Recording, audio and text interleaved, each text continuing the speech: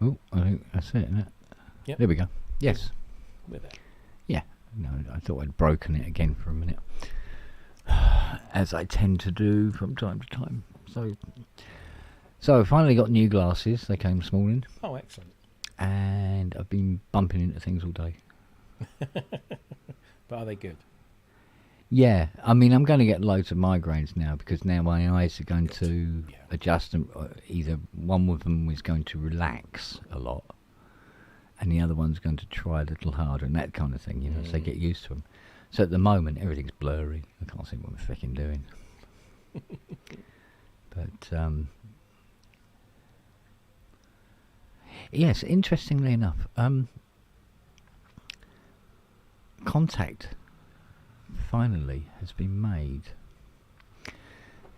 I had to print this out. What's his name? I keep forgetting his name, but it's Peter. Peter. You know, you're talking about pronunciations again. Yeah. Peter Lunig. Take your word for it. Lunig. Anyway. Right. Remember when I was told about the Kraftwerk vocoder being a one-off, and it was made by this guy in his shed, and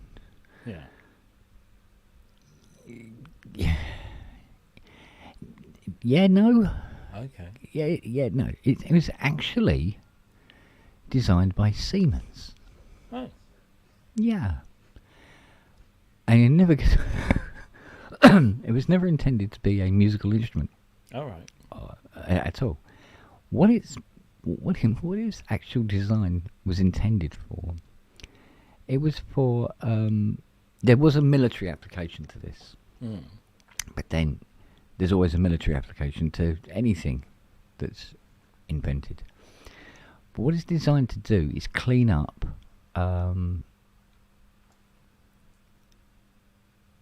radio messages, right, and or telephone conversations. And the idea was that they were going to make this a smaller version of this to fit into telephone exchanges to clean up telephone calls. And of course it had its military usage of cleaning up poor transmission military radio messages. And I went, oh, okay. So I got in contact with this guy in the end anyway. And he's been telling me about it. And there's things going on with this thing that I wouldn't have thought of. For instance, apparently, and I didn't know this at the time, English is a really good language to speak through vocoders. Right. Because we have a lot of siblists and what have yous and all the rest of it. Not so much German because of the W's and stuff like that. Apparently, German doesn't come through on vocoders very clearly. So, what was special about this Kraftwerk vocoder is that there is a couple of specialist filters in it for the German language. Wow. Yeah, and I was like, I didn't know that was a thing, but I do now, kind of thing. And it's a shame that old Brooksy ain't about, because he'd be able to go into great depth about the W's and the V's and all the rest and blah blah blah. So anyway, so there's these special filters built into it. There he is. Guten Tag. And so it was actually designed in 1971. Florian ended up having the prototype of it because they didn't go through with it in the end, or something like that anyway, or they moved on to something else, or CPUs were just on the horizon. The CPUs were going to happen. We go, oh, hang on. And so he had it to use on, I can use that because it's got this sort of robotic voice. I'll have some of that because they were all obviously all into that kind of thing. They were. So they fitted these German filters, and Bob's your auntie. apparently it's very, very noisy. He said when you do get it working, it is very noisy. Well, today I got it working. Cool. And is it noisy? Fuck me, is it noisy?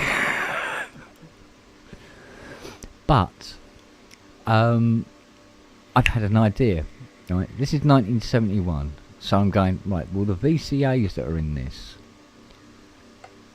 there's much quieter, more modern versions of these VCAs available, and it has an awful lot of VCAs in it, and that will get rid of a lot of noise. I've upped some of the capacitor values here and there, and added extra smaller capacitors behind it in the chain, just to help smooth out any shit that's going on.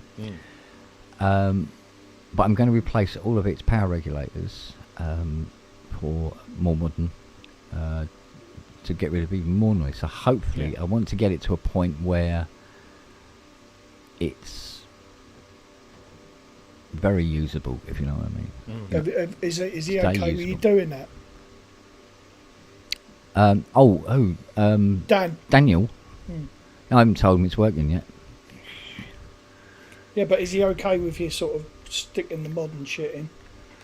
Well, if he wants it working, which was his want, then yeah. Fair enough. Because I can get it I've got it working, but it's what you would call not really usable. No. You have to use a carrier stick. You can't use a keyboard with it, because if you had a keyboard for it, the CPUs would be required along the line somewhere to get it to scan the frequencies correctly. So it works off a carrier signal, so just whatever the carrier signal is. And apparently they used a what was it?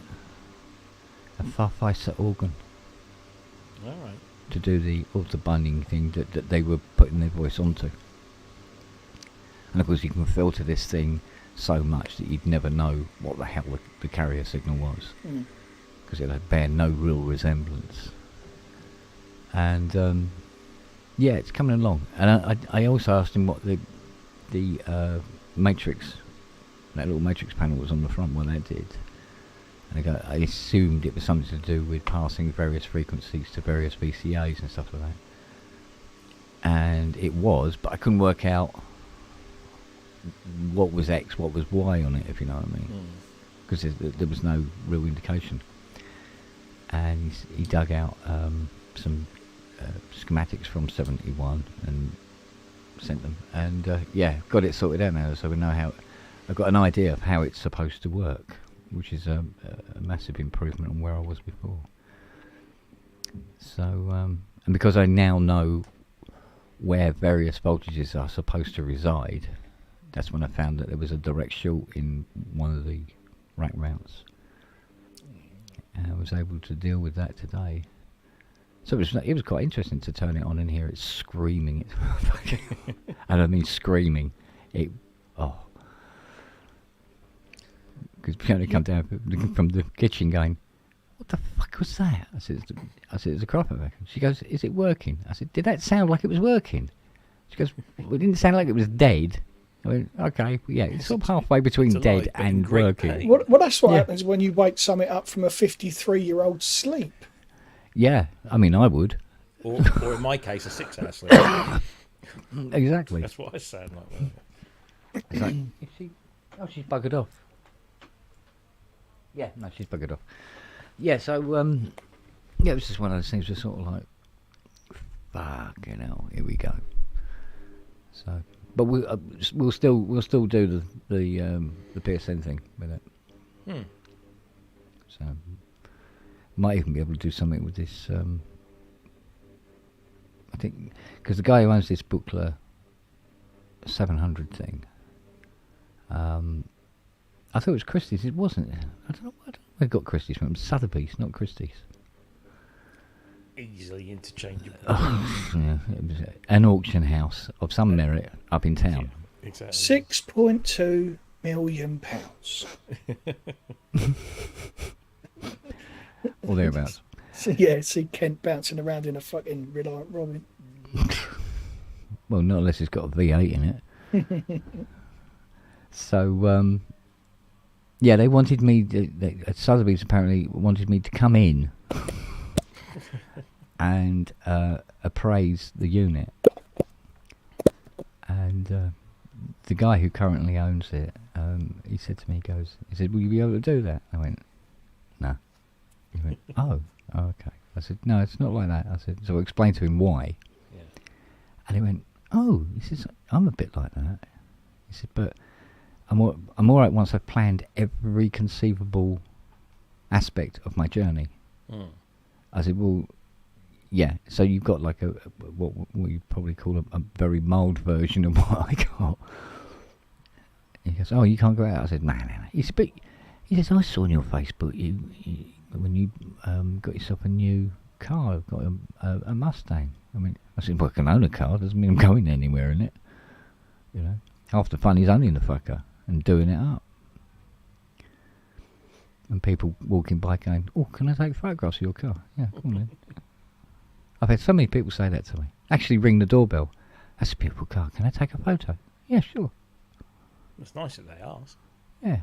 Well, yeah, but I mean, if I didn't want to take a photograph, it would be in a garage somewhere, wouldn't it? It would True. have a blanket over it. That's if you can find a garage that would fit in. Yeah. Because It it is ain't a going to little fit bit. in yours. Yeah, it is a little bit on the long side. Yeah. Yeah, they have very big garages in America, apparently. So. That was a nice little video you put up last night, Rob. Just put another one up. Have you? Ooh. I'm not got in, so. Yeah, it was a very good attempt, Frank. Mate, that took me about 25 minutes to get that take right. Yeah. Yeah. Yeah, well, I suppose if you don't play it very often, then. Well, that and the fact I'm shit at playing keyboards. Really? I've never. Yeah, playing live. Oh, and you still play better than I ever do, so. Yeah, you say that. But I had a little dry rehearsal, and what's a wet rehearsal? Dress rehearsal. What the fuck? It's the one you have just before you enter. He's had a polish before he played it. Yeah, go on.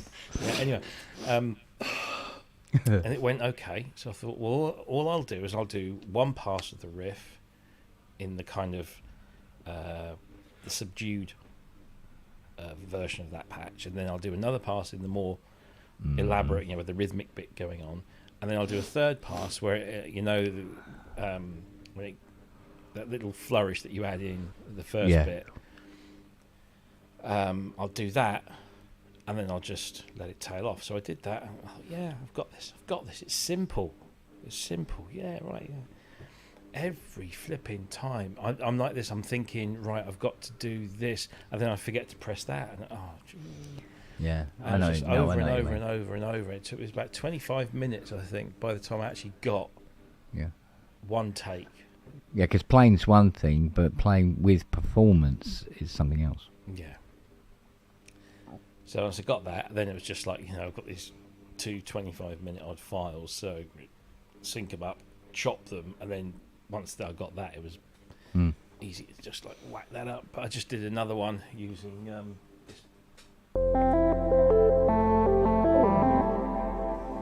that patch. Oh, that's nice. pretty. So what I'm going to do is I'm just going to kind of work my way through some of the presets that are kind of the showcasey type presets, and then maybe move on to a few other bits, and then once I'm bored of that, I'll move this thing and put it over another keyboard and do something. Whatever. Yeah. So, by which time maybe Moog have pulled their finger out their backside and sent me a Muse. But, well, I know. Are you going down to Hove on the 18th? I'd like to, but I'm glad it's in Hove, because it means actually making an effort to go there. If it was like in Norwich or if it's local, then I'd be there in a heartbeat. But to actually sort of go out of my way somewhat, and the thing is, there's going to be so many people there. Oh, it's going to be fucking nuts, isn't It's it? going to be nuts, and it's going to be expensive. And Yeah. yeah. So thanks, Alan, but no. Yeah, you bastard. Mind you, he's looking well, isn't he? He is. There's Yes. a little video he put up. But I pulled the trigger today. Go on. MatrixBrute Noir. Excellent. It shall be here soon. Mm. Bag says they just fucking announced the Polybrute 12 Noir.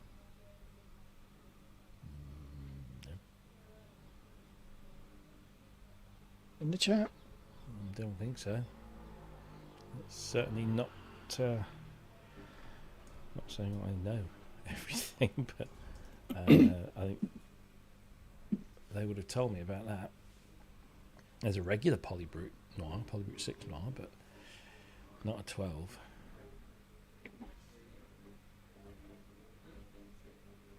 Well, if anyone's going to know, it's going to be you, isn't it? Let's be fair.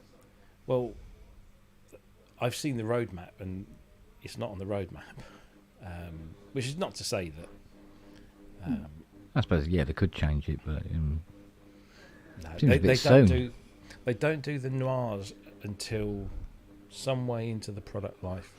yeah, So no, when sales dip slightly, yeah, because it's time for this the thing is Noir Manny. to come out. Manny took delivery of his yesterday, I think. So Mm. these are now starting to hit, and that's the reason I started doing those putting those shorts out. That's what the impetus, not the fact that somebody's accused me of that I'm only putting these Polybrute 12 videos because I'm synthfluencing whatever. No, I thought, seeing as people are now actually getting Polybrute 12s, it might be an appropriate Manny. time. If there's a Noir, the white one's going back before I open it. It's not white, that, but it's not. It's I don't think there's a Polybrute 12 Noir yet. I'm sure there will be, or Who's maybe. getting it? Yeah, Who's but getting it? Muse then, not me. but as I said to you, Rob, it's not really. They're not really in the same ballpark. They're not the same machines. No, they're different synths with different attributes. Yeah. And and I don't mean this disparaging. I mean this, as a compliment. The Moog Muse is what I would say a bread and butter polyphonic analog synth. It's your classic 8-voice analog poly. That if Moog had released that in 1984, it wouldn't look much different to apart from maybe the screen. It wouldn't look any different really, and it wouldn't behave. It's that kind of absolute classic 8-voice poly, and it does it brilliantly well. And we needed another synth to come out that looks like a Jupiter 8. Yeah. I mean, I think Thoman are doing them for, what is it, 2,998? 2998. 2,998. Yeah, I thought so.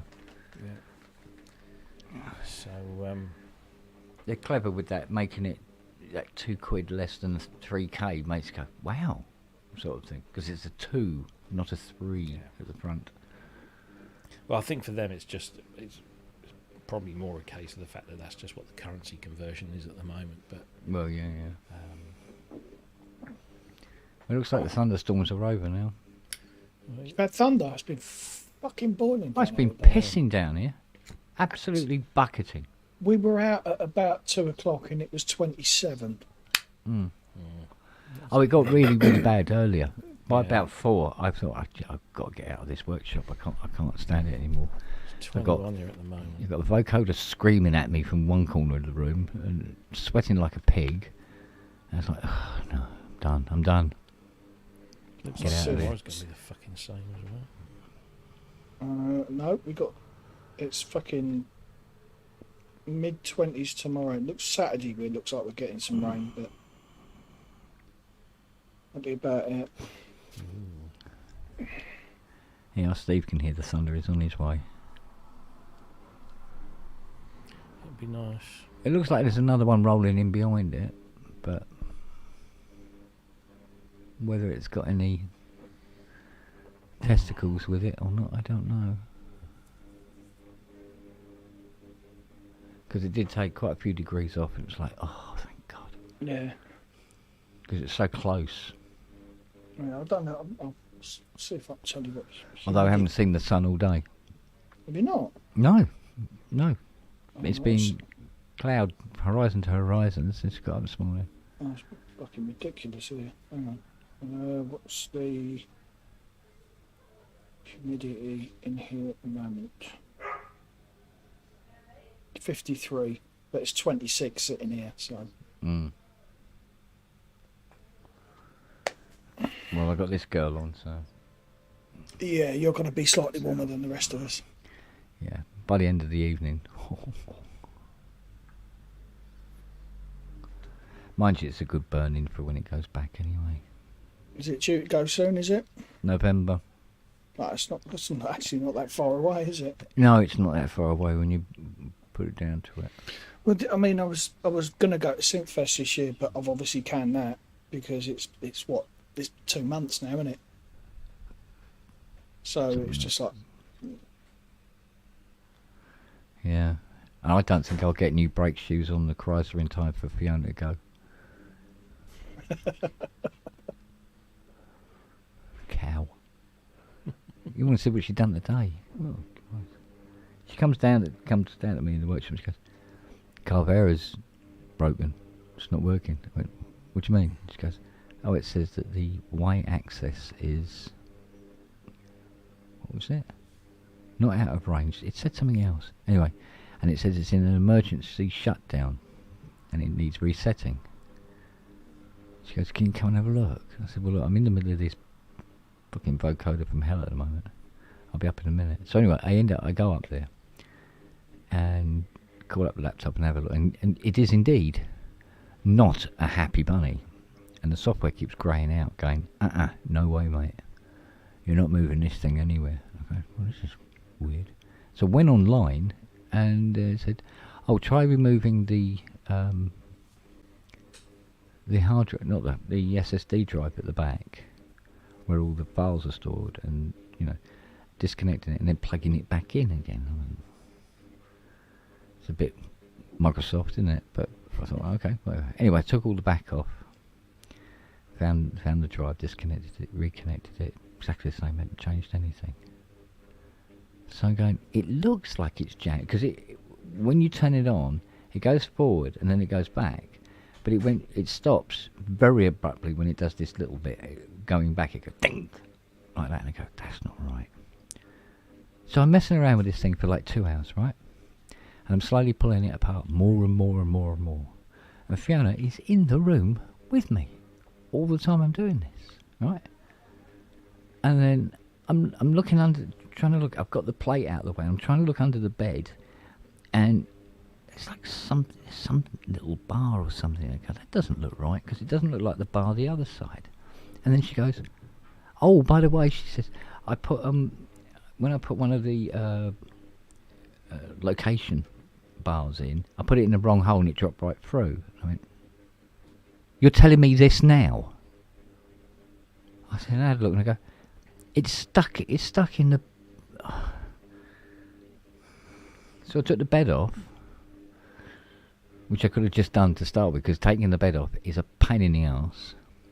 Undo the nut that it's gone down, collect it, put the bolt back, put the bed back on, and it's working again. But in the meantime, I've stripped half of this fecking thing apart. And she's standing there watching me doing it. I said, why didn't you tell me at the beginning that you'd done that? She goes, I forgot.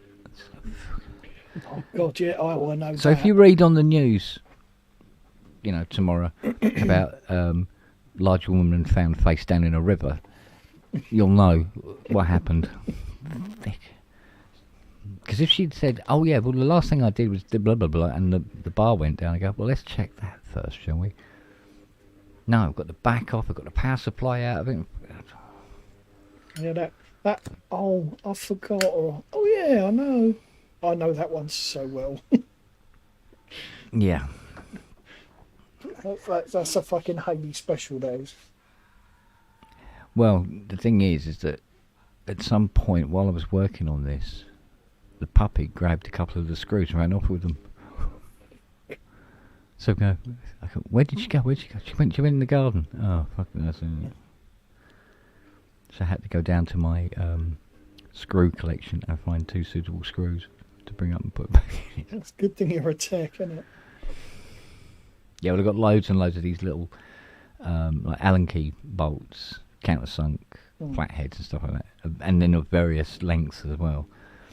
And yeah, there was 2 in there that were exactly the same as what they use on the car bear. There ain't that many sizes and lengths, put it that way. Yeah. So it's very easy to get replacements. But the Moog could have told me that she dropped the bar down the wrong hole. Oh, that And of course, boom, it's all working, you know, it's fine. Wouldn't be any fun though, would it? No. I wouldn't mind, but I'm on my knees working on this bloody thing, and the puppy's biting me toes. And she does this thing now where she tries to bite your jeans as you walk by, and then holds onto them and won't let go, then gets in between your legs and trips you up. Yeah. She thinks it's fucking hilarious.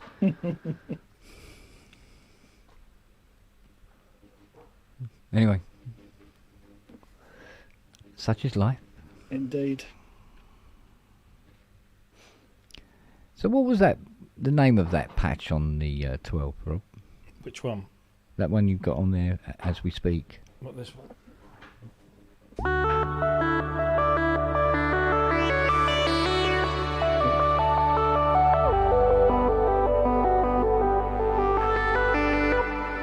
That one? That one. No. It's called Major Ninth Key. Oh. Yeah. Okay. Yeah. But it's no arpeggiation going on in there. Or it's not using the arpeggiator or the sequencer. That's all LFO1. All LFO. Tempo synced on the sample and hold. Wow. It's a patch that could be described as creamy, I think. Especially down there. But you add some aftertouch.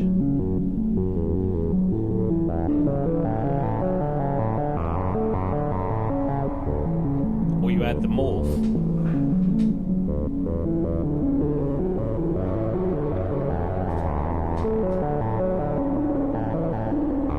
You hear that? Yeah. And when you morph to the B side of the patch, it brings in some FM on oscillator 2, which kind of gives you that sort of gnarly sort of thing. I see. Yeah, I was looking at my finances because of that bloody thing. And I'm like, I'm going to have to get it on the Never if I get it. And then I went, and where am I putting it? Well, this is the thing. I was thinking about this first thing this morning. If I get this MatrixBrute, where's it going? Yeah. Where the hell are you putting that? But what I thought was it'll probably be here next week. What I can do is between now and the end of August, I can order the appropriate furniture, so the shelving and stuff. Yeah. And then having that in its box waiting to be put somewhere will be incentive for me to get off my arse and actually move some stuff around so that I can make room for it. That's the idea. So get the furniture in and then go on holiday. And when I come back from holiday, I've got another week off work. It'll be September, hopefully a little bit cooler. Yeah. And then I've got to take the Fairlight out, put that into flight cases. The flight cases are currently sitting under 2 other Fairlights. So I've got to move those Fairlights first to get to the flight cases, to put that Fairlight in, then put the other Fairlights on top of these flight cases. Then take the DX1 off the stand and put it out of the way somewhere, so then I can take the stand, lower it, stick it where the Fairlight was, put the DX1 back in. Okay. And then I've got 4, 5, 6, 7, 8, 9, 10, 11, 12, 13, 14, 28U of rack gear that's just piled on the floor underneath the DX1. To fit into a rack stand, which will be one of the pieces of furniture I get. And then I'll build the catering shelving. Yeah. and then pick and choose what's going to go on the catering shelves, put the stuff in the rack, and then hopefully have a bit more space. Something like that. That's how it's looking in my head at the moment. Yeah. And I'm sure I'll get halfway through and go, "No, that's not going to make me No. any more space. All I'm doing is just moving it Moving around." stuff about, yeah. But I think Well, as long as you're taking advantage of more vertical space, you're going to be making space, aren't you? yeah, that's the thing that gives me the confidence, because I'll be able to get 8 synths on that thing Yeah. in a 120 width, 8 shelf high unit, and that'll get a lot of stuff off the floor, or either off the racks and then other things that are on the floor onto the racks. Because I think I'm gonna take the Astrolab out and put the KX88 back in here, because that's just a big thing, and it's better that it's under there and out of the way. And I'll put the Astrolab somewhere else. You're going to need an Arturia Jasper's rack, aren't you? I've got something out of that new thing that turned up that's in the corner there out of sight. I've got to get that on here to mess around with first as well. So it's yeah, again, first world problems. So Yeah, well. I'm getting hot and sweaty thinking about it. Jesus. It's going to take a while to get used to these glasses. I hadn't even noticed, sorry. What? All right. New bins. Yeah. Well, I mean, there's not a lot of difference between these and the ones before, really, anyway, from what I can tell. Apart from the fact that they don't fucking bend in the middle. Yeah, and I can't see anything properly. Because I've been wearing those other ones so fucking long, skewed. Whereas this side's nearly always been looking almost through the bifocal part, you know, the magnifying part. And it's now not happened to do that. And it really, every now and again, it gets such a pain in the eye. It's ridiculous, where the muscles are relaxing for the first time in Christ knows how long. And I was working on the vocoder today, and I was like, oh, what the fuck is... I have to keep turning it off because Madam Lily, right, she loves to play. She jumps in the pool. I don't know how the hell she clears it, but she gets in, splashes about all over the place, jumps out again, comes down, and where the vocoder's standing up, there's a gap in it between the cards, all the cards in one line down here, and its front panel, and she walks through the gap and goes, "Hi," like that. "You are soaking wet. Can you please step out of the vocoder?" Jesus. Little moo. You wouldn't be without her, no. Wouldn't be out without any of them, to be honest. A friend of mine from many moons ago, he sent me a message last night saying, he goes, "Do you remember you did an interview about 12 years ago?" I went, "No." He goes, "Yeah, apparently it's been on YouTube for 12 years, right? It's had about, I don't know, 3 views or something like that." And he said, "But the reason is it's hidden." I went, "Oh, is it?" I went, "Okay." He said, "Yeah, well, I hid it because you swear on it so much." I said, what am I talking about?" He said, "Oh, synth repairs and stuff and synthesizers." I went, "Well, yeah, I would do then, yeah." And he goes, "Yeah," he says, "Well, you see, I found it again." He said, he sent me a link. So I watched it last night. I'm going, Jesus Christ almighty.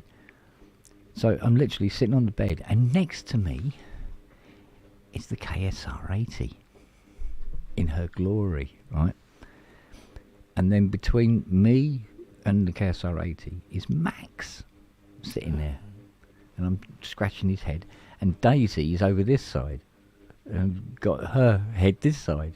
And they're sort of like, I go, Jesus Christ, that was 12 years ago. That's something to keep, though, isn't it? Yeah. But I still look like death warmed up. Even 12 years ago. We all do now, anyway. We do now, but apparently I haven't actually changed much in 12 years. I was a fucking old wrinkly bastard back then as well, apparently. I looked in the fucking mirror this morning and it's virtually all white now, look. Fucking. Oh yeah. Yeah, well. Yeah. I like this Yes. fucker over here. Look at him. Who? You. Yeah. Me? Fucking grey everywhere, mate. Well, in comparison to this and Mr. fucking S up there. I started going grey at the sides here when I was 18. People thought I was doing it to myself. I went, no, it's... Nah, you try to look... Splash marks. Yeah, you're trying to look like fucking Bond, aren't you? I went, no, have you watched Bond? He doesn't have this. What the fuck are you talking about, you know? On my first wedding night, she pulled my first grey hair out. She'd taken that as a fucking omen, shouldn't it? What did you go like? God. That was it.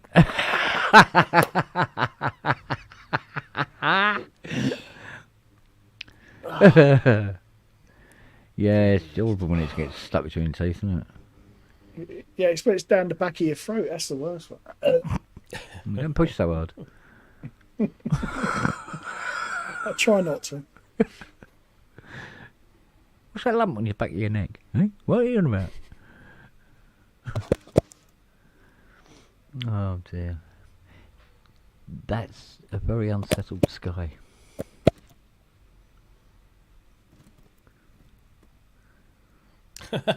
I've just typed polybrute, but I've just done it on my phone, and it actually came out PokeBrite. PokeBrite 12. PokeBrite. Shagging a bottle of polish. Yeah, pokey bright.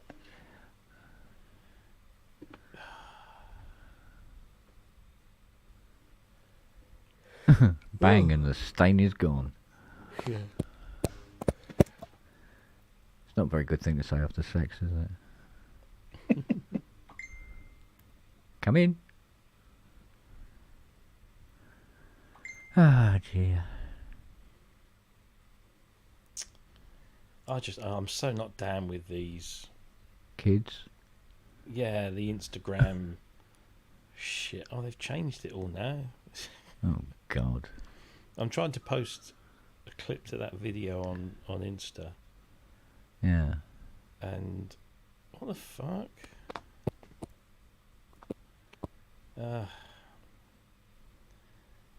Just want to... That's not right. I don't want that. Where's the white background one? I'll do that. That'll do. I can't be asked. Just cannot be asked. But I keep getting told that I need to do more stuff By whom? Drug by dealer. people. By people. Just by... Yeah, just by people. So, oh, you need to do more of this or more of that. And okay. Whatevs. Do what's good for you, Rob. Fuck the rest of them. Indeed. Yeah, unless they're paying you. I've got to stick. Yeah, but if they're paying you, they obviously like what you do. Yeah.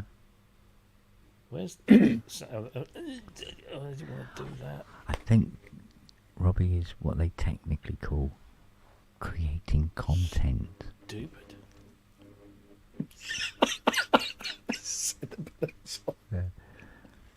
Yeah, How do I that's delete going to that? be a thing now. See, creating content. Delete. There you go. What? Why is there a big black bit in front of it?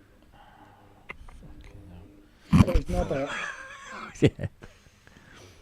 Zip bust. Do I want to... 4K. What? Hey?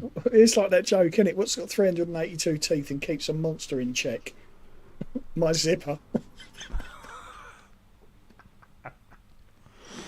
Oi, oi, oi. So I've done my captions.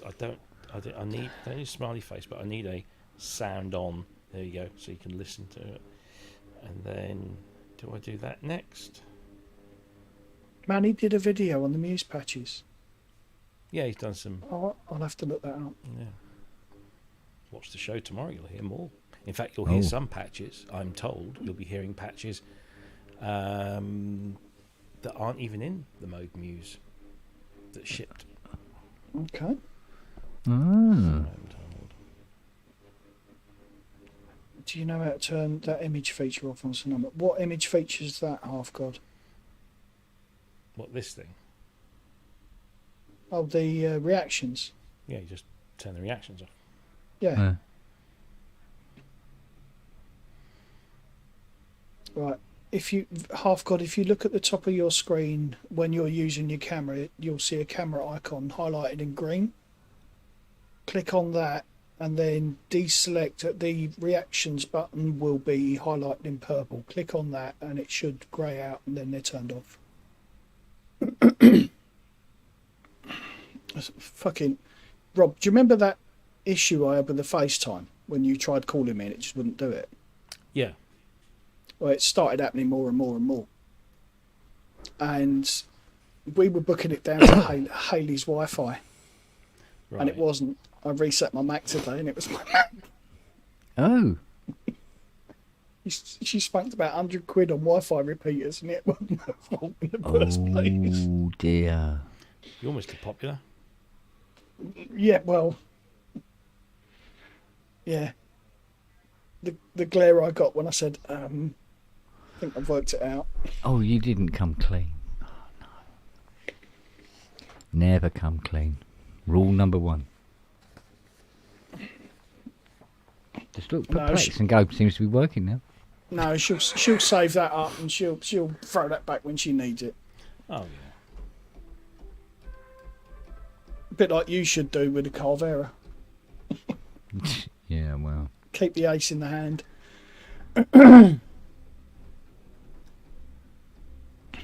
Have you done it? Oh, half god, excellent. Nice. No, I am your father. No, I am Luke's father. Quite literally. That's when Litland turns around and goes, I am a space lord. And I just look at her and go, yeah, but I am Luke's father. Yeah. That's why I named my son Luca. Yeah? But I do it in the Italian. Luca, I am your father. Darth Vader. Yeah. Tear the ship apart. They want them captured alive, huh?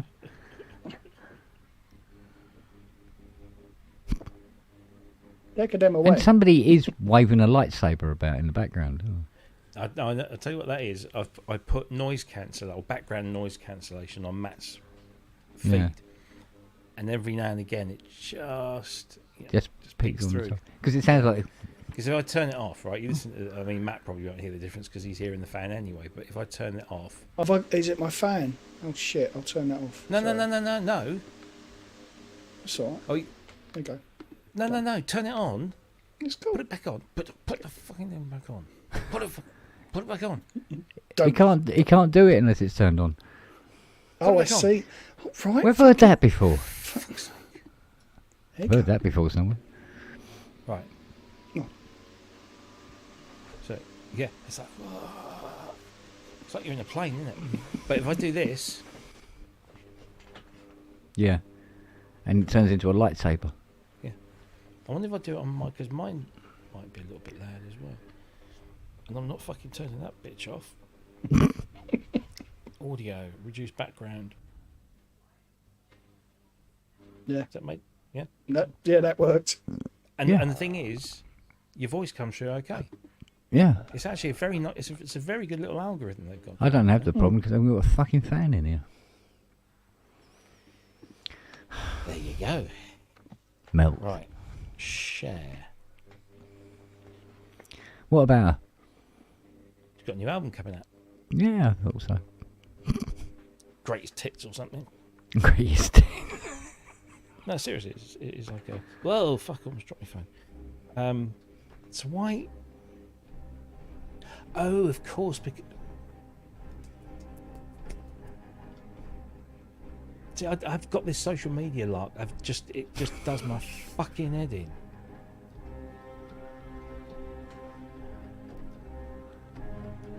What a cunt.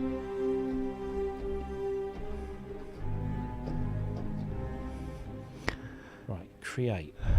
You're desperate for a fucking copyright strike, aren't you? I'd love Do you know one. what? I didn't get a I'd copyright love strike one. on Go on. Blade that video I Runner. put up yesterday. Really? Yeah, it's Yeah. not fucking awful.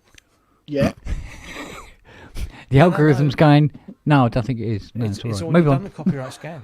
Because when you upload a video, it does the copyright scan like there and then. Didn't come back, so obviously it's shit.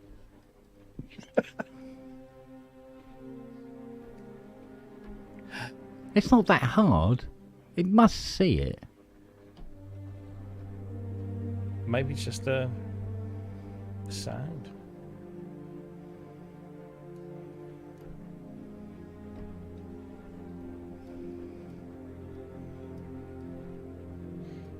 No, I'll tell you, this Instagram Should thing. be I quite recognisable. tried to post this video. I posted it yesterday, but I posted it in Reels, and then you can only The do hell's so. Reels? Yeah, exactly. Okay. Or you post it in your story. I'm telling you a story. And Fucking Max Bygraves couldn't stand him. Sit down then. create. What the fuck? But I created it in my story, and it only allowed me to put like 30 seconds. But I've just done it again. I thought I did it the same as I did it last night, but actually it's created it as a post now. So now the post has gone up, which I suppose is fine. Honestly, I just... Okay.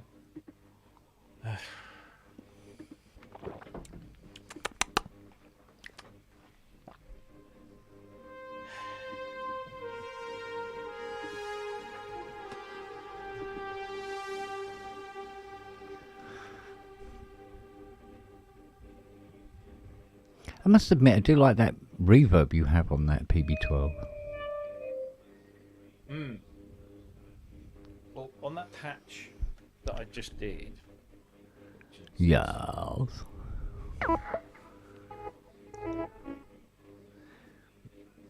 That's You know, its cancellation is cancelling it out. It's a delayed plate reverb, but there's a bit of delay in there as well. Cancellation is you know it's fucking it up. Oh, right. Yeah, I mean, bad.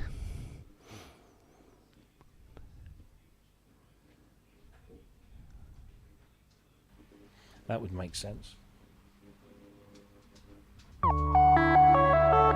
Better? Yeah. Perfect.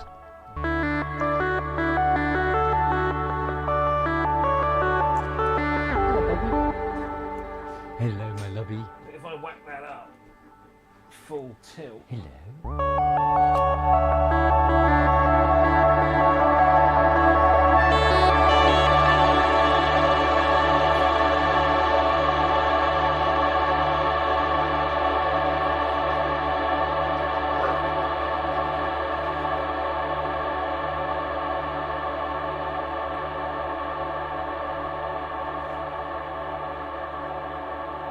Put the kettle on. That's a really good reverb. And that's not even the shimmer reverb. It's still You going. make I'll me say. wanna cry. Yeah, it is a bit, isn't it? It is. This is the shimmer. If I whack the shimmer right up, this might actually get a bit too loud.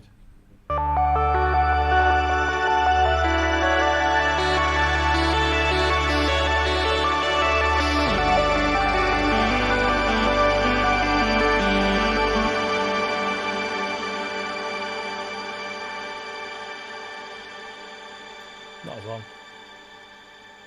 think I prefer the first one. Yeah. Which is why it was the preset. Yeah.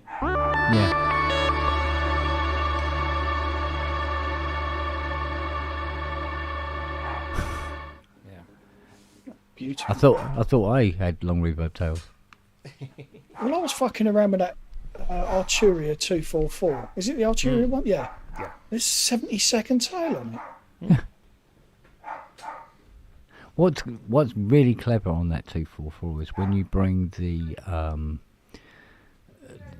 initial sound going into it. There's words for it that, but then you put the initial sound through it, and you have it really up close like this and loud, and you have the long tail very quiet and in the background, and you can have these really long tails.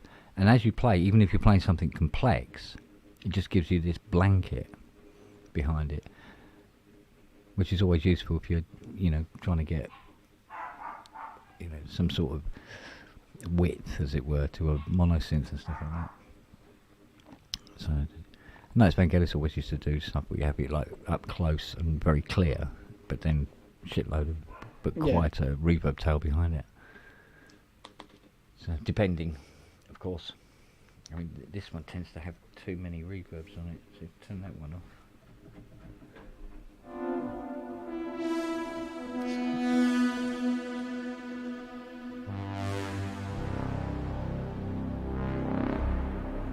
Without the second reverb on, because it keeps forgetting you've got to mute it. Yeah, well, there's a hardware one and a software one, and the hardware one, what it does is occasionally loses its shit and starts buzzing. So I use the software one, but when I turn it on initially, turn everything on, I always forget to bypass the hardware one. So, what can I do? What can you say, eh?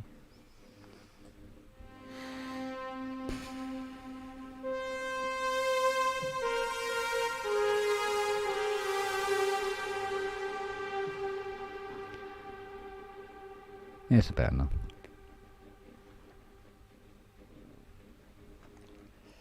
So how am I going to do? Oh fuck! What's going on there? What? So add to my story. Okay, right. Do that. Select that. There you go. That's what I'm after.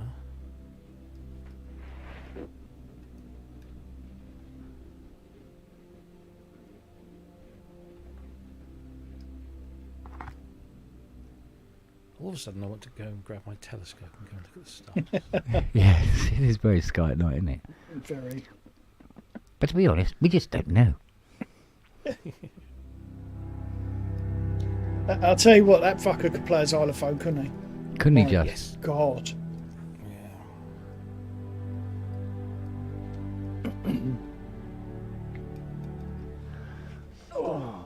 Wagyu's asking about the hardware one.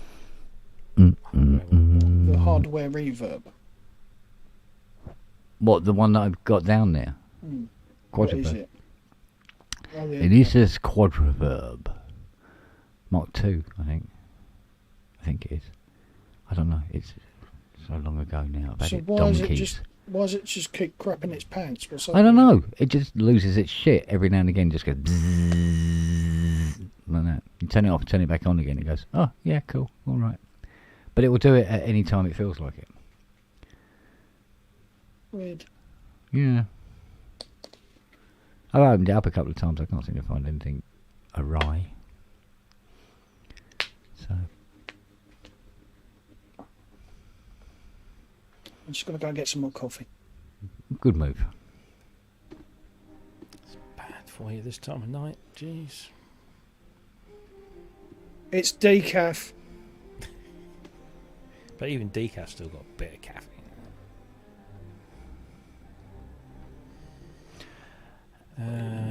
No, personally, I think if it's decaf, what's the fucking point? Well, quite, yeah. Oh well.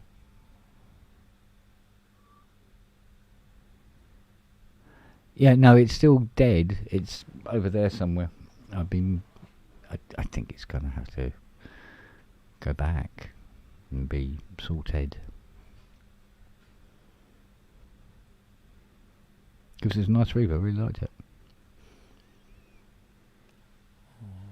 Story.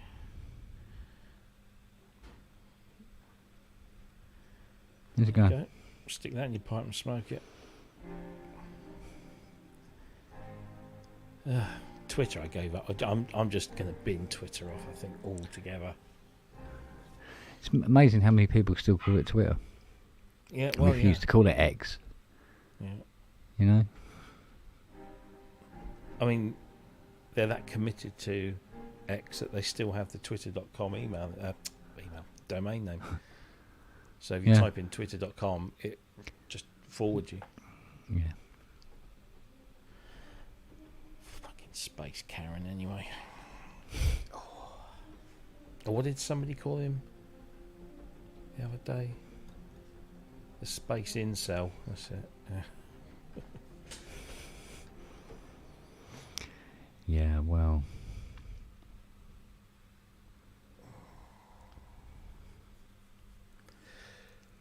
Oy vey. Friday again tomorrow. Jesus. All day. Oh, when I get 5 minutes to scratch myself, I'll get prints in the post for you. Oh yeah, well, no worries. Yeah, How do you get them into the envelope? Well, he was never very big to start with. Get So it that would out. appear.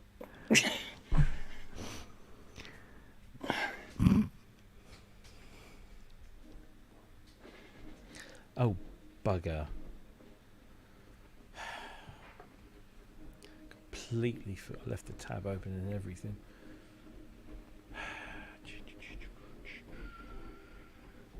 Jesus, general admission.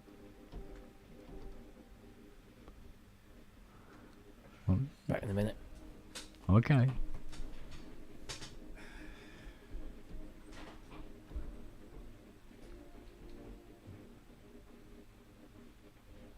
I think that was it. Do you remember this?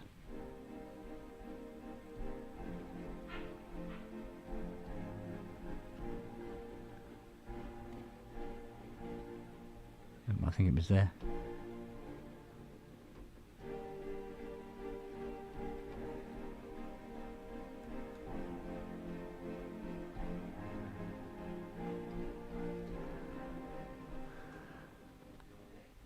Bits of it ring bells in my head.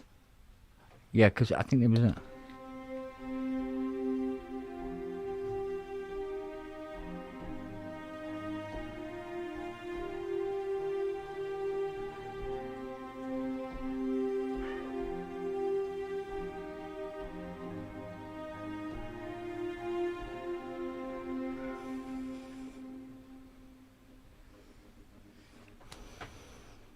I don't know. Fuck. It sounds familiar. Yeah.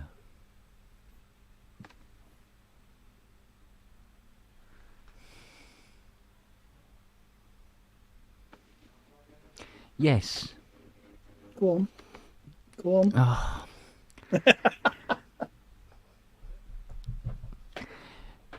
Saturday mornings. Saturday mornings.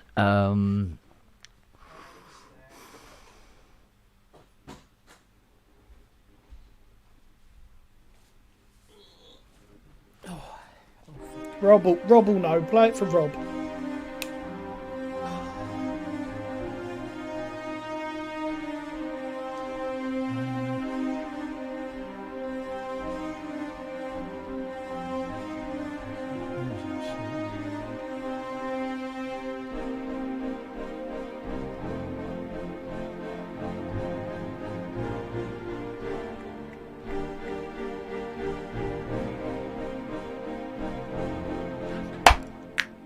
Robinson Crusoe.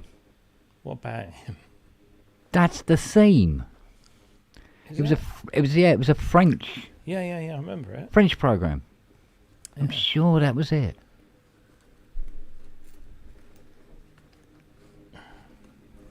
Got a googly hand.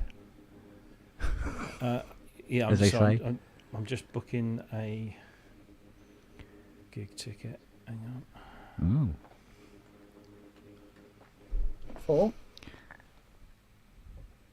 It is, in a way, fixed. Yes, I'm waiting for a special actually Friday mains the power 21st. adapter to turn up, Is but that still no? Farnell are dragging their heels a little on it. 3,200. So Yeah. did you find the knobs? Okay. Well, let's just say Right. that out in the garage there was a MS-10. There's a lot Yeah. of knobs on it. Whatever works. Yeah, so it looks gorgeous. It's really come out well. Nice. So, but like I say, I'm waiting on this mains power plug for it. ordered it from Parnell. Next day delivery. That was 2 weeks ago. I'd be on the phone saying I want my fucking money back. Well, they said that they thought they had a couple in stock, and they're not. They're actually in the States, so they've got to come over from the States. So it's sitting in customs and etc. etc. And they're not going to pass that on to you, though, surely. No. They cover all that, but the thing is because it'll come in with a massive Farnell consignment. That has to be gone through apparently. Yeah. Yeah, it'll take a while before I get the component, and I thought, yeah, I might as well just fucking wait. I've got other things to get on with, i.e. that CS80 that's done now, thank God. But the guy's gone on fucking holiday, so it's going to still be here for 2 weeks. Obviously, the Croppet vocoder. So, realistically, how close before that's finished? What, the vocoder? Toss a coin, mate. Well, you never know, Yeah. The thing hasn't been on properly for 50 years. Yeah. Oh, no. This is why a lot of these components have to be replaced anyway, because some of them are like, yeah, you've done well, old timer. I think it's time you retired, and we'll get somebody in who can sort of run it a bit better for you. Yeah. So, yeah, power transistors. Yeah. Come on, out you come. I've done all the caps, but I just need to get it to stop this screaming that it does every now and again for no apparent reason. Very, very loudly. It seems to bypass the volume controls completely, which is always good when you've got it plugged into a powered Mackie speaker, isn't it? Yeah. Fucking hell. Even Siri got up and she went, no, fuck this, and walked out. I bet if no one was sat there, he would have gone, what? Funny enough, where Deman's saying about, an MS-10 can be sacrificed. The thing is, it's still a working MS-10. And to be honest with you, if I put something like Prophet 5 like knobs on it, it looks really good. Maybe, but smaller. Not necessarily the size of Prophet 5 knobs, but... Right, darling. Who's that? Sweetie girl. It's Sizzy. Oh, bless her. You're right, darling. She hasn't been suffering from the heat. She gets warm, she jumps in the pool. Yeah, well, that's the best way, isn't it? Yeah. I don't think Nellie's been out of it since Monday. She'd sleep in it if she bloody could. She loves being soaking wet. No trouble with this one. She loves getting wet, and then she comes over to you and sort of like, she's making out, she's sort of like, hi Dad, like this. Okay. Are you drying yourself on me? No. You're my human towel. And I go, so why am I soaking wet? And you are now drying. Oh, look. And now she's come over to suck up. Yeah. Oh, I know. You're a little moo, aren't you? She's Give us a kiss. She's a special one, that one. Siri, kiss. Kiss. Thank you. Good girl. Yes, good girl. I know you're not meant to have favourites, but she is rather special. Well, the thing about Siri is it's she's, what's the word? Dependent. Because she's dependent on me. I've got to be, oh, baby girl.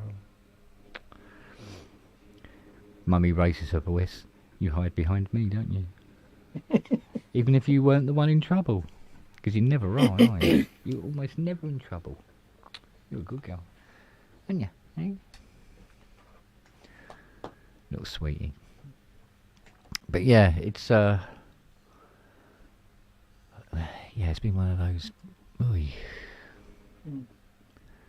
See, what I was actually hoping to get the Prophet vocoder actually fully working, and then we were going to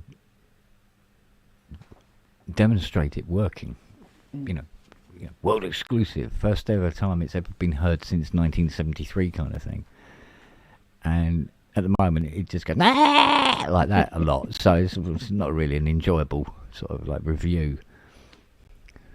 So it'll come. Yeah. Well, the fact is, it's making noises. Yeah. For 50, Christ knows how many years now, it's been sitting there going, doing absolutely fuck all. I still regret the fact that I walked into your studio and I didn't even fucking notice it was there, and I could have gone over and gone touch. Oh, it's still here. Don't worry about Yeah. Yeah, but you know, I mean, It's probably just as well because I wiped my knob on it. oh, that's the cheesy bit on it, right? Okay. Oh, there's lots of cheesy bits on it. I think Robbie did more than just wipe his knob on it. Yeah. Oh fuck! I've needed this. Thank you. Took me ages to clean that output socket.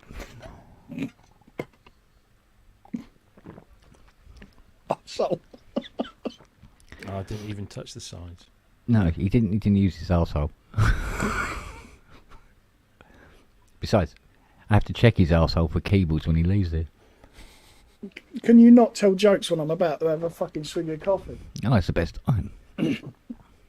Timing's everything. Oh, dear me. Yeah.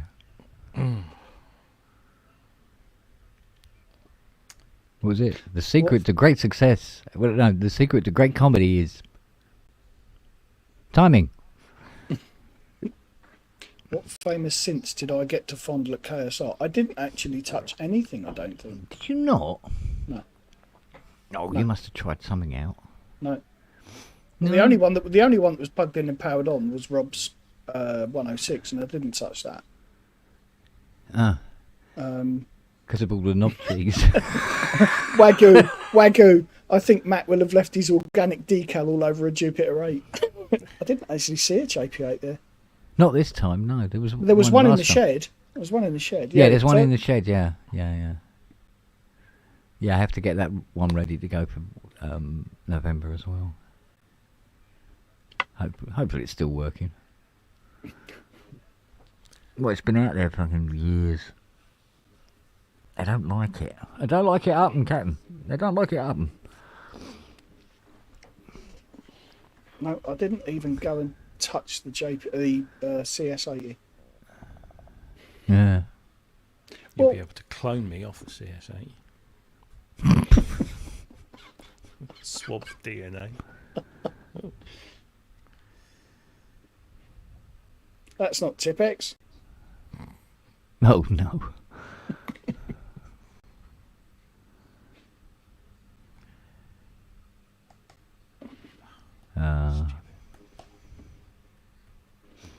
Let me see if I can let's have a look on the Tuber view. See if it is what I thought it was. Hang on. Oi, oi, oi, oi, oi. See if I can get a working keyboard round there.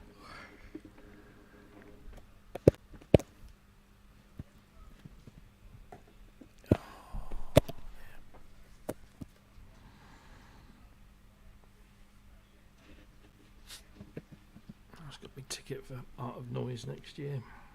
That should be fun. Oh, that's right. Yes. It's two different themes, isn't it? What is?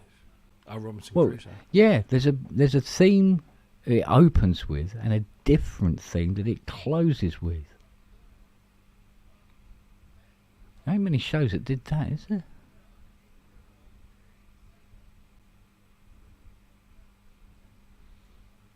Only Fools and Horses. Only Fools and Horses? Different piece of music for the intro, different piece of music for the outro. Was there? Yep.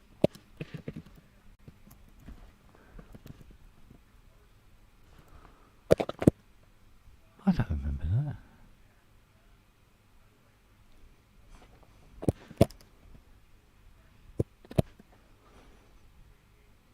Yeah, because it started off with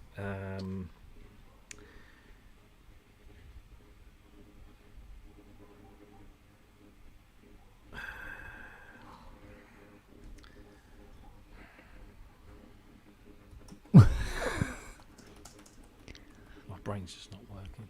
Yeah, well, welcome to my world.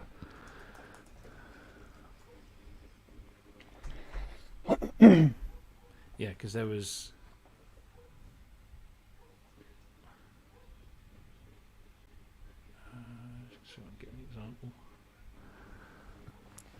So what's the... Is the no income tax on VAT the one at the front or the beginning? At the end? Beginning. And a lot of people think Nicholas Lyndhurst sang that, but it wasn't. It was the guy that wrote the tune, wasn't it? Not Dennis so, Waterman. Yeah. No, that's So what's that? hang on, I'll show you. Hang on. Go on then. Fools and Now, what was the Dennis Waterman series where he sang the theme tune? On Was the it Up. Minder? He did Minder. He did Minder, fucking- that was it. On the Up, he did them all, didn't he? write the theme tune, sing the theme Sing tune. the theme tune, yeah. Right, so are you ready for this? Present share screen. Dun, dun, dun. So this was the opening tune. Right. Stick a bunny in me pocket. I'll fetch the suitcase from the van. Cause if you are the best, but you don't ask questions, then brother, I'm your man.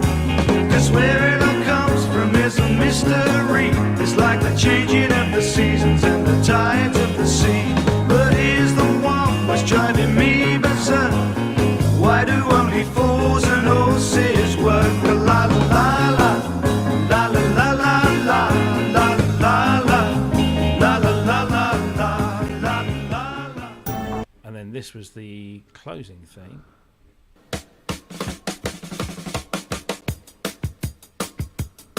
We got some off-price crack ties, some miles and miles of capital. TV, Oh, yeah. deep freeze and David Bowie LPs, pool games, gold chains, what's names, and head a push. Some Trevor Francis track suits from a mush in Shepherd's Bush. Push, push, push, push, push. No income tax, no V8, no money back, no guarantee.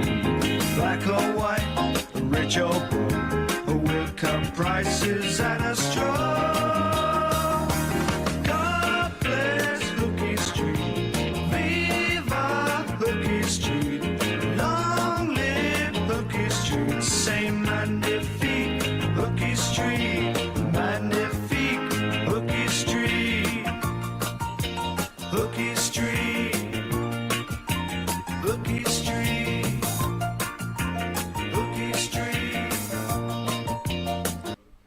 There you go.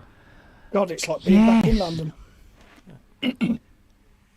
No, I knew that, but didn't know that. Do you know what I mean? Yeah. Oh. And John Sullivan wrote and sang both of them. Yeah.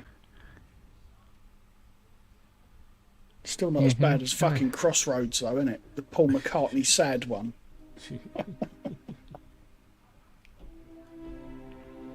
Bet Linda didn't play a CS on that one.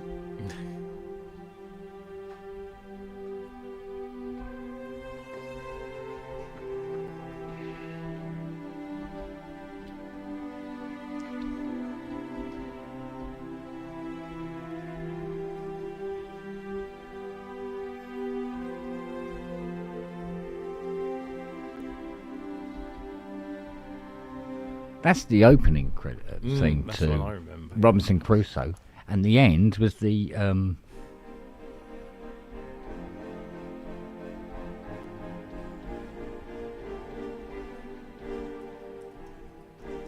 that one at the end. But why it suddenly popped into my head after years, I do not know. I have no idea.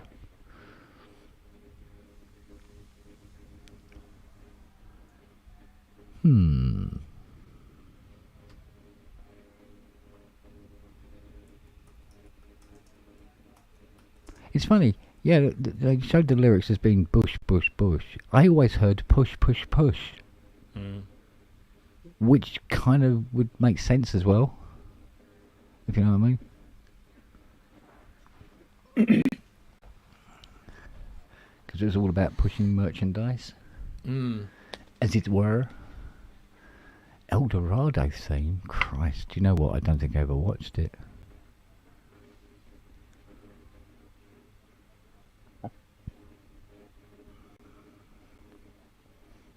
something a bit, I don't know.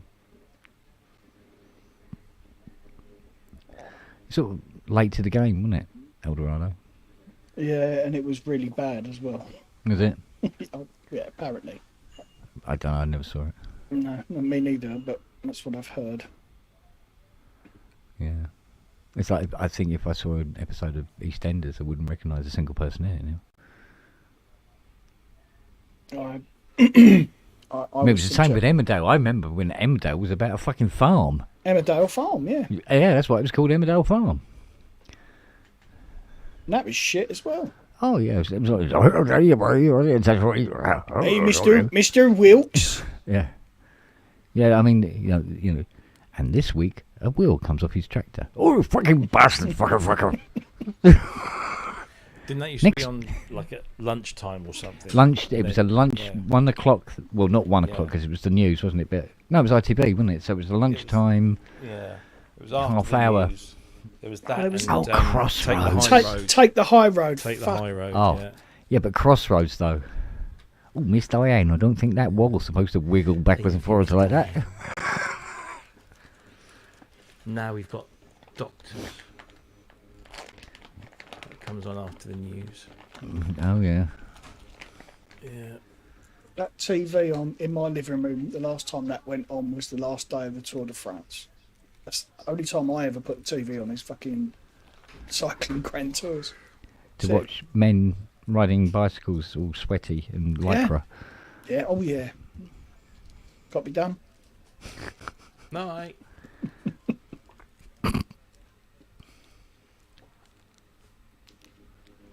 Oh, did you cut your finger? Does it hurt? Would you like me to kiss it better? He's going to get a slap in a minute, you watch. See, now if I said that, it would be at the point where Fiona would turn around and go, yeah, I also got a kick in the cunt. You want to work on that and all? There's a gash that'll never heal. Yeah. 7.62 exit wound. Why is it when you bend over, I think of that road-killed hedgehog we saw on the road the other day. We discussed this at length before. There's a video at one of these pubs where Rob's dying when I mentioned the stab wound in the gorilla's back. Oh, we were talking about Linda Lusardi, that was it. Oh, he's gone again. Look, he's gone again.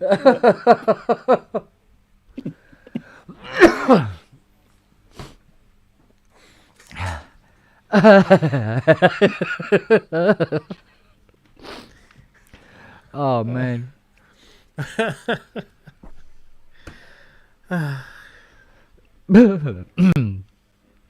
Like you dropped an oyster into a Hoover bag.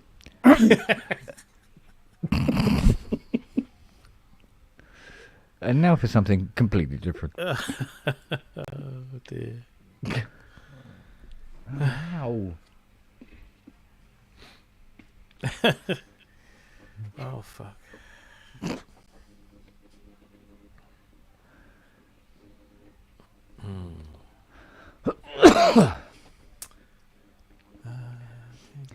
Mr. Hilton asked me the other day if I'd tried pigments with the Rolly. You should try pigments with the PolyBrute 12. Well, it's good enough with the Hydra. I think I don't have pigments yet, do I? You I would have would had to have bought advise it separately, yeah. Yeah, so that means I probably don't. Push. Just a nice email from Mr. Norlander over at Moog.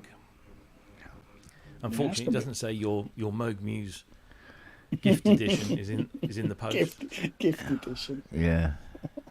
That's very nice to get. Oh, I know.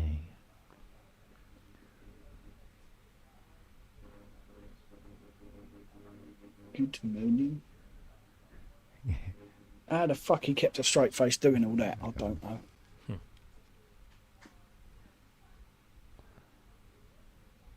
Yeah, was it? So a piece to beat you?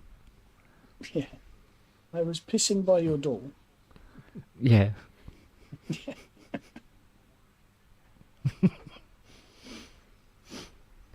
Oh, mate. But Eric's going to come back on the show. Hey! Good stuff. When they have other things to announce. Oh, Ah. Robbie has an in Moog now. A Muse Noir. Muse Noir. I'll tell you what. Even more noir. I watched one of Lisa Belladonna's videos yesterday on the Muse. That was fucking. I was this far away from her when she first played it to me. Just gazing, fluttering my eyelids as she Wanking furiously. skidding about in the puddle that he left on the floor. Yeah. She goes, "Here's one for you, Robbie," and she actually said that. She said, "Here's one for you, Robbie," and she pressed this button. She started. And I said, "That's very DX7." Had a look over, and the name of the patch was Hamamatsu Tynes. So I know who wrote that. Didn't even need to be told who wrote that one. Yeah. He's not a million. Oh, is he still in the chat? I don't know. He's still I don't know. But yeah. I don't know. Renamed it Robbie's Spad Sound. Well, that one that the other guy played, because they had two official Moog demos, and there was a guy playing. That was one of Manny's patches, and he actually named that. What did he name it? KSR 80 something. What? But unfortunately, it didn't pass through Moog's QA, so they changed it to it was KSR 80 Runner or something like that. Yeah. Which was an obvious reference to. But unfortunately, they obviously thought that KSR 80 was a little too specific, and they changed it to Muse Runner. Yeah. Okay. But I'm sure he'll tell you that tomorrow. Yeah. Besides, it sounds like Yeah. a motorbike anyway. So, no, I definitely think there's room for one. Well, when I say room, metaphorically speaking, sonically speaking, there's room for one of them here, but there's not room for one at the moment. Yeah, it is a bit of a shit. I actually would like both. Yeah. Because they feel two separate. Well, I'm not going to say wholes. That wouldn't be correct. But certainly they don't occupy the same space, No, shall we they say? don't. No, they're different, Sonically. they're different sounding synths. Yeah. And I'm sure there's a lot of common sonic ground between them.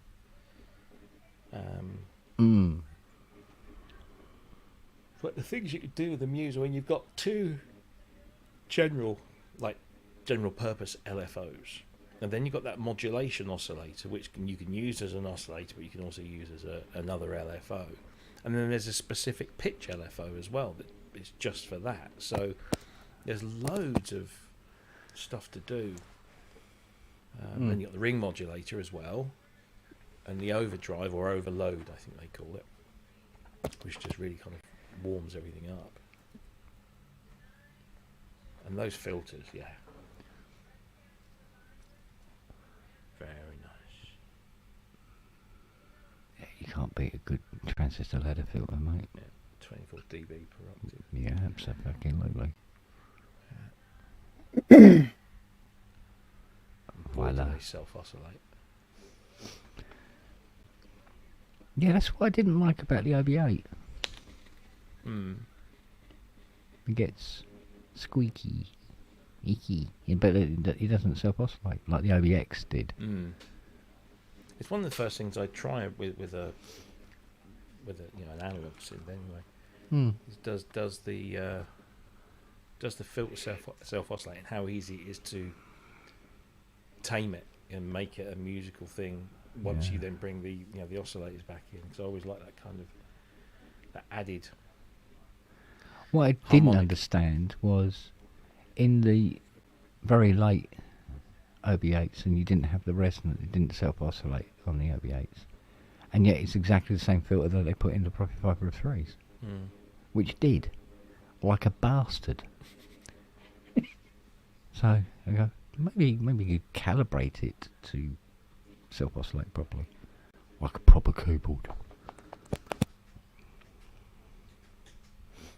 Wasp filter. Oh my god, I think it's LM 3900.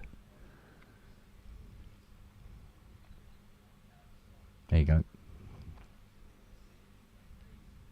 No, probably a 3600 or 3700 is the filter in a Wasp.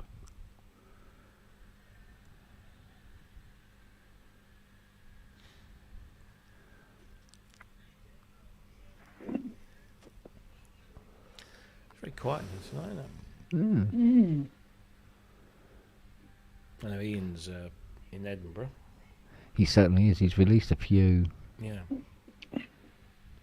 No, 38 is an op-amp, mate.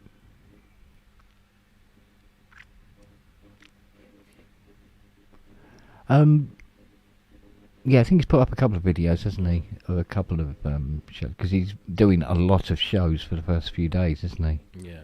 An awful lot, actually. And he did say the other night he was going to he'd front loaded it, didn't he? I think that was the phrase he used. Yeah, quite heavy. Well, I'm not going to be on late tonight, guys. No. No? Got another big day tomorrow.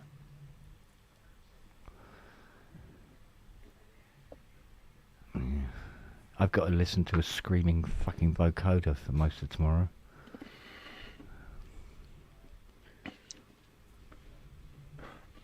Is it? There's just no obvious reason for it.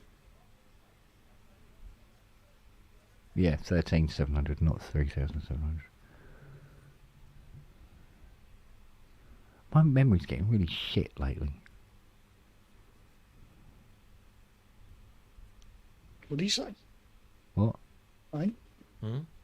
My memory's getting really shit lately. About 6:30. Yeah. I know it's an LM13700 and I said it's an LM3700.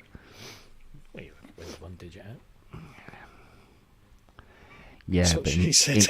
but in this in this game, one digit out and you got a fucking fire on your hands.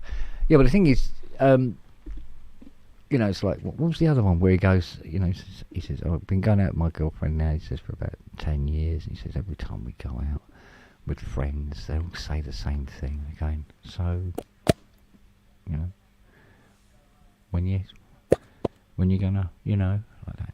He goes, what, third finger? Yeah, it might get in there. Oh dear. Boom, boom.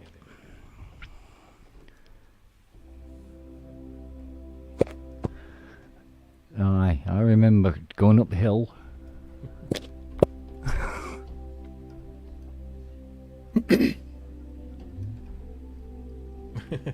It fell off me fucking back. He went all Rick Wakeman there, didn't he? Yeah, it's all like, whoa, what the hell? Dude. Trill on top of it. Yeah. Yeah. See, because I used to be able to play that and can't play it now. What the fuck? Excusez-moi.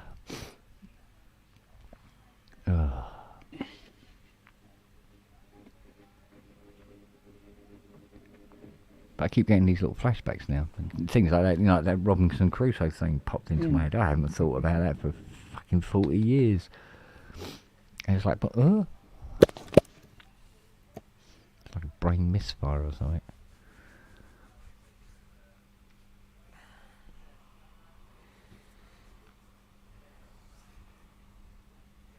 Had this turn up the other day. Meme Tune Volume 2. Ah, yeah. It's very good. 3080 for the VCF, really? Fucking hell.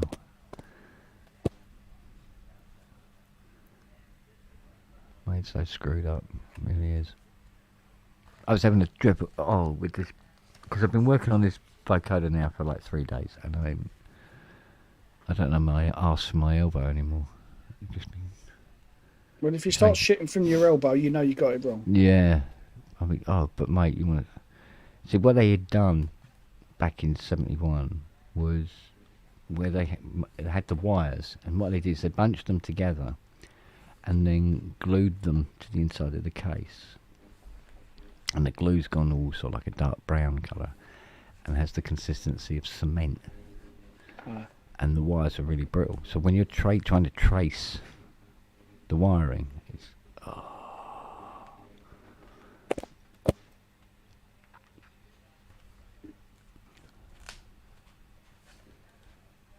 Yeah, I wouldn't even know where to begin with something like that. yeah. I mean, you always say you always start with a power supply. Well, that bastard's got 5 in it, isn't it? Well, no, 6. I found another one. There's a little one tucked underneath I'd forgotten about. But yeah, mate, it's 5 main power supplies. And it runs plus and minus 12 to the, what they call the rack part of the synth twice via 2 different cables. So are you going to reduce the amount of power supplies that are in there, just for reliability's sake? Um, Because you did mention that once, that yeah, that was an option. yeah, the money, because what I would like is a one-stop solution supply for her, and then not have it in the case, full stop. Because the shielding is inadequate in this thing anyway. So I'd like it as an external. But you know, I'll have to talk to Daniel about it. Because that would involve like an IEC plug on the side or something like that.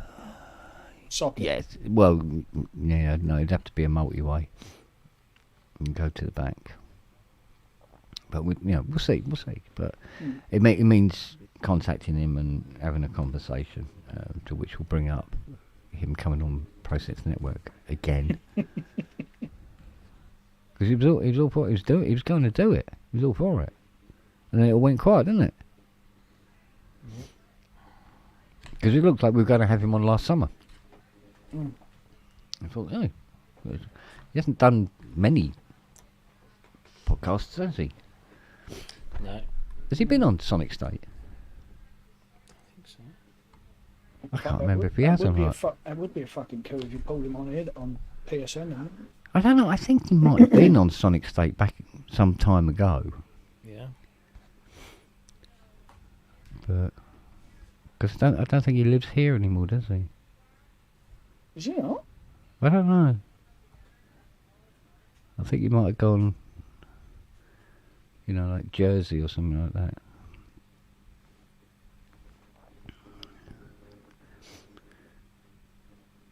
But yeah, I mean, if I had £1 for every person I've asked to come on to PSN, $3.50. yeah. Mind you, I'd have about 80 quid. The amount of times a bloody asked hands to come on. Yeah.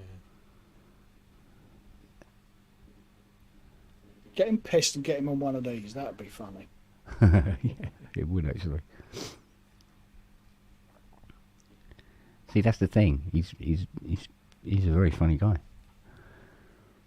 For a German. I don't think even he feels German. No.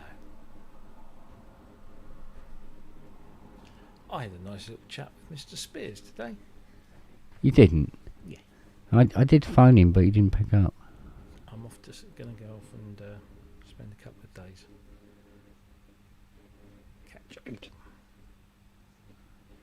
Trying to convince How's him. he doing? All right, yeah, slow but sure. As well as could be expected. That fucking that destroyed him. Yeah. Absolutely destroyed him. He's a different Dave. He's still Dave, but he's a different Dave. Yes. And yeah. Yeah. So. Yeah, so I can. Is he all but left GeForce now? No. Because he was going to, wasn't he? At one point. Yeah, there was before. Yeah, I think there was talk. Yeah, both him and Chris were going to like.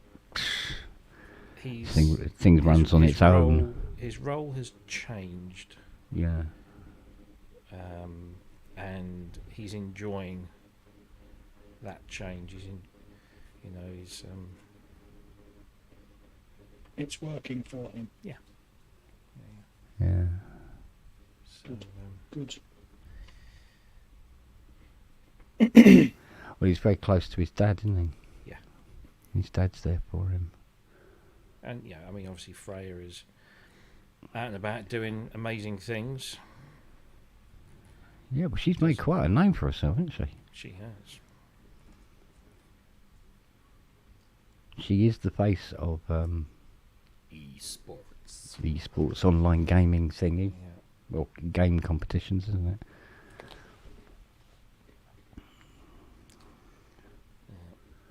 Good on her. She got some big fucking money in that and all. Yeah. My nephew is a moderator for an American company. He mods all the online stuff. Yeah. Fucking money they pay him.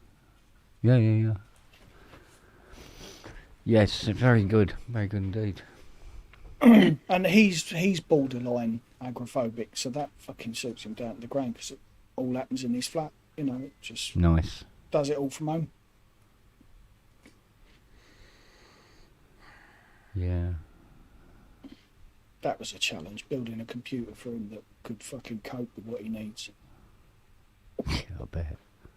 Yeah, that was getting on for $5-6 grand. That was a monster fucking What machine. are the video cards up to now? They're like 4080 or something. 40s, yeah, it's up there somewhere. I haven't dealt with anything like that. The last one I put in the machine was a 3060, 60, 30, something like that. Yeah. And that fucking thing won't need to be touched for another 10 years, I don't think. You say that. You say that. Oh, well, no, he spec that 9 ways from Sunday, that one.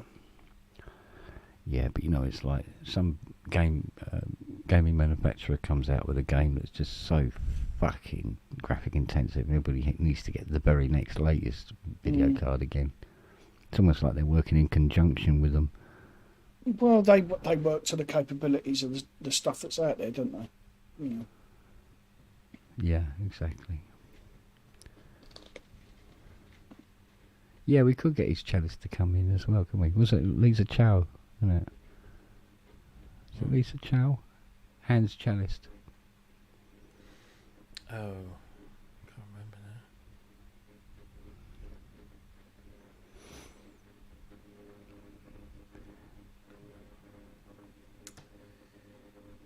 now. Oh, look at that. 4090, Jesus Christ. That's the RTX though. It's the oh fuck, I can't even think. Yeah.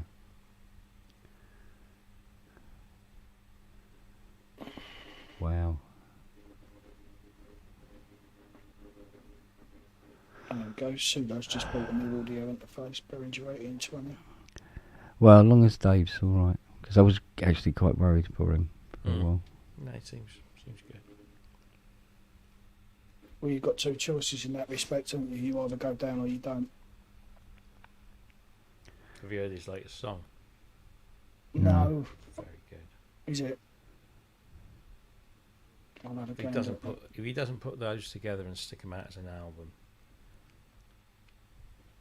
Yeah. Yeah. so, It's a good I mean, driving force for writing, isn't it? Yeah. Because he set up that little studio down in her room. That's, yeah. It's funny, I remember him phoning me up one day and he said, yeah, have you seen how many people have watched that CS80 video we did? I went, no. He said, God, loads of people been watching it. I went, oh. He says, but, he says, I was having a look at the analytics of it, he goes, you bastard. And I went, what? He says, when you do your little thing at the end, where you play your bit, he says, it gets repeated and repeated. There's loads of plays for that bit. He says, it goes right up here. Because it said there was something about, because I start playing and it's doing credits. It's not a video, showing a video of me playing. It cuts to a video of me playing later on. And apparently he says there was loads of people in the comments saying, oh, I didn't know he was playing it live. I thought that was a multi-track. Like that. And that was, like I said today, that's the beautiful thing about the 80.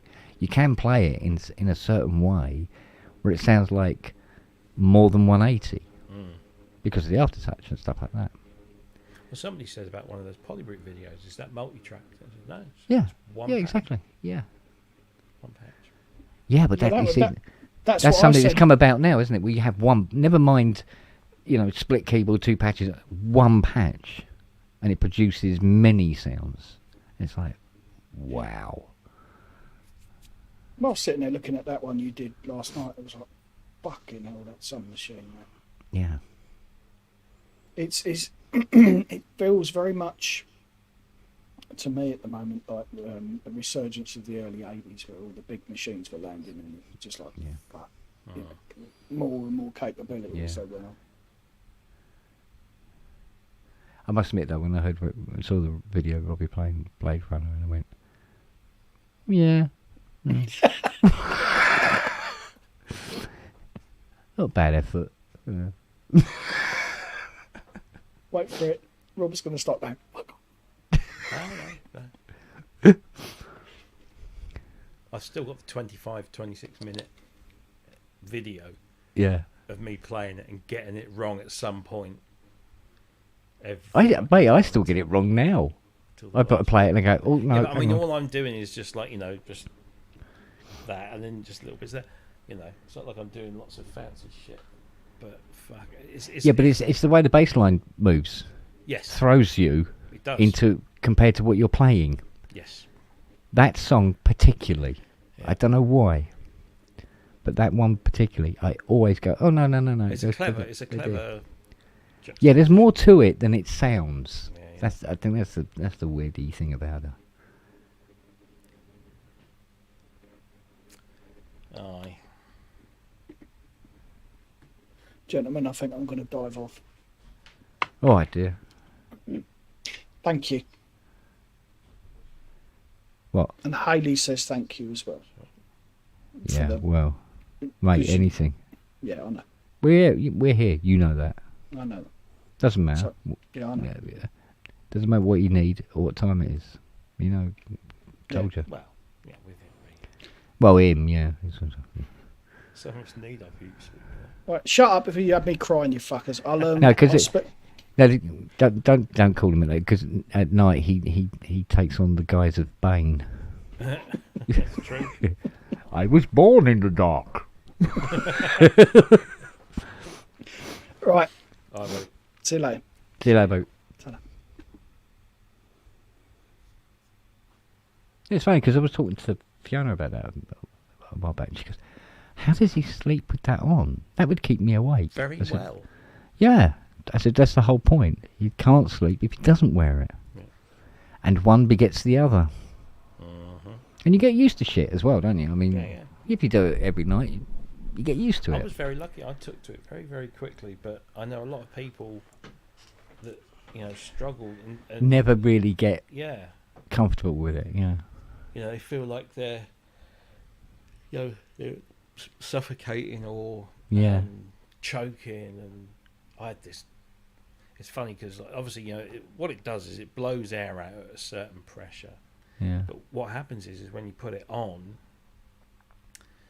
your tongue, because mine's the nasal mask. I don't go for the. Sorry, Oh, Andrew. Yeah. not the full one. I don't go for the full face because it just makes your mouth feel like the inside of a Turkish transvestite camel driver's jockstrap. Very specific. Very 'cause specific. He's been there. He's I've tried been there. I know it. And that's what it feels. No, but it's awful because in Yeah. one respect it's good because you can, whether you're a mouth breather or nose breather. Yes. It doesn't matter, and if you close your mouth and you breathe through your nose, but I'm predominantly a nose breather, yeah.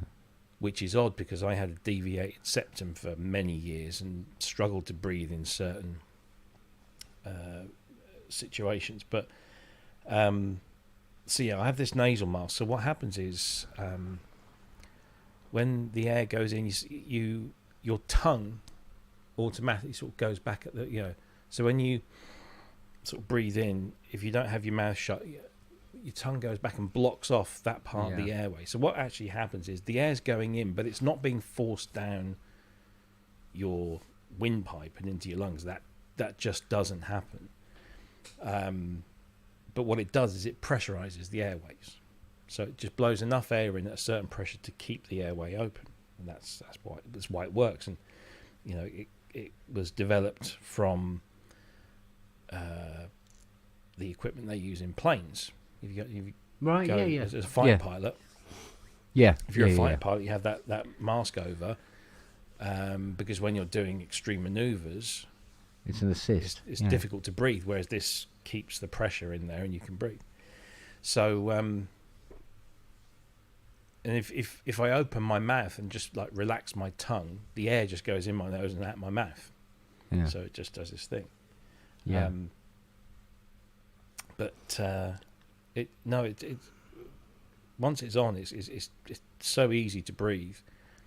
And the only sort of problem is the fact you have got something strapped to your head and it sort of sticks out and there's a pipe, and it's, you know, it's a jointed thing, and the tube that connects to the actual thing is a plastic tube but with a coiled metal internal, like a Dyson vacuum cleaner Yeah. pipe.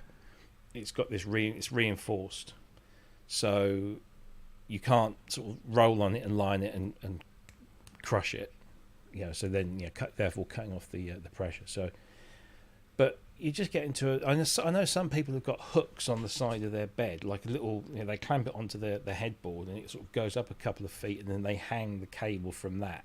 Yeah. So yeah. it's not. But with me, I just always flip it up, and it just it just doesn't bother me at all. Have you sort of like learned not to roll in your sleep and stuff like that? It's difficult to control what you do in your sleep. That's the thing. Once you're asleep, your body does what it does, whether you have no say in the matter. But I generally don't sleep on my back. And I don't know whether that's because of this. You'd think that it would be easier to sleep on your back because you've got this thing on. For me, I actually sleep on my side more often than not. And I have my pillow. I bought a pillow it's sculpted. Yeah. It was a pillow designed for, you know, neck support or something. But it's a regular pillow, but it's kind of got a sculpted bit in the middle. So what I do is I tend to rest the side of my head on the upper side, and then the mask and everything just sort of lays in that sculpted bit, so it doesn't push or anything. Yeah. But you know, you get used to it. But I took to it very, very quickly. I know other people didn't, and they struggled for a long time, or some shorter than others. But I had this conversation once, and I remember speaking to a doctor about. It turned out to be IBS. So I was having, you know, I was like farting a lot and stuff, and I said, do you think it's got anything to do with my CPAP? And he sort of chuckled. He said, no, that's not how it works. And I said, what do you mean? I said, well, he said, if you are taking in air, and you can do, if you're on the CPAP and you take in gulps of air, it goes down, it goes into your stomach. But farts are not air that you've taken in through your mouth. No, it's the gases produced. The digestion of foods. So he said, farts and burps are different types of things. Yeah. Farts are created in you and come out of you. Burps you take, or air. Burps are the air you take in. Intestine, bowel. Exactly, and. Somebody who's in a support group or something, somebody said, oh yes, I fart a lot because I'm on CPAP. And I said, no, you fart a lot because of something else. But it's You fart a lot because you're sticking the CPAP up your arse. Yeah. You haven't got it's not to do with your CPAP. That's to do with something else. It could be a myriad things, but but it's not chicken for heaters. Oh yeah, exactly. And they said, well, if it goes in your mouth, where's it going to come out? I said, blur. Like that, or it just breaks down into, you know, whatever, and it just comes out. But it's so yeah. Oh yeah. It's one of those things I can't if I go to sleep on the sofa, sometimes you get that sort of, you come over really, really tired, and you just think, Yeah. oh, I'll just have 5 minutes, and it never is. That's all it ever is 5 minutes, because I just wake myself up because I stop breathing and start doing all this kind of stuff. And Jackie throws a cushion at me and says, "You're making a noise." Oh yeah, thanks, love. Which is a pain, because I can't just, I used to like being able to just doze off.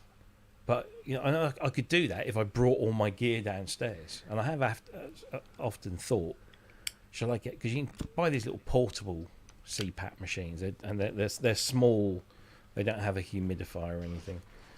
But it's just putting the whole gubbins on, and when you just want to sort of lie there and you just had dinner maybe, and you're just watching a bit of telly, and can't do it. Just drift off. You can't do it. Yeah. Can't do it. Which is fine, because it is what it is. And you adjust everything. So Yeah. Well, I used to love going out. yeah. That's another thing is travel. Yes. You've got to take one with you. I've got to take it with me, so therefore I have to take it as carry-on. Mm-hmm. I have to have a letter from the hospital with me at all times. Thing is, nowadays it's become so it's become more common. Yes. That they know what these things are. They don't even question. When I first started doing a lot of travelling, they would say, "What's this then? What does that do then?" And they'd swab it for drugs and all that kind of stuff. And nowadays, it's just don't even get asked. Mm-hmm. I got one guy in. Was it was it Nairobi, or was it Lagos?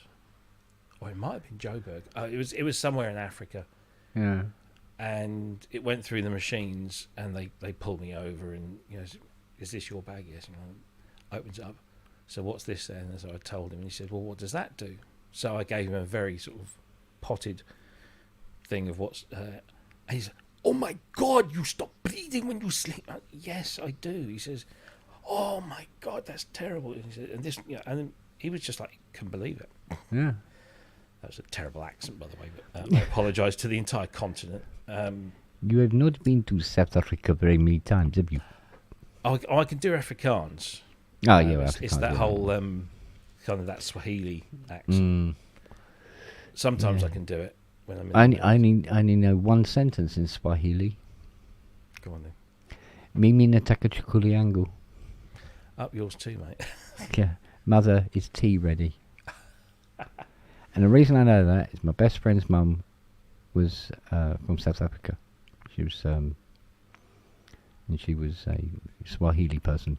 I went out with a girl many, many, many, many years ago when I was about 17 or 18, and she had lived in Kenya she was an English girl with English parents, but they'd lived out in Kenya for, I think dad was working there or something. So she picked up the Swahili, I think it was Swahili. And she would always tell me that she loved me in Swahili, and I was like, "Oh, yeah, that's cute. It's very nice." And then, do you remember Michael Jackson? I think it was on Bad. There's a song on there. It was the big hit single, the big ballad single off of Bad. Oh Jesus! But in there, the one with the woman talking on it. Yeah, I think so. What was that called? Jesus, I can't remember what that was called. No. It was like the big... And in that, she says, this woman in the song says this, "I love you" in Swahili. And I was like, oh, I know what that means. Yeah. Yeah. What the bloody hell was that song called? Michael Jackson discography. Liberian Girl. Yeah, that's the one. Of course, the clue's in the name, isn't it? Yeah. That's it. Yes, I remember that song. Yeah. Yeah, that's a good album. I mean, those sort of three. Well, that was Michael's golden period, really, wasn't it? Off the Bad Wall, and Thriller. And Bad, yeah, they were just brilliant. Very good. We teamed up with a good bunch of people. But yeah. Which always helps. Can't do everything yourself, can you? But the more stuff I read about Michael Jackson and the recording, you listen to people like Anthony Marinelli, the amount of input. Everyone thinks he was just like the voice and the dancing, but actually he would play and he would come into the studio with a song in his head, fully formed, parts and arrangements and everything, all fully formed. He wasn't just a song and dance guy. He was, and he liked kids apparently as well. So, but, so's Hugh Edwards. Yeah, but you know what? The thing, I always thought there was something actually more innocent about Michael Jackson in that respect, simply because of the life that he had had. Exactly. There was something very almost endearing about it. If you've been denied, your childhood, he was trying to go through his childhood. And which is different from. We'll never know the real truth. No, you know. But I always felt it wasn't.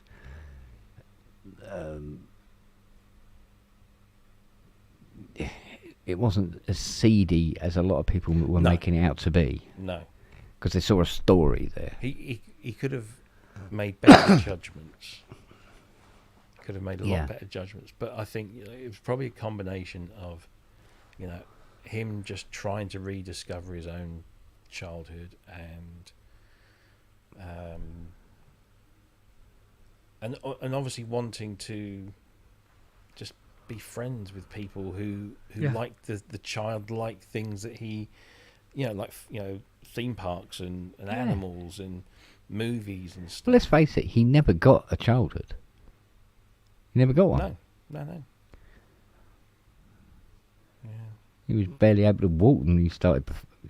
He was going to be performing. He was told he was going to be a performer. I was watching an interview with Janet Jackson because she's on tour or something, and even she said, she wasn't asked to be in the Jackson, the act. Yeah. It just that was it. You're a Jackson sibling. That's what you did. She wasn't asked to do it. Yeah, I think the dad played a big part in. Oh God, yeah. And wanted the money. Again, that's another reason why you can look at the whole Michael Jackson story and think, if you look at in history, those people that do struggle with their adult lives, they've all got fathers like him. So no. Well, nobody could say that Michael Jackson's childhood was normal. No. And it leaves, and of course later on he has a chance to. All of a sudden, he had money and to exercise that bit he missed. Yeah, and nobody's going to say no. If you're on his payroll, nobody's ever going to say, "Oh no, Michael." And it just looked weird from the outside. Yeah. And then some hack journalists run with it, Yeah. Oh yeah, I mean, journalists just want to build you up so they can knock you down. And everyone, there aren't many people that, get away with some form of normality unless they deliberately and quite forcefully keep themselves out of the limelight, because even if you don't want that kind of attention, it's almost forced upon you, and it just you can't get away from it. And then if you don't conform, so I don't think it's so much the case now, but if you didn't conform to what the media wanted from you as a star, they just said, well, fuck it, we'll make it up anyway. Yeah. So now you've got to come out and deny that and say, no, actually, I'm not doing that, or I'm not whatever. You can't, you can't sort of get away with it. But who knows? No, there's nothing conclusive about it, Steve, as you say. No. I just got the impression that But- wasn't what he was like, No. you know. And of course, on the other side of the coin is you get people like Jimmy Savile, right? But it wasn't a secret apparently. No. It was just that nobody said anything. It was just the way, you know. So he just carried on getting away with Yeah. whatever he wanted. It's weird, isn't it? Aye. Oh, excuse me. It's like Prince, you know, he always shunned that sort of public life. He always kept himself very much to himself, so they just ended up making stuff up about him. You know, Yeah. there was the story that went around that he'd had ribs surgically removed so he could give himself a blowy. I mean, whatever. Yeah, okay, that's a bit extreme. Yeah, but that was a big rumor that was always going round somewhere. You know, it gets started somewhere, and then it's like wildfire. And oh yeah, Prince is that weirdo. He's only a weirdo because he doesn't talk to the press and doesn't give huge interviews. And when he does, it's very, when he does make a public appearance, like he did. Remember at the Brits, and he just said, thanks be to God, that was it, and then just left the stage when he got his award. Yeah. It was all. But when you speak to people who Prince trusted, people that that worked for him or played in the bands that he had, the story, what they tell you about Prince is that he was a very funny, witty, athletic. He loved his basketball. He loved cycling. He did all of this sort of normal stuff. But the best story about Prince, if you can find it on YouTube. The best story is the one that Kevin Smith, the director, tells. Mm-hmm. Because Kevin Smith, hello. Hey, Kevin baby. Smith is like a fantastic storyteller, hence why he always makes great films. But he was recruited by Prince to kind of make this documentary about him, and he spent a whole bunch of time at Paisley Park. But this was after Prince had got sucked into the whole Jehovah's Witness thing. And Is that he just makes talking everybody about fucking Prince weird. again? Yeah. Oh my God. But yeah, Google Kevin Smith Prince story, watch that video, and it's hilarious. If you're a dedicated Prince fan, you'll probably not like it too much. I thought it was fucking amazing. Yeah. Anyway, You two guys look very lonely, and you Yeah. sounded very lonely. And I've been over at the Swansea EMOM, right. which Alright. Movement 81 are streaming, and there's been some really good stuff on You've actually. been at Swansea. I've been all the way to Swansea via the Wow. glories of the internet. Mm. The last guy that was on was doing an absolute phenomenal job of sounding like really early Joy Division. Okay. Okay. Sounding like Ian Curtis, and the drums and the sounds, like Martin Hannon. And to be honest, it got a bit repetitive, if I'm being honest. But he'd got his lyrics and he was singing it from a lot of refining to do in terms of an act. But my God, he'd nailed that sound. Oh my God, honestly, proper factory records circa 1979. Absolutely brilliant. Really, really good. Nice. So anyway, I've popped in here. I'm wearing my old T-shirt, Robbie, because the I other one's noticed in the the wash. sine waves missing. Yeah, Oh, Miss yeah. Me- I've got a bear tit. Yeah, that's right. Did the bear mind you taking his tit? I have no idea. As a rule, they don't. It's As a rule. 29. Just that- It's 29 degrees centigrade in this Yeah, flat it's at the warm, yeah. moment, and I'm sitting here in my undies. So I'm sorry, everybody, but I am. I'm sitting next to a 3-bar electric fire. Why? Oh yes, you would be. Well, I've got the Pubness on. It's not. It's Oh, shut up. But no, I was talking about bears. I was thinking about this the other day. I saw this advert pop up again, and I think it's one of the best adverts. Is it The Twix one? Because you've got the two twin brothers. Yeah, it's and funny. It's them and the bears are having the same conversation, but it cuts between them at such. It's a great advert. It's a future classic advert. That one. It's a simple. Oh, that went dark. Yeah. But it's about a fucking Twix. It's about a chocolate bar. Yeah, it's really good. Whoever came up with that needs promoting. Steve Elmer says UK's underprance. Yeah, exactly. Yeah, yeah.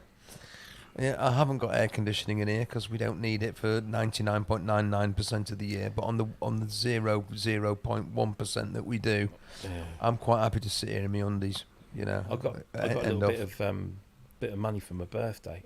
And Really? I was on Amazon, looking through lists that I'd made and seeing if there's anything there. And then this was like the other day, and I was like really hot. And I thought, I wonder how much portable air conditioners are. And I looked at it, and I thought, oh, I can afford a portable air conditioner. Hey, there's a new one. I saw an advert for one. You know that there's been these ones about saving your heating costs. Well, there's now one for saving your air conditioning costs, where you put ice in the top. I thought, oh my God, I didn't click because I know as soon as you click, you're going to get 1,001 bits of crap going in. But it looked. I was thinking, I could do with one of those in here. Anything to bring the temperature down. Well, last year, other than me sitting here in my birthday suit. She went to Lidl's to do part of the weekly shop, and obviously middle of Lidl. They always got something, the middle of Lidl. And last summer she went in and they got these little fans. They're very little modern looking things, but they're only about so high. And it's got a small fan in the top half, and in the bottom half there's a canister, and you fill it with ice. And there's a central core which is kind of like that's exactly what this was. Yeah, and it just it just blows out, and what you get coming out of the fan is just this very fine, cool mist. Yeah, that's exactly what this advert was just showing. It was doing little rotatey things. It was like 25 quid from the middle of Lidl. So I bought one, but build quality didn't last. They're both sort of sat. I think they're both in the cupboard somewhere waiting. Oh, are they dead? Oh, never mind. Yeah. Well, it shows you how sad I am, because I was in the workshop today with this fucking vocoder all day, and the sweat was pouring off me. It was just so hot. Well, it wasn't. It was close, and it's sort of like if you moved, you sweated, and it was like, oh God. And like I said, by about 6, half 6, I can't stand this anymore. I've got to go in. And I'm going, oh God, have I got to face all that again tomorrow maybe? And this just occurred to me. The workshop has an air conditioner in it the size of a fucking washing machine. Never occurs to me to turn it on. And it's something to do with like, we turn that on, it's going to cost us a quid, kind of thing. And so I could have turned it on and had a reasonable day, but I was talking to my landlord the other day because the boiler's been here. It's the original boiler, so it's about 20 years old. And it's just had an inspection. Can't get the parts, mate. Sorry. I know, yeah. So it's had an serial inspection. numbers in Roman numerals. That's it. It's had the inspection. It's all good, but he knows that it's almost certainly gonna at some point something will go. Like you say, there won't be the parts or anything. Yeah. And I'd already been looking at all these different alternatives like heat pumps and all this kind of stuff. Me too. And it's a minefield. It is a minefield, but they're not quite there yet. The time it takes to warm up is a lot longer than a gas boiler or an electric system. It takes quite a while for that for it to kick in. But I was looking at it started going down a rabbit hole of stuff. But there's some units that do heating and cooling, so they do all the heat exchanging and stuff, and very clever things. But you have to. It's a pain to fit it all. But the government is still giving, was it $7,500 towards a heat pump if you want to have a heat pump fitted, the government will give you a grant of $7,500 to cover the cost. So you could end up paying maybe 500 to £1,000 rather than 8 or 9 to have it all done. Oh, quite. But I reckon we're moving in, certainly in the UK, and about the Away West. from gas. Well, but I think we're all moving to people wanting to have air conditioning as a permanent fixture within the homes, because it is getting warmer for longer. Whereas before, you'd have a few days of really bad heat and then you'd cope. But the other thing that's changed in the last 20, 30 years is, of course, modern houses are very well insulated in the UK, which is great in winter, but in summer it's a fucking bitch. Yes. So, And to think we had our Yeah. own gas fields I know. that we sold to Norway. Norway. Yeah, Norway, man. Yeah, we I'm pump talking it in. about. Which is from why the they've shop. got a state system of looking after people that works. Exactly, yeah. Whereas we gave it all away to fucking fat cats Yeah. and Well, I mean, and we had a prime minister private saying it was going to be, investors. what was it, a penny a therm, yeah, right. which I mean, never really happened. It's not just that. We just everything was handed over on a plate to private Yeah. money people, investors, big business, and Which is weird considering I'm we sorry, paid it's for just, it. It's just me and my communist tendencies, which All right, Leon. want everything to be held in common and shared fairly between us. And I have no problem with people making money. I have no problem with people making money, but they should pay tax on that money, and they should be, beholden to the laws of the land. But it doesn't seem to me that happens.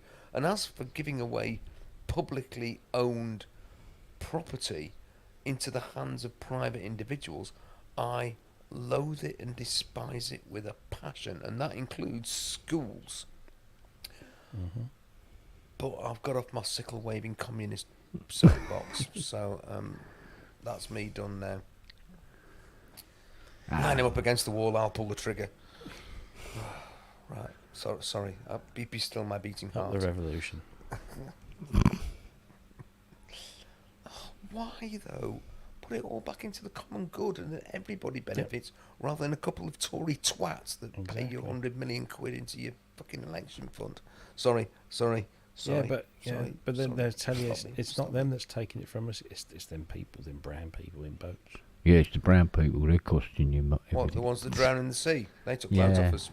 Yeah. Every single one that drowned, millions they've taken off us. Every single one of them that drowned. We all live on this funny little planet that whizzes around the sun, that's spinning around and round and round and round. We've all got to live on it, and if some bits become uninhabitable, people will move from them.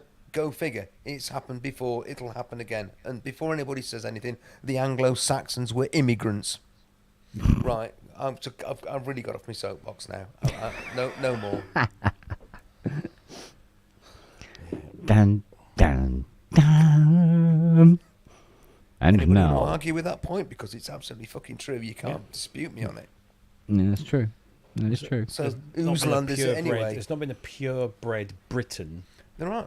for What is it? 1,000 years or more. No, I think we killed them all, didn't we? No. That gene is still running, but Okay. it's Sparsely. It is sparse, but even everything Anglo-Saxon, Celtic, intermingled. I mean, you take gene samples of people around the country, of people that live in say somewhere like. Yeah, you're laughing now, but you know people have done it. It's been done. No, it was this. Oh, what? Jeez, you Brooksy needs to get laid by the sounds of it. Matt, if you're offering, I'm available. Right. Now get off the air. Tickets in the foyer. Tickets. OnlyFans, sorry. Yeah. I've learned one that is. No, I'm not interested. Right. I was making a proper intellectual point there. This is Oh, not you the guys. place. No, it's this not, isn't it's the not, place to be it's making not, important it's intellectual not. points. Come on. It's not. Right, okay, move on. We all came from Africa originally. Well, yeah, apparently. Or Mesopotamia, or Persia. You know, you put the pin in the map wherever you like. Africa's the most likely place, though, for Homo sapiens standing upright. Hmm. So, we're all black. So, fuck off.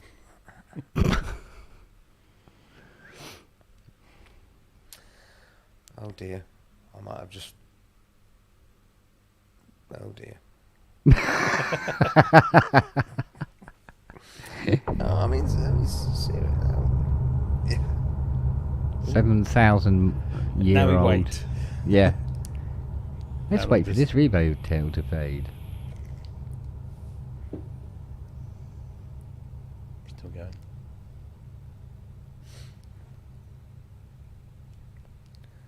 Was that the York Minster preset? Still going.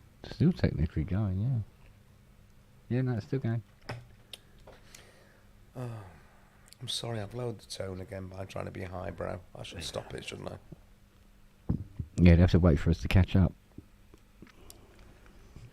As if, Kent. You're as No, we- sharp as a bloody razor blade, and you know Fuck it. off, Emily. Jesus Christ I'm almighty. going to get a drink. I spent a whole day in the workshop sweating, forgot I had an AC unit. Jesus. Oh. Give me an E. Thank you. I'll keep that for later.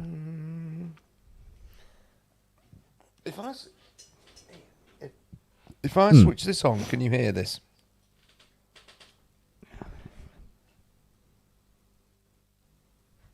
Not hearing anything. No. No. But when I switch my speakers on, the hum is unbearable. You should have grown your hair long. What, like it is in the back? Yeah, but I mean, really long everywhere. No. And then go, no, hello. You know? Hello. No, Do honestly, the whole it's- Billy Connolly, yeah? It was a different guy did my hair yesterday, honestly, and he was using a different set, and it's took it, it's taking it right down. Well, okay, I don't mind. Mind you, I the don't- beard isn't looking so split. No, it's come together. It's I getting mean, there, I isn't it? I do Yeah, some- yeah, some done wee it. Yeah. bits, and Yeah. twistle it around a bit, and it's coming together. Yeah, it needs a bit longer before it can be braided properly. I'll still start at the back. Yeah. He did suggest putting extensions in. Oh, But, that's high. it's not that sort of barbers, but he did say, "Are you thinking of doing it with your own hair or with extensions?" I went, "I'm with my own hair, mate. With me." Yeah. Grade 0. Yeah, it's something like that. Yeah, it's really. Oof. Doesn't matter. I've got 4 weeks for it to grow back before anybody asks me. You need to put suntan lotion on your head. So I fluffed this up a bit so it's a bit more bushy.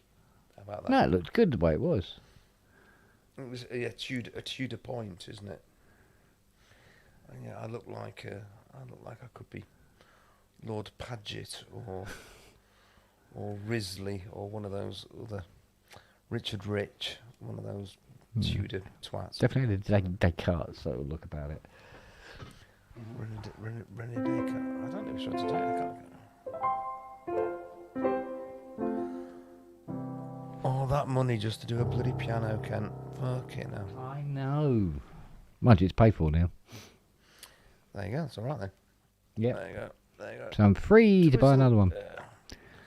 Free to... I'm not. Okay, no. I wish I would make Never The Never fuck so easy. Jimmy.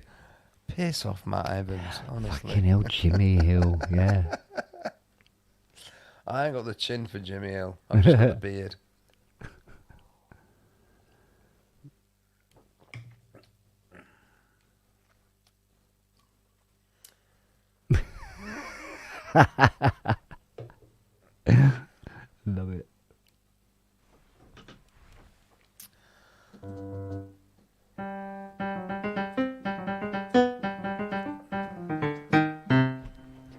or something.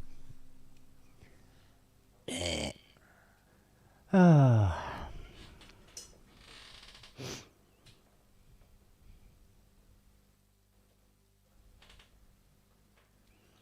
Yes, it is a fully working Lintronics do? upgraded Whoa. memory Moog.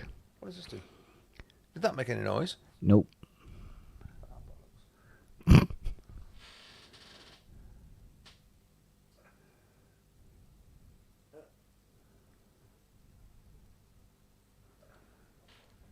How about that? Nope. Does that make it? Fuck it now. Okay. How about that? Is that making a noise? Nope. Oh, here we go. Here we go. Here we go. Is that making any noise?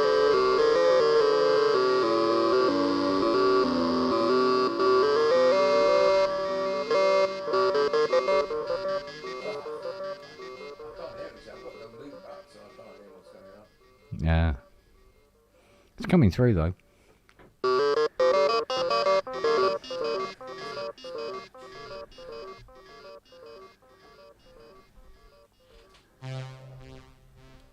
Is that coming through now?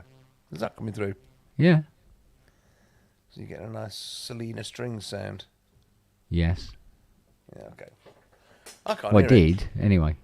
You did. Till I stopped You playing. did. Yeah, until you stopped playing it. Do you get? Have you got a horrible ground hum in that audio then? No. Okay, that's weird. So it's something to do with my speakers. That's interesting because I thought it must be the power supply. All But right. if you're not getting it, it's when I switch my speakers on in here. The ground hum is awful. And Oh. Do not know, monsieur. I was going to ask your opinion about having two power supplies in one case. Shouldn't be a problem. Well, it's not supposed No, to I be wouldn't anyway. have thought. I wouldn't have thought so either. But No. in here, there's something happening. There's something happening where when I'm listening through my monitors, it's ooh. Hmm. So I just thought by doing that, I'd just see if you could hear that. Yeah. Because it's all coming out of the modular. All of that was out the modular case. I've spent today just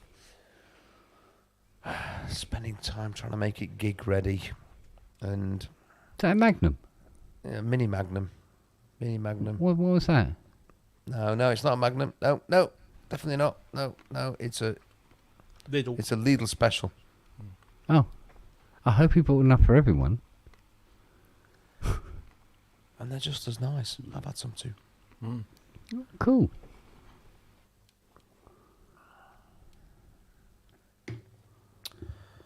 Right, sorry, Andy in his undies going to the loo. Bye.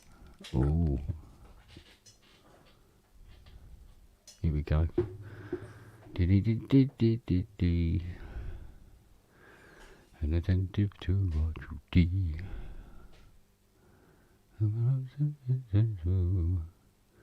The fucking thing's still missing. Oh, okay. Why are you still... All the words to that. Oh, god damn this thing. God damn it. Get damn it to hell and back again. Oh, God. Oh, dear me. No, not that button, you prat.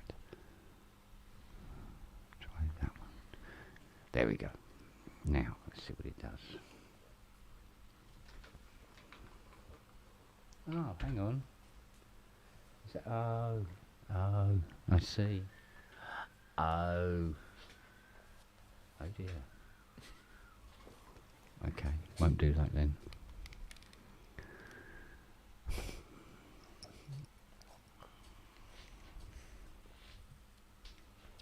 Do do do do do.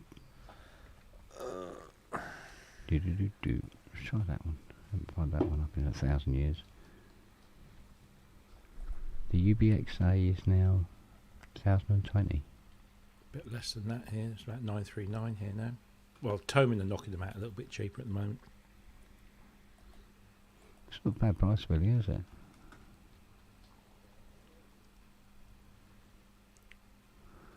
Oh,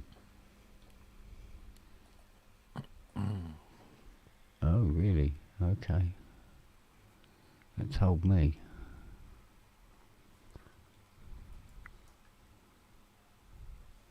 A lot of my projects don't load up anymore. No? No. I don't know if there's any particular reason why. I don't think it has anything to do with switching to Sonoma.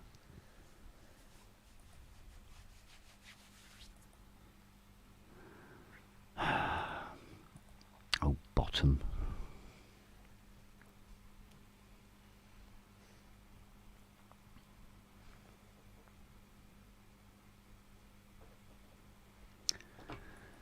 Never mind. 939 Oh. 728 for the desktop. Although you won't get that for a little while. It's not. Is that not really officially out yet? Oh, it's out. It is out. No, it's But- out. It's available. Oh, yeah. Time- Isn't it? yeah. They've not received stocks yet. Oh, I see.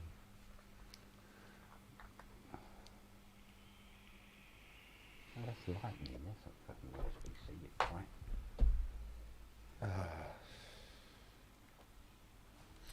There's been some massive price cuts on Behringer gear, Behringer modules, Behringer everything. Yeah. What was it? Was somebody else mentioning earlier about the 182 sequencer? You know, like 40 quid. I'm like going, Wow. because I've got one in this case, but in this case there's next to no System 100 gear anymore. It's all there's other stuff, and the System 100 has been exported into my Behringer Go case. But that doesn't have a sequencer in it, so I was thinking, get another 182 sequencer to complete it, because completism, gotta have them all, gotta catch them all. Yep. Sorely tempted, but no, not right now. And there's loads of really good things that they've put out for peanuts. Other companies will be getting very cross. Or are they getting rid of loads of stuff and just not making it anymore? That's what I was wondering. They'd say, right, we've done that, all gone. Get rid of all the System 55, get rid of all the System 100, get rid of all the ARP 2500 stuff that they've cloned, along with other few little bits and bobs along the way, and then just say, right, we're clearing the slate, let's go with this. I was, I'm wondering, because can they keep chucking these things out? Well, eventually they're going to run out of things to copy. It's not just running out of things to copy, it's running out of people to sell them to. True. Because those people who wanted a System 100, we've gone and got it. And it works, and it's beautiful. Thank you very much, Behringer. It works a treat. Me, I'm a bit dubious about them copying things that are available from other people. But, a System 100, you can't go out and buy a System 100M for, sensible money. But, heck, I've got modules in there that just sound great. I don't care if it's exactly the same or not. They sound great. So what's going on? I do wonder if it really is a clearing out and say, that's what we did. It's gone. I don't think they'll stop making the modules like the Model D or the Pro One or the Wasp or the Neutron or any of those things. I think that they'll keep going for a bit. But I just wonder if they're just sort of clearing space, even clearing manufacturing space for new things. I mean, I love the fact that the Proton is out there. I like the fact that Hallelujah, a synth from Behringer that isn't a copy of somebody else's. It may be a tweak on something that they've already done, but yeah, good. That's what they really should be doing, is focusing their whatever expertise they've gained in doing all of this and saying, right, here you go. It's not an Oberheim, it's not a Prophet, it's a Behringer. And take it or leave it. And people, thing is, if they put out something like the Prophet 800 without all the Prophet badging and set it out in a way a bit like the Neutron, let's say, that was not related to something else, and said, here's an 8-note polyphonic synthesizer for 350 quid, people would have gone nuts.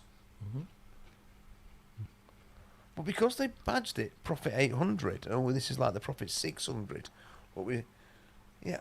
nostalgia geeks like me are going, that's nice, yeah, great. Everybody else is going, why rip off sequential circuits when you can go out and buy a Prophet new for 3,000 quid? If they I don't understand their marketing strategy at all. It baffles me.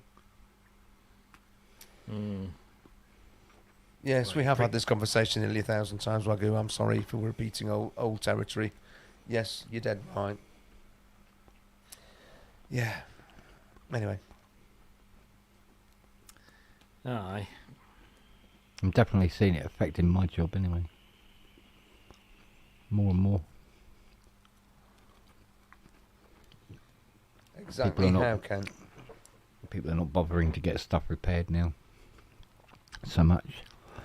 They go, why spend 300-400 quid getting my Prophet 600 sorted out? I'll just buy a Behringer one and be done with it. Or my cat, or my wasp. You know what I mean? Yeah. And there's probably a reason why you're seeing Behringer stuff on stage as well. Yeah. Because it's cheap, it's replaceable, and if it gets broke, you've not lost a shit ton of money. Yeah. It's not the end of the world at all. Exactly. And people, in a live situation, people aren't going to be going, that's not a real Pro one, is it? No. Or a Model D or whatever it is.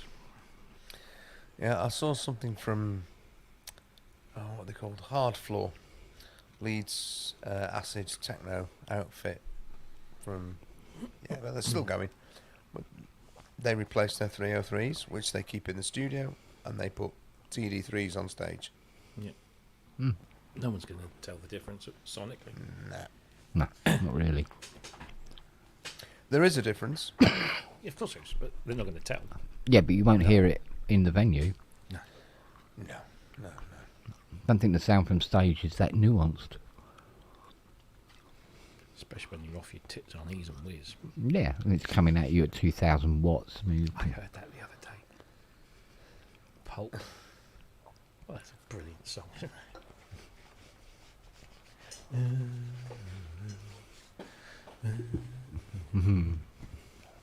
I was listening. I'm slowly. I think it's fucking Lauren Laverne's fault, because every now and again, particularly on Cloud Busting, people are asking for like 90s classics.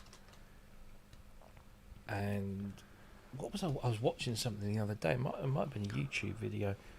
It was about the Prophet 5, and they played the opening to everything in its right place from Kid A, Radiohead, which I never got Radiohead at the time. It just wasn't that. I was in a different place. It wasn't me.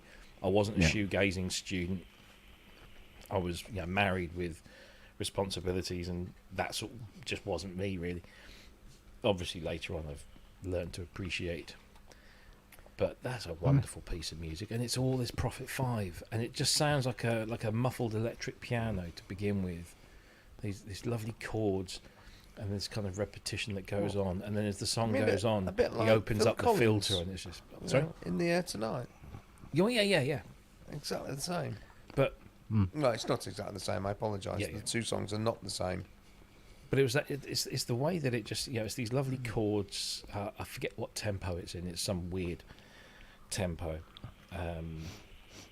and then as the song progresses, that kind of opens up the filter a bit, and you start to think, oh, it's like a whirly getting a bit like gnarly. But then you hear it's a synthesizer, and you can hear the Prophet just do, and it's very nice. Sort of a reappreciation of that kind of stuff. Yeah. Number. Come on. Oh, There you go, silly. lady. There you go, darling. She does like a bit of digestive when it's available. There. Hang.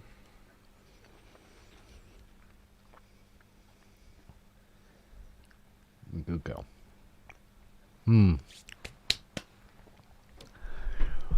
Yeah. I need to get out of this musical rut. Same sounds, same chords, same fucking everything. You remember that System 55 you bought? Yes. Well, start using it with a step sequencer. Yeah. And don't play any chords. Oh, I love chords. I love Yeah, I know, but just, fuck them.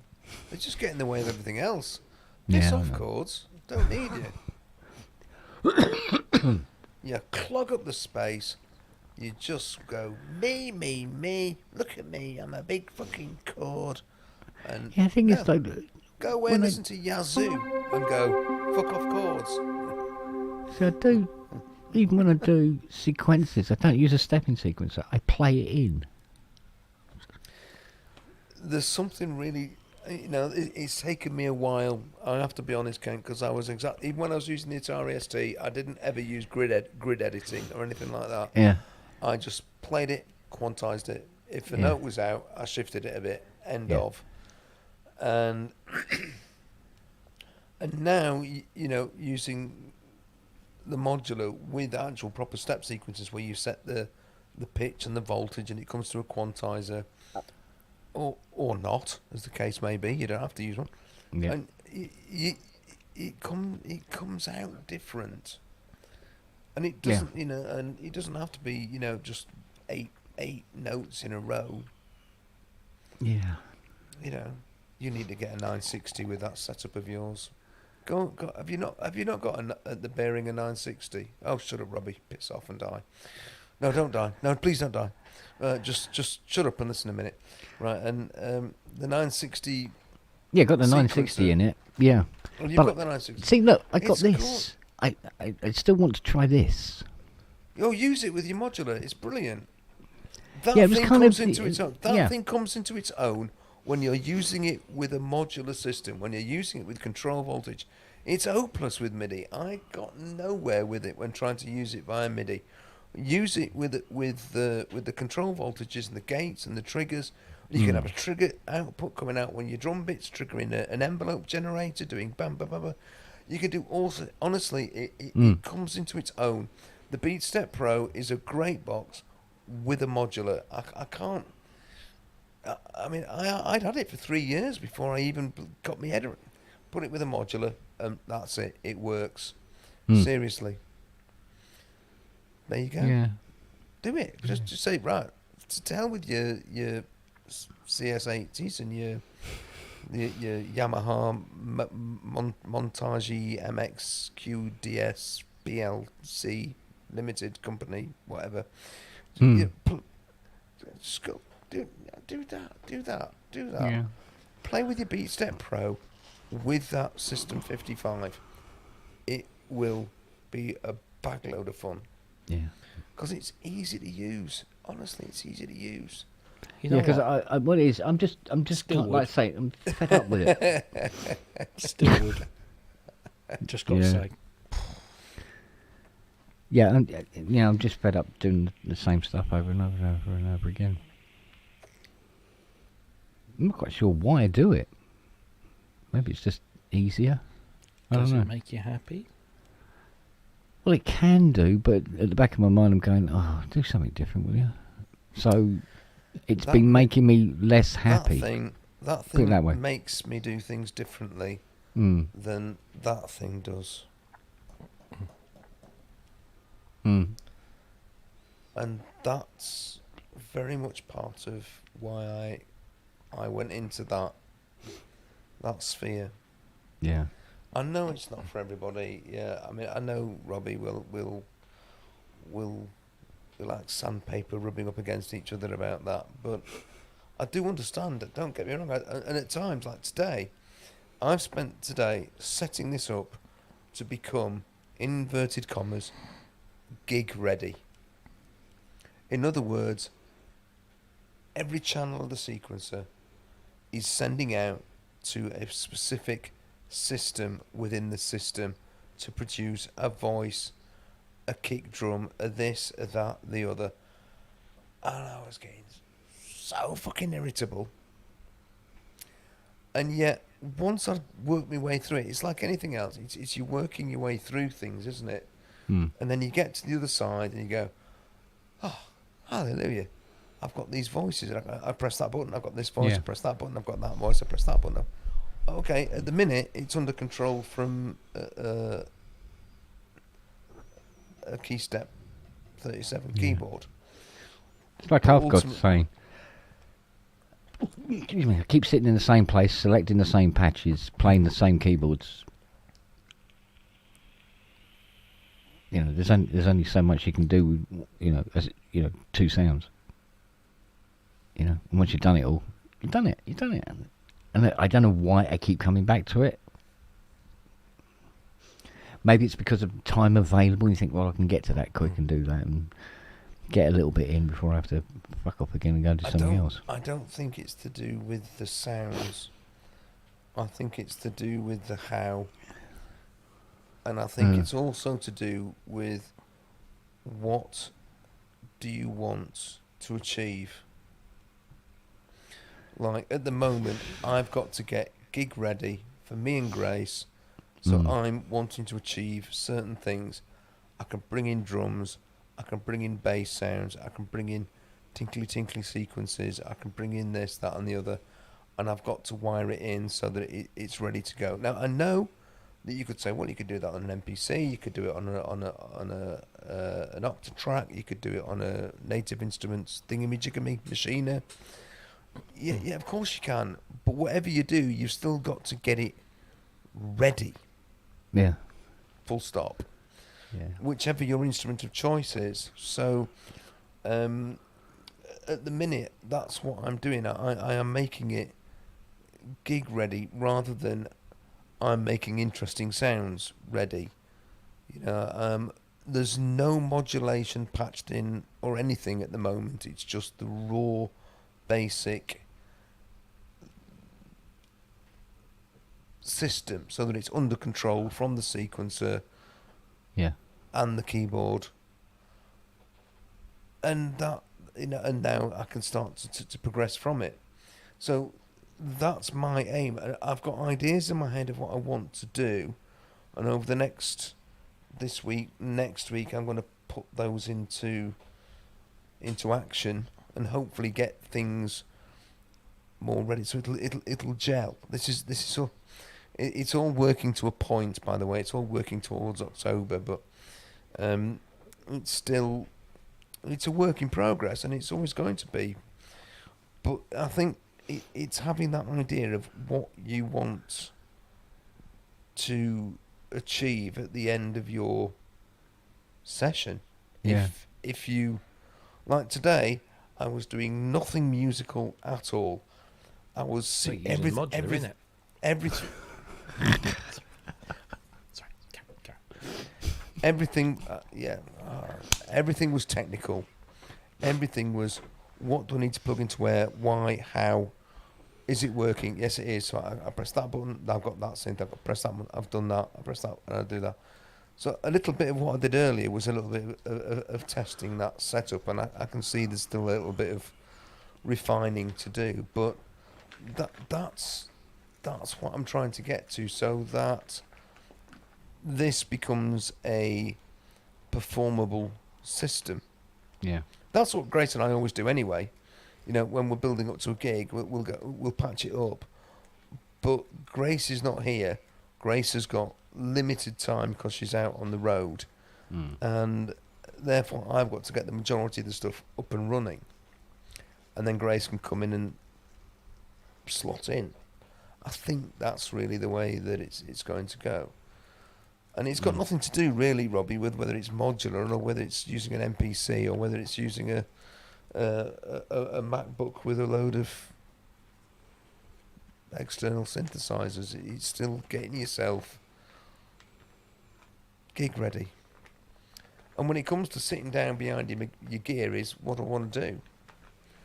Which is why I said to Ken, if you want to do something totally different, why not unplug the Beat Step Pro from where it is and plug it in with your System 55 and see what happens.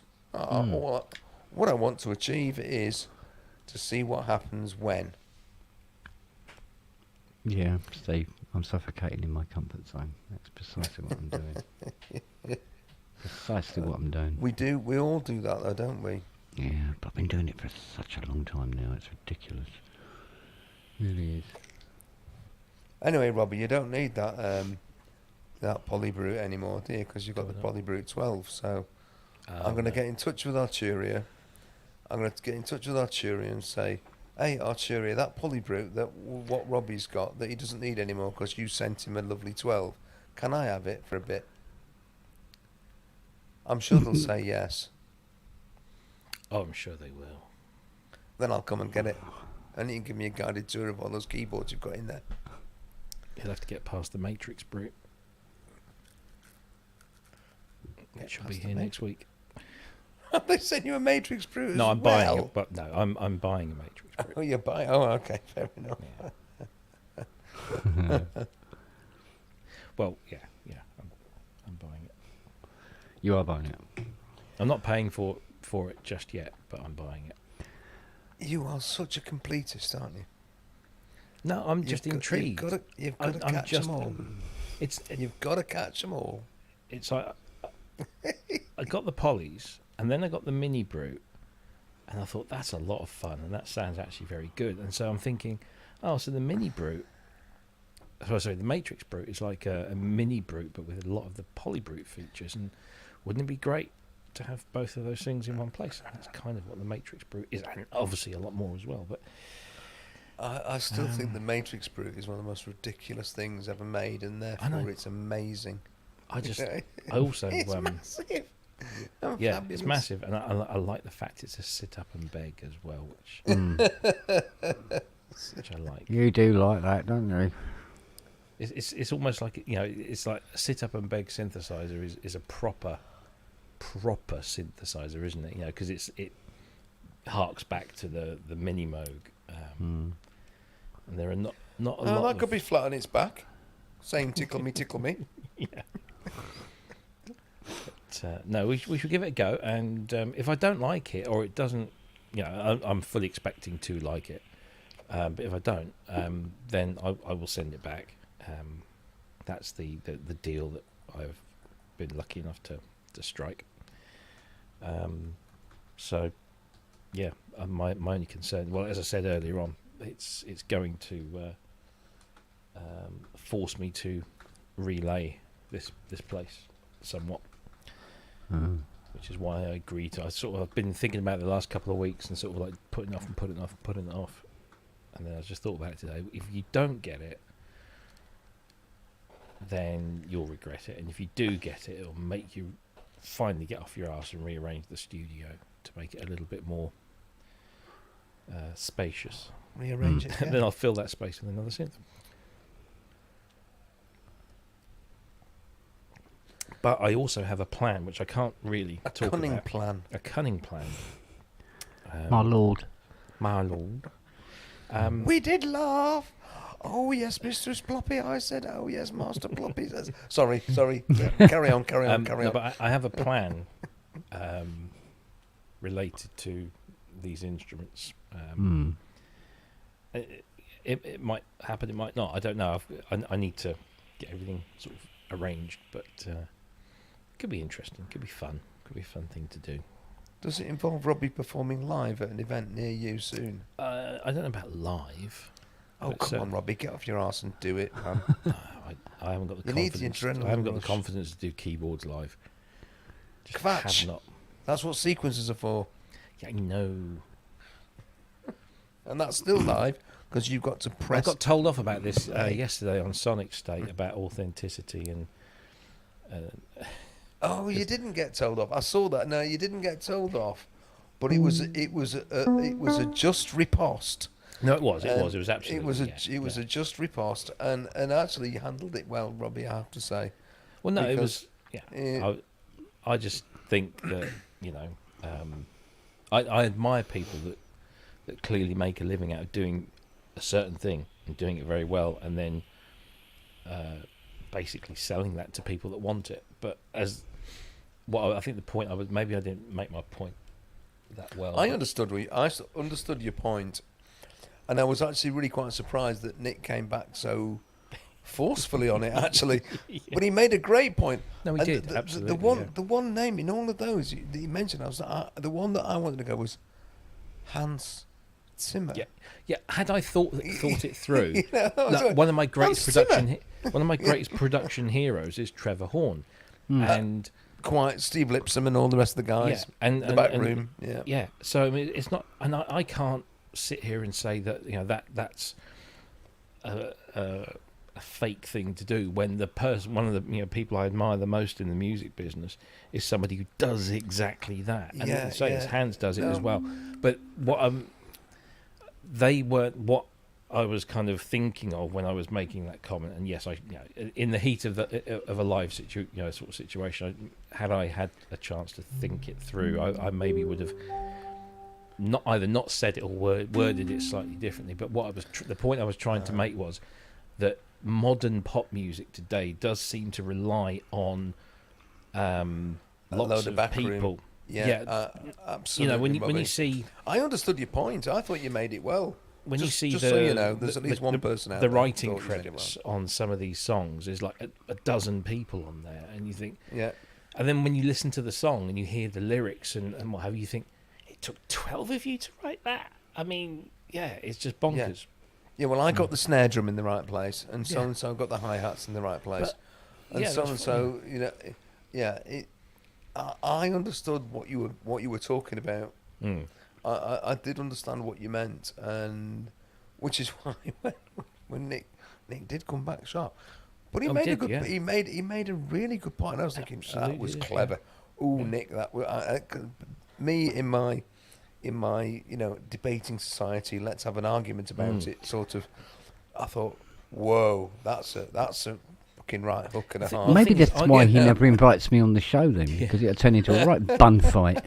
I think I come from a generation of people. I was going to say musicians, but I wouldn't stretch me to fit that description. Stop it with your modesty. But I come from a generation of people where it was all about bands or artists who had talent, skill, whatever, and they did their thing. I know before that, before I was born in the 50s and the 60s, it was all about, you've got your songwriters on Tin Pan Alley, and then you've got your singers that get given the songs, and there was all this, this kind of very... Yeah, there's always been an industry behind There's always been, that sort of industry. But then, when the Beatles came along and other bands as well that wrote their own material and had a producer that they worked with or even produced themselves. And it was, I was raised in an era of artists who, were all self-contained, and they all did their own thing. And then, of course, that's grown and grown and grown. And so more and more people are recruiting people who have a very specific skill, whether it's creating a beat or whether it's, fashioning a snare drum sound or a bass line or whatever. And so I understand that, but maybe I'm just a fucking old fart. If it's any comfort, Robbie, all those snare drums sound like a Twix being broken in half. But I mean, I listen to stories of Tears for Fears almost breaking up because they couldn't get the snare drum sound on Badman's song. They spent an inordinate amount of time getting the snare drum sound on that one song on that album, just the way they wanted it. Or and I've read books and seen documentaries about Steely Dan and the perfectionism that went into getting but these were the bands that were doing it. They didn't sort of nip out. Well, in fact, Steely Dan were basically two guys and a bunch of session musicians that would circulate, and they would pick somebody to do a specific job. And the famous story about the guitar solo on Peg, was done by half a dozen guitarists until one just did it and got it. And I can't remember the names of the people. Donald Fagen and the other guy, Walter, was it? Until so obviously they were going through lots of different people. I mean, what the fuck do I know? I don't even know what I'm talking about at the time. So no, it was fun. I like a good joust.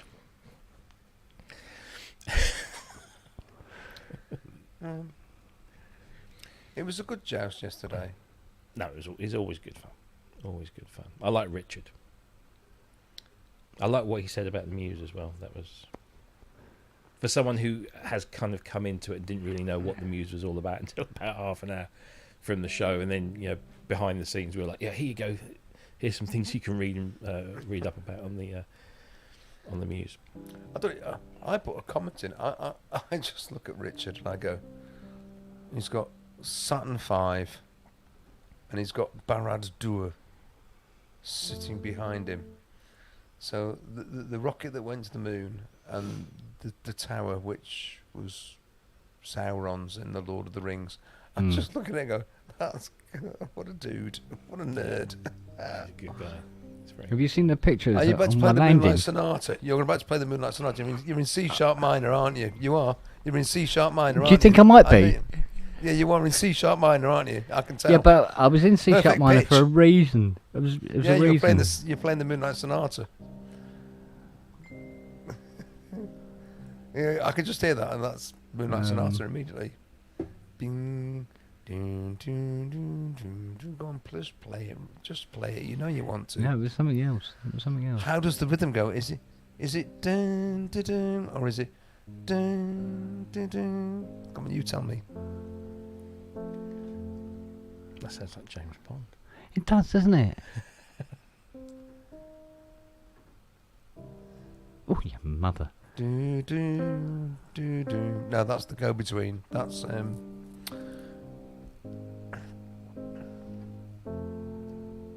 That's definitely. No, that last chord was wrong. No, the last chord was wrong. Yeah.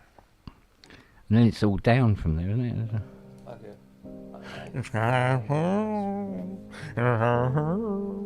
Or something like that. Yeah, it was like. Sorry, Wagyu. I don't know who that comment was. Who does? Who has both an Atari 2600 and an ARP 2600? Oh, I've only got one, and it's not the ARP.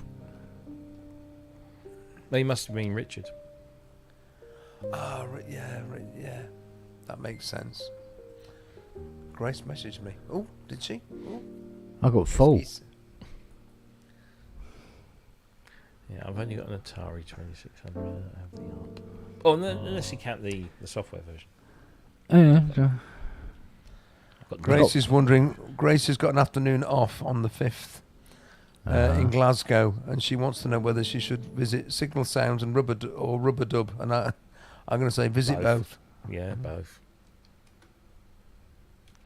Visit both. What does visit both mean, Brooksy? visit. Both. I used to have a model, an Airfix model of a Saturn. Oh, there we V. go. More Debussy. Go on, get on with it, Kent. That's not Debussy, is it? That's not Debussy.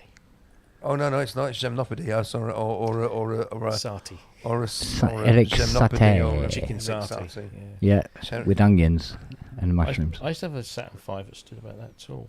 Airfix thing. I built it and painted it all myself. I have no idea. I think we all had an Airpix one. Yeah. Oh, no idea. but you were just marrying the Saturn V. Yeah, I was Saturn sorry. Wagyu, I was admiring Barad-dûr even more, actually, if I'm being honest.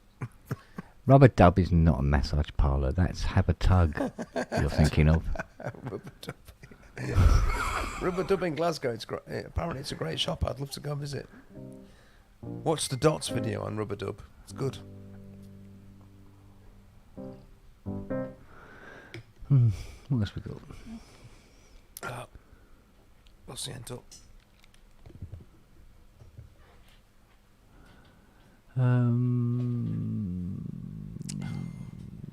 Hate it when the wife's gone to bed and I'm needing a refill. Wench. Yeah. Well, today's Thursday. This is one of her low days. So she fucking just has soup. Oh. Soup and tea. Dear me. I know. I'm fat. No, you're not fucking fat, Jesus. Oh, mother-in-law. Jesus wept. What now? Medication. They're going to change her medication because they've been... So one of the side effects of a Parkinson's medication is hallucinations.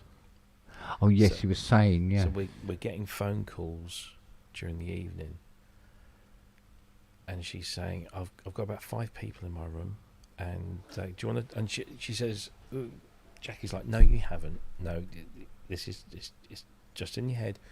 Settle down, go to bed, go to sleep. Try to get to."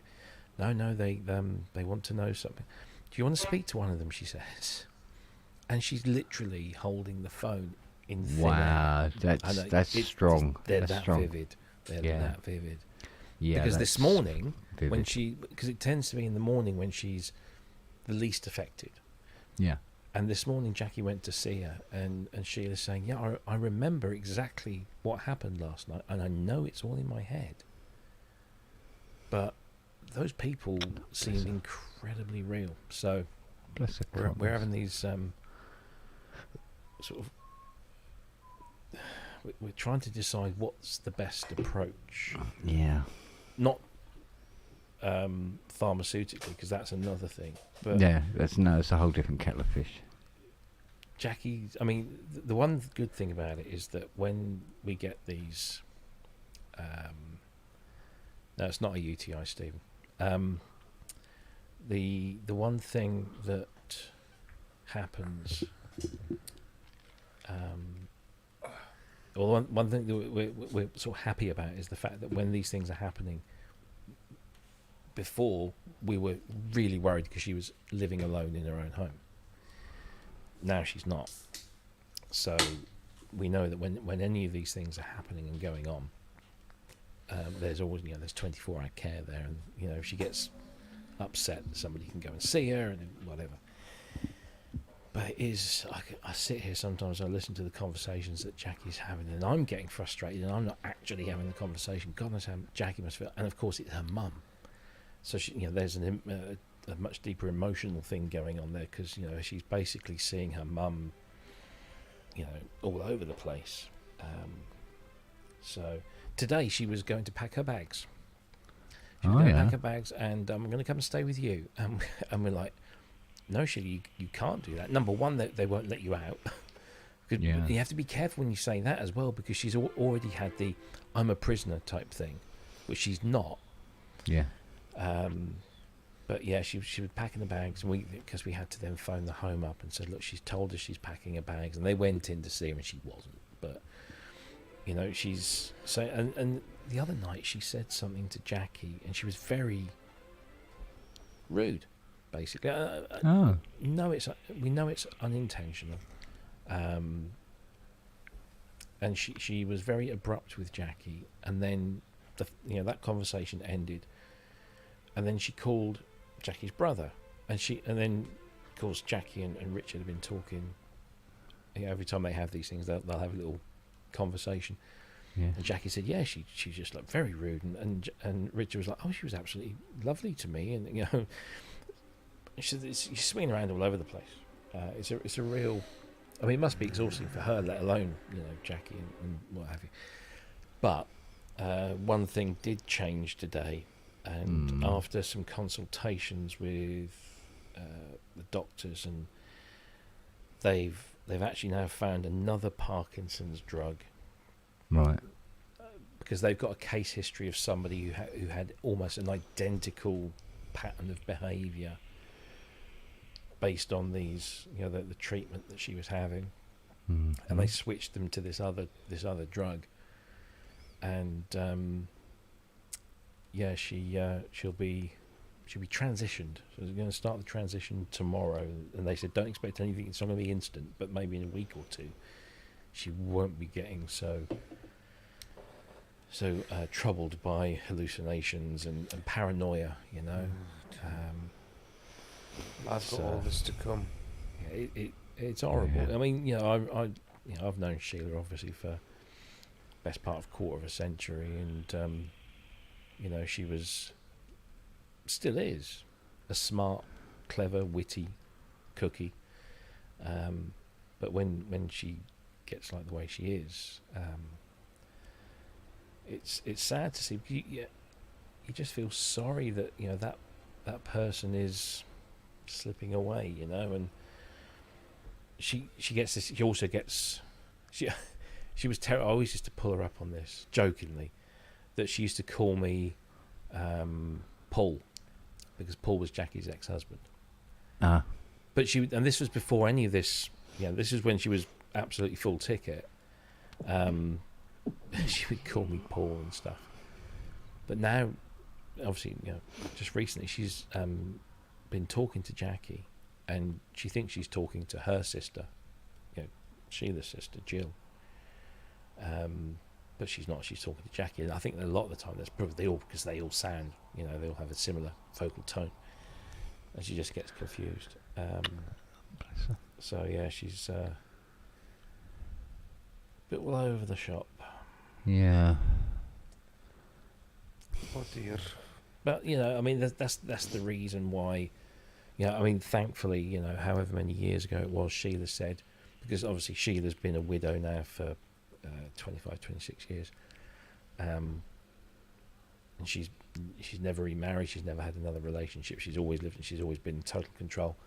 And with that in mind, she gave Jackie and Richard, lasting power of attorney in all things, so health, finances, everything. Yeah. And thank God she did that. Because I'm going through that now, Robbie.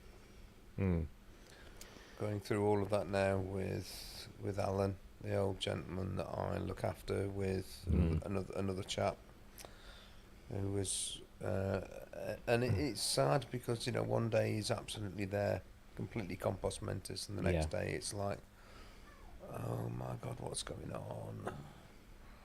It is really tough, and the story that you've just related makes me think, we've got some really hard times ahead. I'd like to ask you, how did you manage to persuade her to go into the home? That was an interesting one, because I think that conversation is pretty close for me and the person. We had the conversation a while ago, and she was always like, oh no, I don't want to go in a home. They're horrible places, terrible places they are. And we would ask her why she thought that, and had she seen one recently. And she said, oh, well, I remember when my whatever auntie this or whatever 40 years ago went into a care home. And they were different places. They were just completely different places. And so we had the and as it kind of got more and more to the point where we felt that she was going to be a danger to herself, because she just wasn't remembering what medications to take, and we knew she wasn't eating properly and all this kind of stuff, that we've got home help that comes in twice a day. And she did.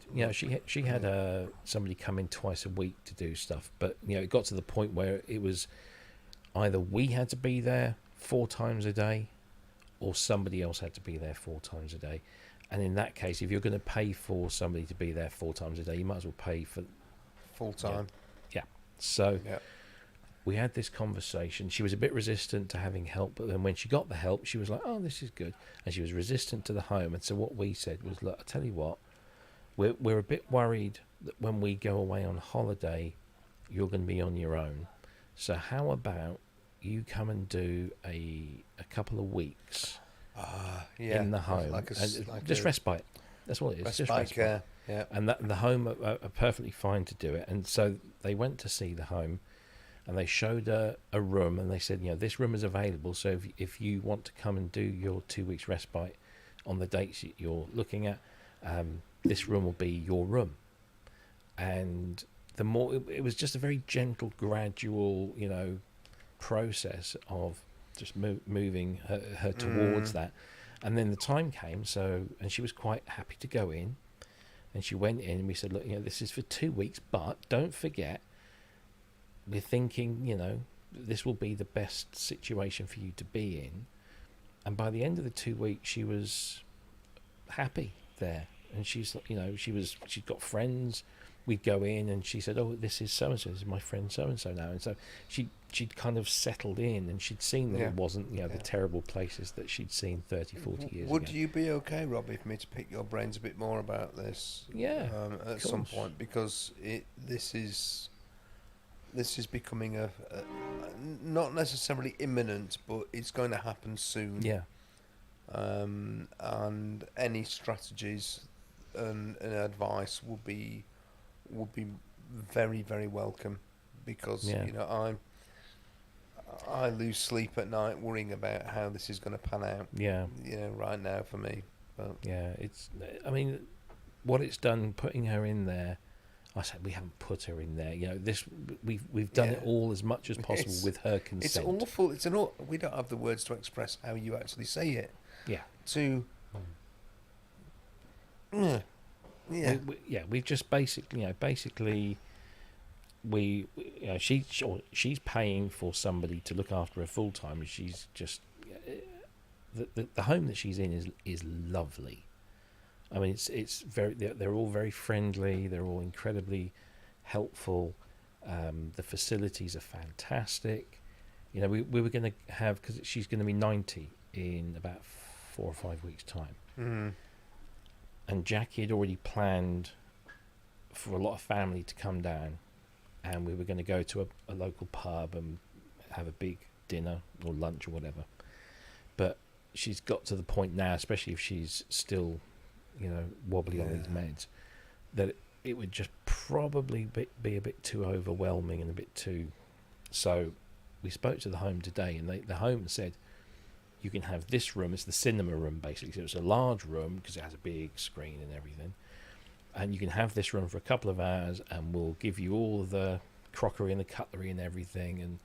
And if you want, we can make the food. Obviously, you have to pay for it, but they can do that stuff. And so they're brilliant. They're really, really good. And we now, and to a degree, Sheila has this, although she doesn't sort of understand that. But she has that care that we know that when she makes these phone calls to Jackie, and where she's talking about having 5 different people in a room, and would you like to talk to one of them? And she's actually putting the phone up in midair to nothing. But as far as she's concerned, she's seeing them there, and some of them are people that she knows, and some of them aren't. We know that when those things happen, she's cared for. There's that whole structure around it, whereas before, when she was living at home and she was having wobbly moments, Jackie would just say, "Fuck this, I've got to go." She'd jump in the car and she'd be there for hours until she'd have gone to bed. But then you don't know what's going to happen when she wakes up in the middle of the night, because she's old and she does that. And so it's peace of mind at the end. It's expensive peace of mind, but it's peace of mind nonetheless. And as we said, she's done all right for herself, and she can afford to pay for her care for a few years yet. And why not? She's lived, she's worked hard for it. So the house is going up for sale soon. So, and we've got the financial buffer. But then, of course, the dementia is taking more and more hold, The Parkinson's we're not really too worried about because there you go. But it's the vascular dementia that, coupled with the medication, it's just it's weird because let's say Jackie went there this morning and she was absolutely fine. She was normal, for want of a better phrase. But by the afternoon, she's convinced that she's being evicted, that the place is on lockdown, or that she's got to pack her bags, she's got to go, and she's just incredibly confused. So yeah. Thankfully, we've not got to that stage yet. Get it sorted before you do. Definitely get it sorted before it does, because then you'll save yourself a world of worry. That will be the difficult bit. I know it will. It sounds like plotting, doesn't it? But myself and Carl. Carl is the other person who has power of attorney. We talk a lot, and we're trying to work out, and we're plotting steps. It does feel like you're going behind their back and doing stuff. It does. Oh my God, yeah, Robbie, it does. No, it does, like, absolutely. And it's like I still can't get my head around selling her house, because this is her home that she bought and paid for. And we're selling off her possessions, her furniture, her crockery, her tables and chairs, her television sets.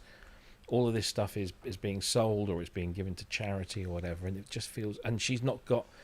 She's aware that we're doing it. She knows that we're doing it, but we're doing it all without her being directly involved with it.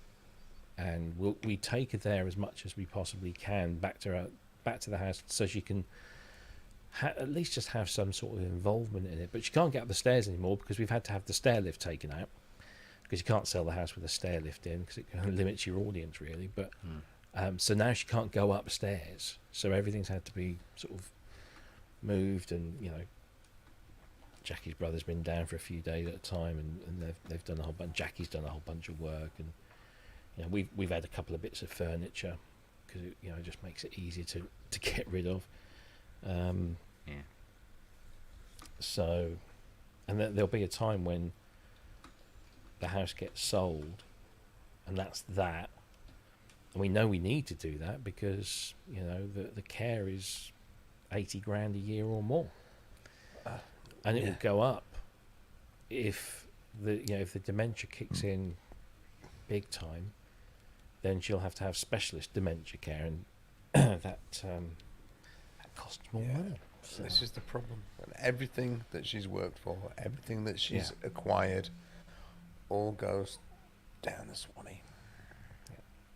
Well, they're saying that, looking at the numbers, the fact, I was saying this the other day, if you take into account everything she spent each week or month on utilities, insurance, groceries, council tax, all of this kind of stuff, she doesn't have to pay any of that anymore. So I think it's about $1,350 a week to stay in that place. That's a lot, isn't it? It's a lot of money. But when you think the amount you're saving each week from not having to pay for all of those other things. Yeah. And she still gets a pension. So again, we've been through this. Looking at income set against outgoings, that won't need to be paid. Yeah. And la la la la. Oh, yeah. And at the minute we've got it around $2,500. Mm-hmm. And $2,500 will probably find a place suitable somewhere. It may not be everywhere, and we're talking per month rather than per week. $2,500 a week. I mean, who has that sort of money? That's professional footballers. I know, it's crazy. But yeah. Oh God. Yeah, anyway, listen, gentlemen. On that cheery note, Kent's gone to sleep, so I'm No. I'm afraid I'm going to wake you up by going to bed. No, I was just thinking, it just reminds because me I do have to be up everything I tomorrow. had. I've got to be up tomorrow to take said gentleman to the hospital to have his eyes done. Yeah, another 4 hours sitting in the hospital while people wait around and. I love summer holidays. That's what I live for. Anyway, listen, gents, it's been lovely talking to you. All right, buddy. And you, I'm babe. going to disappear. Ta-ra. See All you right. later. See you on, mate. Bye. What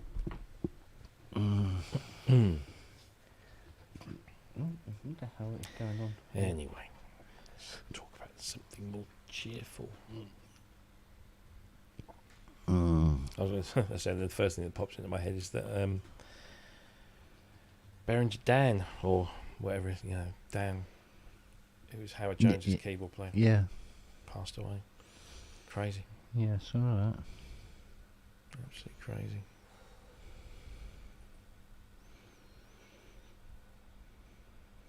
Well, there he goes.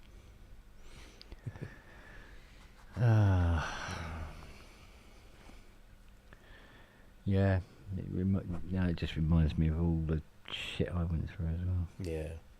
Except there was no money available. No. No. Well, I mean, the thing is, there are thresholds, and once you reach the threshold, then the state has to step in, but then the state will say, well, you can't stay in that home because it's too expensive, you've got to go to this home. And then it's uprooting somebody who really doesn't need uprooting. So, I mean, we've had to do sort of calculations of situations, in terms of how long Sheila got, how much money she got, can she stay here long enough to see out her days there, or so you have to make all this. It's just horrible, sort of.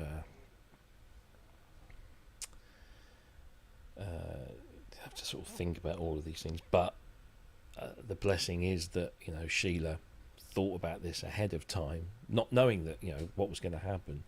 She just thought of this and said, "No, I'm going to give you her two children, power of attorney, and if I go doolally, you take over." But of course, when it happens, she's now not in that same state of mind, and they're doing this stuff and feeling terribly guilty about doing it. But it's what she wanted them to do when she was of sound mind. No, it's natural to feel like that. Yeah. Regardless of how well laid out it Can you all imagine was. somebody selling your home out from under you? I know that's not how it is, but it just feels like that's what It just they're feels doing. like that. Yeah, it would. Yeah. Because it's also, it's a final line under things. Even if not just for Sheila, for us as well. Once that house is gone, that's it. She's now a permanent care home resident. Excuse me. It's very strange. But, I mean, I got to the stage where I was feeling guilty about having her in a bed in the front room because she couldn't get up the stairs anymore. No, and exactly. But it felt like I was pulling her out of her room. I mean, we were looking at that was potentially a thing, because even though she'd got the stair lift fitted, a 90-year-old woman trying to get in and out of a stair lift, it's Well, on their own, Well, when the dementia really kicks in, they can't remember how to use a stair lift exactly. anyway. They can't remember they've got a stair lift. No. So there were considerations around how do we change things. I remember my next door neighbour at my last house. He came round one day and he said, "Oh, we're going to be having some building work done, so there's going to be some some comings and goings, and just to let you know, and if there's any problem, let us know." I said, "Oh, what are you having done?" He said, "Oh, well," he said, "I'm not right on my feet anyway," and he always he was a waddler. I don't know what he got some problems anyway. He said, "I'm not right on my feet anyway," and so what we're having done is we're having the garage, or because he got a double garage thing, or a garage and a carport. He said we're having the carport converted into a garage, and we're having the existing garage, which is next to the kitchen, we're having that converted into a wet room, so that when I can't get up the stairs anymore, I can still use the facilities and bath and wash and what have you without having to go upstairs. And we've already got a contingency plan that the they've got sort of like a second reception room downstairs that will become the bedroom. So that, you know, and it's all this kind of forward planning. And I was stood there thinking, really, you can spend all that money on something that may or may not be needed, but then when you get to these, you know, this situation, you think, yeah, good on you, mate. Yeah. Clever, No, I know. clever girl. So yeah, it makes you wonder. I mean, fuck knows what I'm going to do if me or Jackie end up going down the same sort of route. Yeah, I know. We haven't got that money. Well, technically you have. It's behind you. Yeah. This is, it's the one thing I have sort of said to Jack is that, particularly with the record collection, because that's probably worth more. I said, you might moan at me, you know, for buying a few things here and there that might seem a bit expensive, but trust me, they're investments. Yeah. Well, it does get to that point where you want to buy everything you buy. You kind of think, that'll be worth money if shit hits the fan. Exactly. Yeah. But, well, hopefully. I mean, I look at my parents. I always thought my parents were sort of like, as we all do, we think they're invincible. But then, my dad got cancer, and his was a rapid, over 2 years from being able to do stuff, normally to being in a bed and barely unable to move. Yeah. Yeah. And I look at my mum, and she, she's now walking with she's what, 76? Yeah, 76. She was 76 in June, and she's still full ticket and everything, but she's so she's still a young'un. wobbly on her feet. I mean, she can hardly move. We went down to my sister's grave on her birthday, and it's in a little village just outside Norwich, and you pull up outside the churchyard, and it's just a short 1 minute walk from the car to my sister's grave, and it took us nearly 10 minutes with Mum, because we had to go around the long way with the flattest path, and it was just bonkers. And she came round for my birthday on Monday, and she came in. I said, do you want to sit down? I'll get you a cup of tea. And she said, no, I'll stand if you don't mind, because I can't get back up most of the time. I said, fucking hell. Yeah, well. But, they live in an old, slightly post-war council house. Very small rooms and stuff, and very steep staircase. And I said, what are you doing? And she said, well, we're thinking about maybe we can get a bungalow somewhere. So I'm hoping, because thankfully my stepdad's he's still okay, and hopefully they can get something sorted. But they don't have much put aside, I don't think, apart from their house, which is an old council house that they now own. But and then you think, you pass the baton, don't you?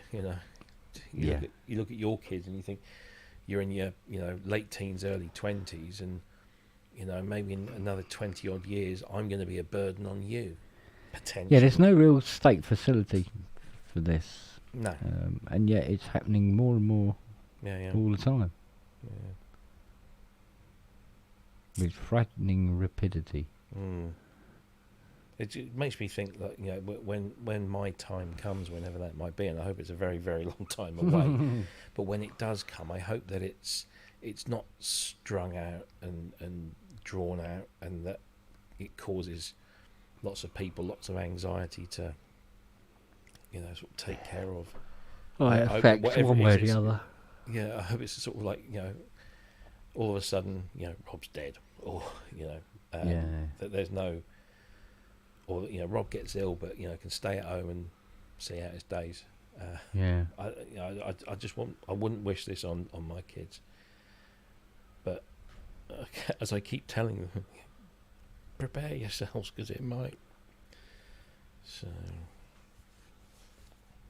do what my step granddad did.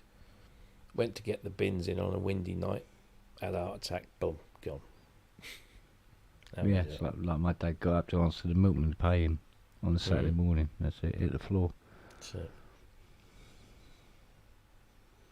I'd like to know when I'm going so I could say goodbye. Mm. but yeah, let's not hang around.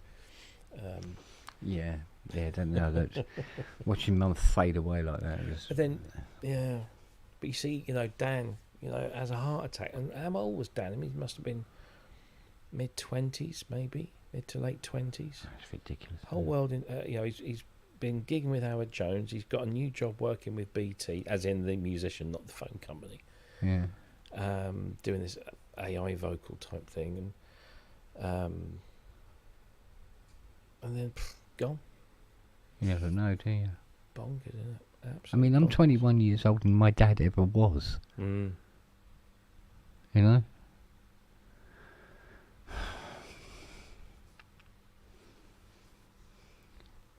It's ridiculous, isn't it? Yeah, maybe he was early 30s. Like, I don't know. It's, he'd been around because he used to work at Roland UK, because he was good friends with Ollie Davis, Mm. who was the sales manager there, and I know he left Roland and did this thing for Behringer, and then the next thing you know, he's playing with Muse, he's playing with Howard Jones, and having a great career and doing really well, and then he's apparently, he's got this. He was very excited just recently about this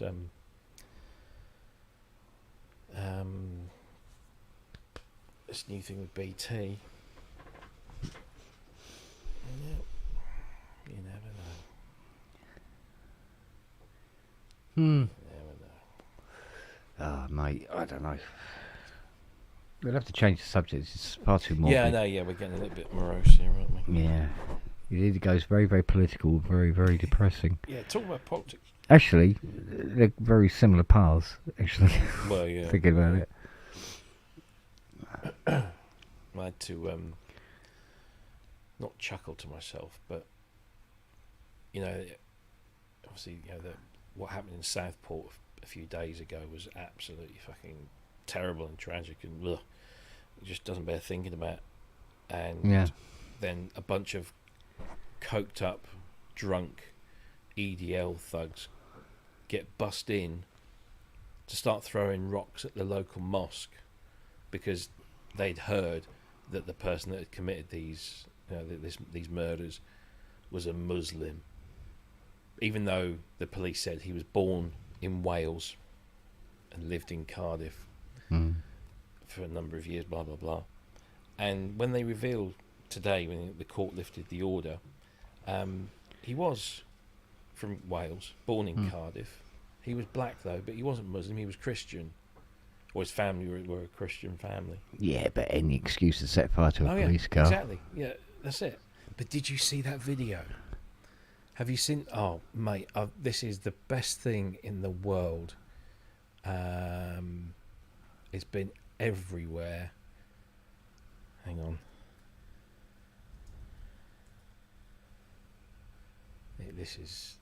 It's fantastic. So this is one of their own. Okay, this is one of these EDF thugs. Okay. Let me put this on screen. It's just, it's beautiful. Oh, fucking hell. Brilliant.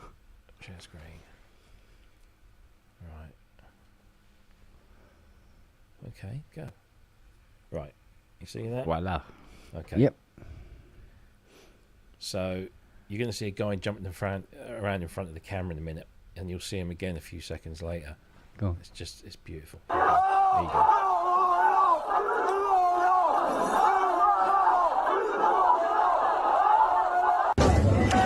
Here he comes again. There he is. Wait.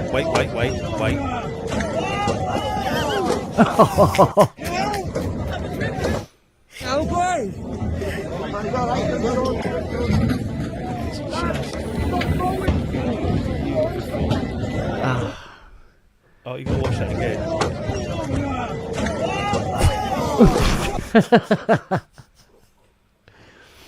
He gets pelted on the back. I'm going to put it in slow motion. Where's the speed settings? Here you go. Because it's fucking gorgeous. Hang on, go back a bit where he gets it in the head. He goes up, fronts up the coppers. Boom. Did you get one on the front and the back of the head at the same time? Yeah, yeah. Here he goes.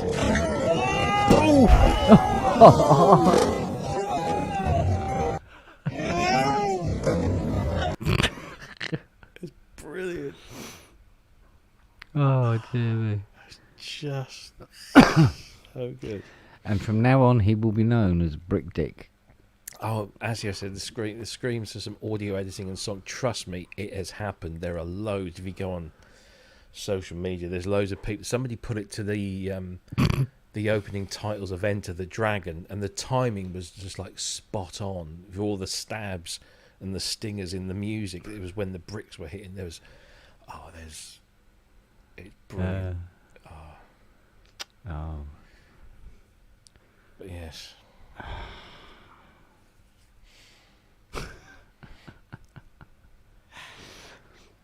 That was funny.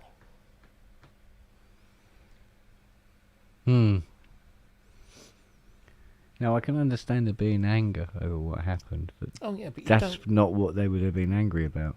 No. It's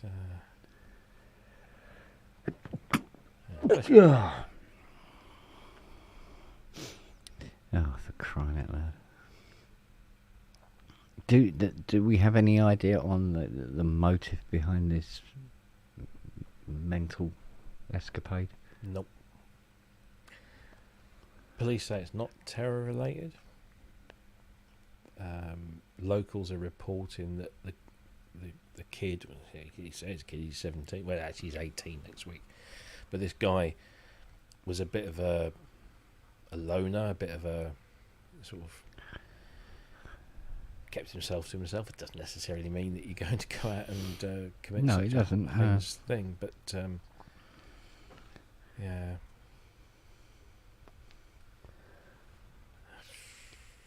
Don't know. No idea. I'm sure it'll come out at some point why it happened. Whether it was a mental health issue or whether it was something else. Yeah.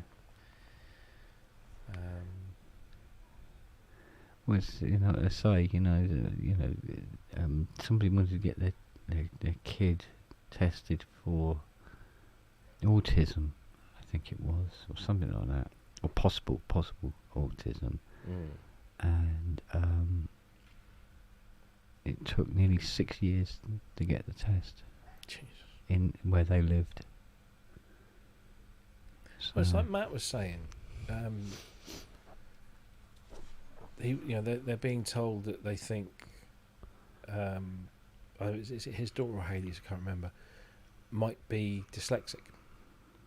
So they say in order to get the correct help and tuition and assistance with taking exams and stuff like that, you have to have an official kind of diagnosis, and it's not something that you can go along to your GP and your GP says, "Oh yeah, you're just." You have to have tests. You have to pay for those tests, and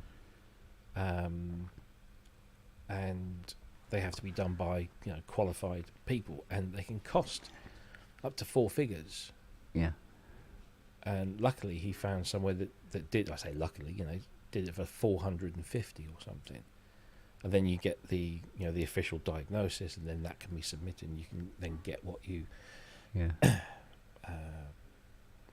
get the help you need. But the fact that you've got to pay that sort of money, I mean, sure there are families out there that £400,000 to have your child diagnosed officially with some sort of learning special needs, special educational needs thing. But there are many out there that don't, and you wonder why. If that stuff just gets left undiagnosed, untreated, the kid doesn't get the help that they need, you can understand why some people then withdraw into themselves and end up on the wrong side of all sorts of things, you know. Yeah, but yeah, it's just so hideous, though, isn't it? Yeah, I mean, you know, crime prevention doesn't just mean stopping people from doing crimes. It's stopping people being put into situations where criminal acts are the only things you can do to survive. You know. Yeah. You know, poverty and social deprivation. You know, if you don't fix those things, there are always going to be people who need to commit so-called crimes simply to survive, to get food to eat, you know, or shelter or whatever it is. Yeah, I know. You know, it's not just about, you know. Yes, there are people who commit crimes because that's what they enjoy doing, and they're quite. Well, yeah. But we always get there's that a sort lot of of people that end up, you know, committing other crimes simply because of a societal need to. It's bonkers. And all we seem to do is try and fix the thing after the event rather than picking up the pieces afterwards. Yeah. Rather than go right down to the root cause of it. You know, the more you know, drive people into poverty and keep them there because you're taking away vital benefits or vital facilities or stuff, then you're breeding the stuff that's going to come, you know, further down the line when, you know, people are angry and pissed off and you know, getting into all sorts of bother. Yeah. Oh, Jesus. Fucking hell. This is depressing. Yeah, we've gone down the dark rabbit hole again. We have, yeah. It's only because I tell you, it's because there's two of us. That's all it is. Yeah, I know it does that, doesn't it? And we sort of just like, Mm. we haven't got somebody sort of jumping in and going, "Why?" Yes. Yeah. I need to spend my birthday money. It's burning a hole in my pocket. I thought you bought a MatrixBrute. No, that's not. My birthday money wouldn't cover that. It'd probably cover a key. Oh, I see. No, the MatrixBrute will say Well, dust cover for it. a dust cover. No, actually, no, again, I sat here thinking, I'm going to get dust covers, but no, that'll be a business expense. That'll go through in the business. So, Oh, for fuck's sake, I don't know. Bag of Maltesers. well, I was looking. Oh, a price Turkish delight. Oh yeah, box of yeah. Yeah, a box of them. They're Case 16 of- quid, by the way. Jesus. Box No, of I 24. haven't got much of a sweet tooth. I tell you what, Oh, I was looking through my Amazon list. You know when you're looking through Amazon for something, you think, oh, that looks nice. Can't afford it, but I'll add that to my wish list. So I was looking through my Amazon wish list, and ages ago I put this Blondie box set on there, and it's like their first. It's basically from 77 to 82. 6 studio albums plus 4 albums of demos and live recordings and all this kind of, in a big box. And when you open the lid, the inside of this big cardboard box is a big picture of Debbie Harry, and it's not cheap, but it would mean spending all of my birthday money on this one lovely thing. And again, that would probably be an investment because yeah. that'll go up in value. I must admit, I put Synthesizer into the search field in Amazon just to see, because you can. I mean, obviously there's Behringer stuff on there, but there's other bits and bobs. Look at her. Gosh, she's getting definitely bigger. Oh, God, she's round about this time. It's coming up to her third meal, you see. And she wakes up and she's just a nut case. Because she knows she's going to get her some food in a minute. Oh, Nope. ready? On your There's some marks, devil eyes get behind set, you. go. I just saw a little pair of red devil eyes behind you. That was probably. That's Sizzy going, get her off me. Get her off me. There's a mad puppy in here.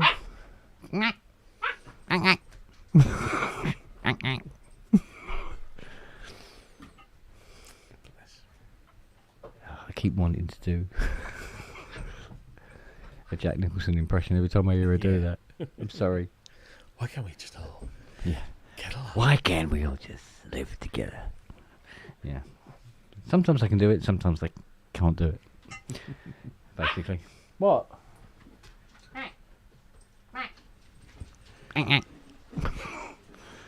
Oh, she's 3 times a day. She's an absolute fucking nutcase. Honest to God. And the garden. Oh, the garden. Shoes, crockery. Well, the screwdrivers, nail brush. What else was out there? There was something. Oh, a 7-iron. She took a 7-iron. Yeah. So, well, keep a 7-iron by the front door. Oh, well, yeah. It's come in really handy on a couple of occasions. Yeah. Put it that way. And she goes, "Oh, I love that." Ding, ding, ding, ding. Off she goes with it and taking it out into the garden. Little moo. Oh, I don't know. But she, you say the word lunch to her, she knows precisely what you're talking about. Of course, She goes, they learn. fucking nuts. Mad, sir. Mad. But yeah, she's physically bigger than she was last week. Yeah. She's twice the size she was the week before. It's like, God, she's growing so quickly. She's getting nice big paws as well now. But those nails, oi. And those needle sharp teeth. I'll tell you what, you're talking about squirrels. A seagull come over, doing its, its business. She went fucking mental. She came bolting down the garden, barking her head off. We literally had a flock of seagulls, not the band. Yeah, not the band. The other morning, about 5 a.m., we're sort of, fast asleep, and there's this, like half a dozen or so, sort of flying around the house. Yeah. Fucking hell. Oh, they're up here all the bloody time, yeah. There's fucking loads of them. We were still 75 miles from the coast. But when it's like today, when we had the thunderstorm, they're all here. They just like, go, poor, not risking it down there, mate.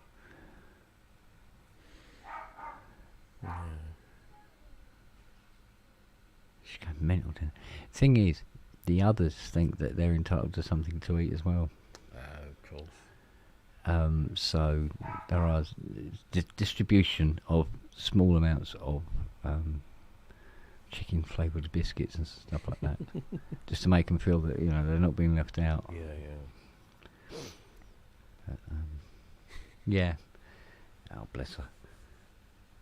Indeed. Oh, Joe. God, I've been doing nothing but sneezing all day today. Must be allergic to something. Oh, I don't know. I've got loads of little fly things because I've opened the windows. It's just We've all got fly things, mate. those tiny little. Oh, yeah, the little ones. It's sort of like every now and again you hear them go past your ear. Yeah. You're right, girl. Come here. What's the matter? Is that horrible puppy scaring you? Oh, you poor little girl. Oh. She's been biting your ears, hasn't she? Eh? She's been biting your ears.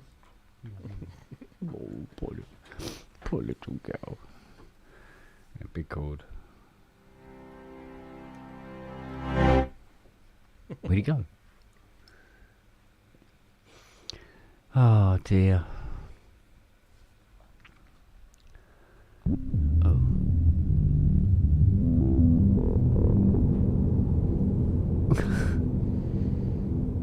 And now we wait.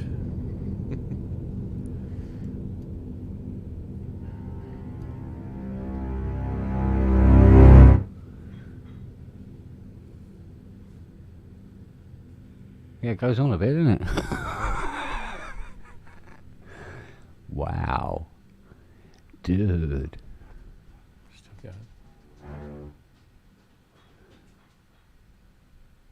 going. Still going.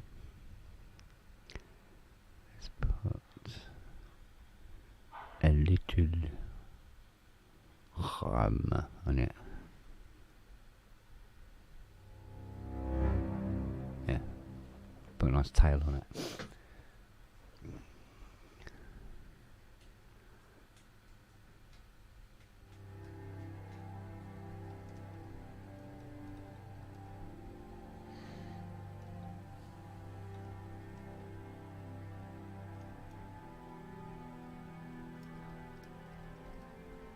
I do like Spitfire stuff. Be it a little pricey. Or can be a little pricey in places. You know, for the big, you know, for the main lumps, they do a lot of the free gear as well, don't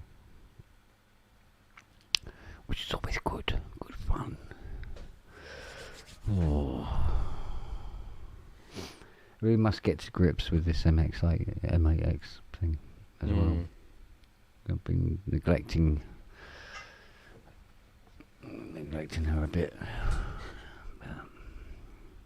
What I should be doing is probably less work. That's what I should do. But then again, how can I afford to buy these if I don't? So Therein lies the rub. yeah. Thing is, when I think about it, I was going to do something along those lines, wasn't I? That didn't happen.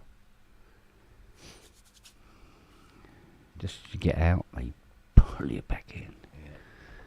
So yeah, it was you know, Fiona was saying to me the other day, she goes, God, do you have to work 7 days a week? I went, yeah. If we're going to get it done, get it out. That's it. So if you want me to take a day off, stop fucking booking work in the first place. Yeah. What was it she booked in the other day? It was something like, oh God, what was it? It was really modern. And there's a big question mark over whether I'll be able to do anything with it, because it's definitely going to be surface mount. So it's like,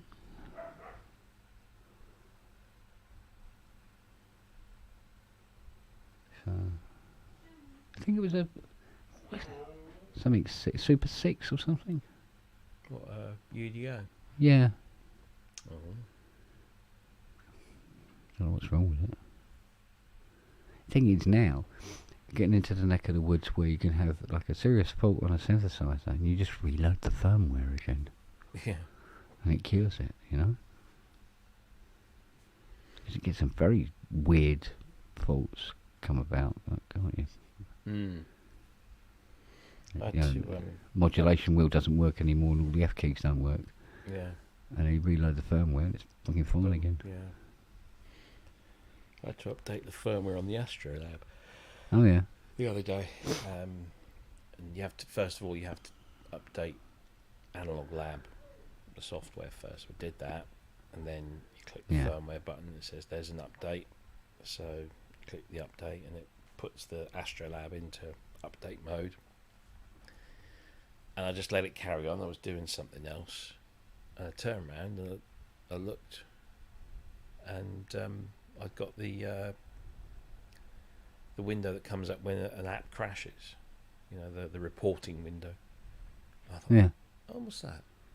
Oh shit, it's Analog Lab. I looked at the Astrolab, you know, on the screen, Yeah. and it was just the Arturia logo, nothing else. Oh. Completely locked up. I was like, oh, for fuck's sake. It's fucking crashed halfway through the update. That could be interesting. Yeah. So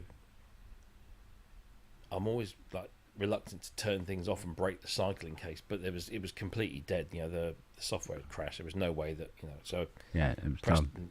Preston held the power button on the Astrolab and it goes off. Yeah. And I pressed it again to turn it on, and it came up with the loading screen, which is basically the Astrolab logo with these three. It's like the 3-body problem. You know, it's 3 planets kind of revolving around. And then they all of a sudden they just stopped. I was like, oh fuck. So I turned it off again, turned it on again, and at that point it comes up with a message saying, oops, it seems like we encountered a problem while updating the firmware. Please start again. And it did it. and it worked. Yeah, it's So all right it's- if they got a get out clause built into them. Exactly, but there's not.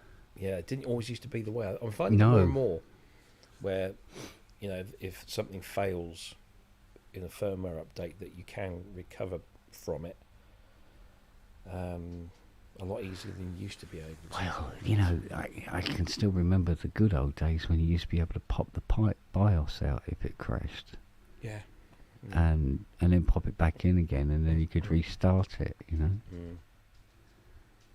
but most of them now are, you know, soldered to the boards or hidden inside, you know, the CPU, where they combine the processor with its BIOS and its RAM and everything all in one IC. So if that goes up the wall, it's like, fucking hell. Well, basically, it's the entire keyboard, you know. Yeah. It's just a few ancillary electronics around the outside to run the, you know, the keyboard and the knobs and buttons.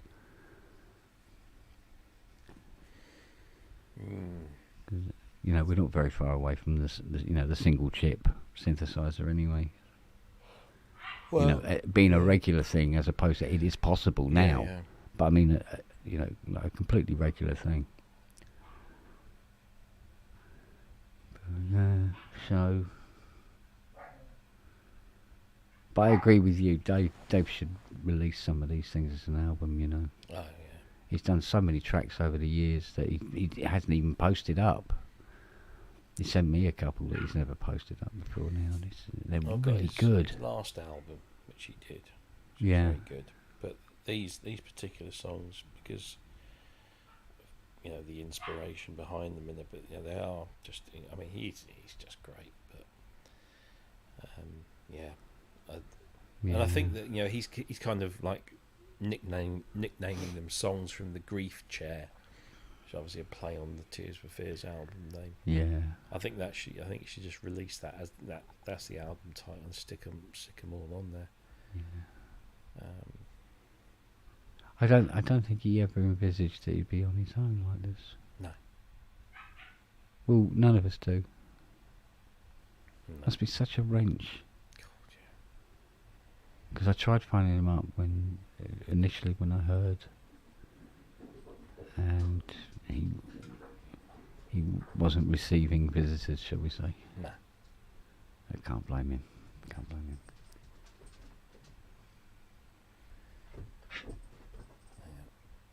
I'm just going to go and get a little nightcap. Good idea. Have you brought the Took mad puppy up myself. with you? She brought the mad puppy up with her.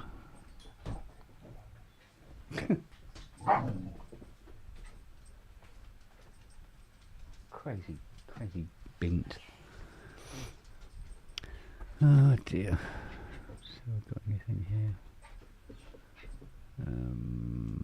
Probably not that.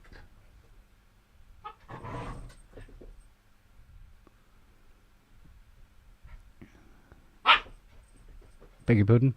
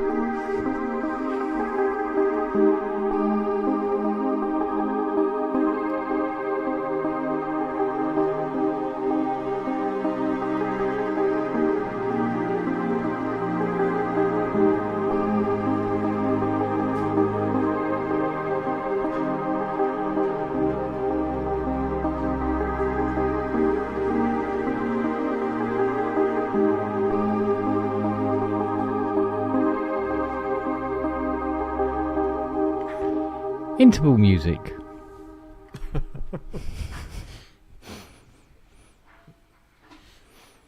Oh, she's playing with her bloody plastic tube now. She loves it because it makes so much noise. She bangs it. Throws it about, loves the noise it makes. Hairbrushes, they're also something we have to keep hiding. Oh, God. Yeah, she loves hairbrushes and paintbrushes. She actually has a paintbrush. I don't know where she got the paintbrush from. She found a paintbrush and she's been dragging that around with her everywhere.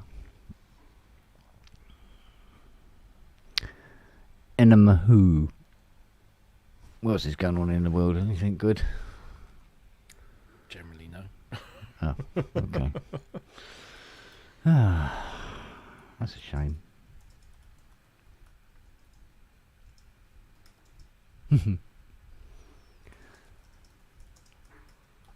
Oh, I must admit, I haven't really got into any of this gear in here at all. Of any real merit, do you know what I mean? No, just sort of skim over the top a little bit. Really need to concentrate on the stuff more. Allocate myself more time. Indeed. But that's the thing, though, isn't it? Yeah. Yeah. I keep thinking, I'm going to do this, and then either day job or night job, writing and all that kind of stuff. And you just don't feel... Which is why I've decided to do those little short videos. Yeah. Because it literally takes me half an hour to do one of those. There's no fancy prepping, and there's no... I just thought, I can put a synthesizer on there, or I can just move this tripod. Because Yeah. this tripod's got the camera holder and the ring light built in. And I can just move that wherever I want, and then do 3 or 4 minutes of something, top and tail it. I've got a template set up, I just drop it in, and it's done. And then at least it's something new and different, and it doesn't take long. Yeah. Because I did that one today. Yeah. I did just after dinner. The one I did yesterday, I did it, sort of late last night. Just stuck it out there. I'll keep doing them. We'll soon have a nice little collection of things, and then maybe we'll get other people to do similar things and just throw them up on the channel, So Yeah. Yeah. because I haven't got the time, the inclination, or the gear, or the space to do a video like some of these synfluencers. Yeah. I don't have a big desk with lots of lights over it and lots of space with a miniature pot plant and a cuddly toy that I can place a synthesizer in front of and then do. I haven't got that. So what can I do? It's like Andy was sort of saying earlier on. What can you do? And set that up and do it. So I thought, I could do that nice and easy. Fucking sorted.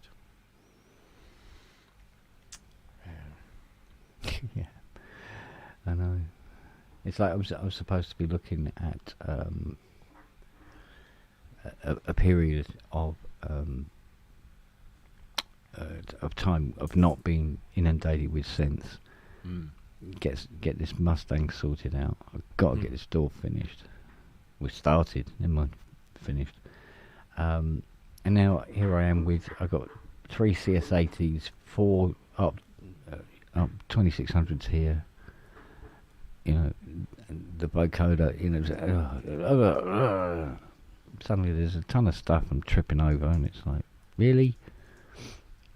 Where was this respite that was supposed to be coming? It never seems to happen.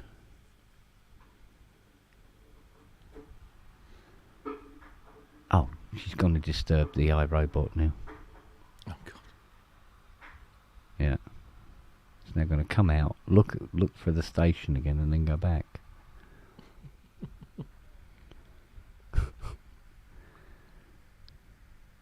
She thinks the iRobot is hilarious. She loves it. She chases it and barks at it. and then runs away when it comes at her. Yeah, so 1.5 hours of fun every day. That is for her. Yeah. Yeah, I enjoyed watching that Sound on Sound video that they did on the Muse. That's where I played it. That was the Muse that I played. Yeah. And it's in this basement studio with no windows. Yeah. Yeah, it did look a bit dark. And By the spray, right down, it's literally right on the riverside. It's a nice complex and everything. It's got lots of creative spaces and stuff. But yeah, so it brought back some nice memories. Just yeah, I keep thinking because I really liked it. It's such a nice. yeah, they had a lovely sound.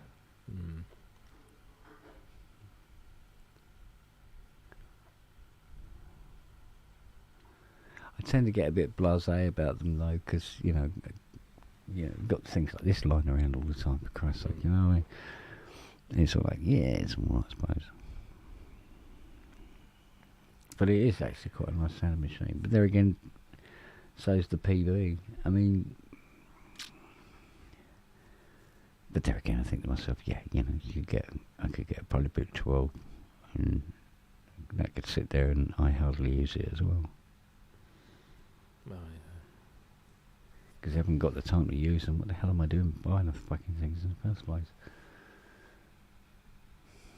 I think one of the things that Moog did get right with this launch, and I know that's probably one of the reasons why it took a while to sort of be something that was being leaked to actually something, was the fact that they announced it yesterday. Yeah, but technically it was yesterday. Yeah, it was yesterday. Yeah. At last. But How many times was it delayed? Well, I know of at least twice it got delayed. yeah, but then we were being told all sorts of dates. We were being told August, September, and then in Berlin, we were given the dates that we now know, although up until last week it was actually going to be the day before, so it was going to be the Tuesday, not the Wednesday. Then for some odd reason, I don't know why they changed it to the Wednesday, so that was that. Yeah. But the fact that they announced it on the Wednesday and people were going out and buying it, certainly there was people in America who were waking up, because obviously it got announced at 10 a.m. on the East Coast, and there were people in America waking up, certainly on the West Coast, seeing this there and going down to Perfect Circuit or wherever, and actually going in and buying one, coming away with it. They're on day one. Yeah. There's already pictures of people, whereas, and I've not heard any complaints, but that thing's only just started landing. Yeah. In the last week or so. Yeah. So I think Moog made a conscious decision to make sure that when they announced it, it would be there. You could buy it. It was go and get it, right there and then. Not here it is, and then we'll send it to you. Well, you can order it in 3 or 4 months' time. Here's a completed, finished article. And I made that meme because there were so many people yesterday. It was crazy. People who had been slagging Moog off, saying, "Oh, Moog is dead. Now Moog are owned by In Music. They're dead. This Muse thing, they keep talking about it. Nothing ever happens. I bet it's shit. Blah blah blah." And then yesterday, it was just like slam the brakes on, pull the handbrake, complete 180. Oh, Moog's the best thing in the world. This is an amazing synth. Look at that price. People were saying that the Muse was going to cost $5,000. I tell you what, it's got the look of a $5,000 synth and the sound of one. Yeah. Absolutely. Yeah. But again, I can tell you, I can say this now. In that room, so on that Friday of Super Booth, we got, me and a couple of colleagues from Gear News, we got exclusive private access, and we spent a good hour or so with it. We weren't allowed to take notes, we weren't allowed to take pictures or anything like that. Yeah. So everything had to be sort of like stored in the head, and we had all of that, and then we all went back to Super Booth and came back on the Friday evening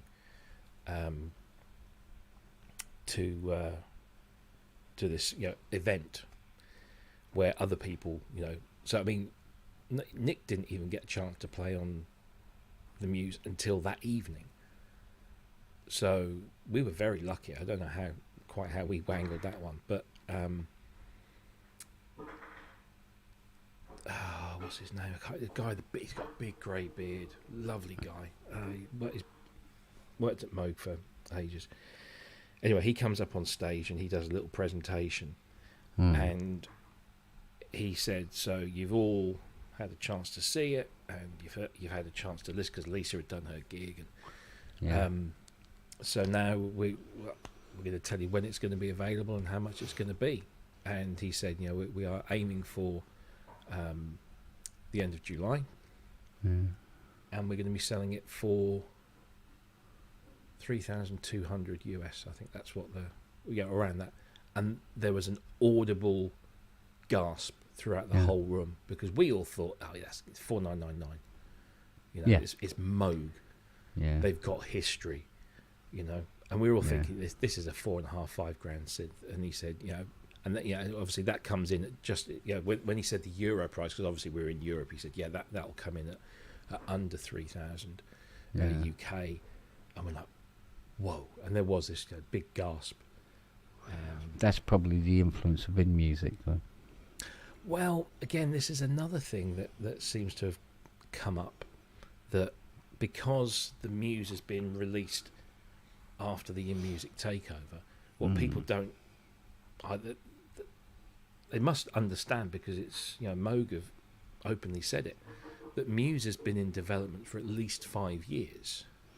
This was always going to be a Moog product long before in music were even in the picture. I think there was. But even then, they could still have an influence on its final RRP, couldn't they? Technically, 5 or 6 months. This has been when I can't remember when in music took over. It was in the last 6 months. I'm not entirely sure how much. I'm not saying it didn't, but I'm not entirely sure how much influence. No, I hear you. In music could have had. Certainly, I know for a fact that they were able to go. The Moog designers were able to take advantage of the developers that in music have got across their product families, so they were able to potentially make things better, more efficient in that regard.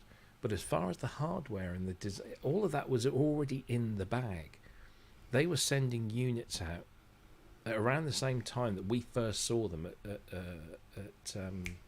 the Super Bowl. There were people that had already got units that were designing sounds for them. So this thing had already been built, designed, prototyped, manufactured in limited runs. It's all kind of... So I don't exactly know how much of an influence in music had, if they had anything at all. And, I guess we'll probably never know, because it's not the sort of thing... No, it's not the sort of thing that will come to light, I wouldn't have thought, but... Well, in which case, then, Moog have obviously, looked at their share of the market, or how they're perceived. I think, we've got to get this a bit more mainstream. Yeah, and exactly. And Moog have been struggling for a while. Again, I don't know exactly how long that they've been at a point where they think this could all go Pete Tong. Yeah.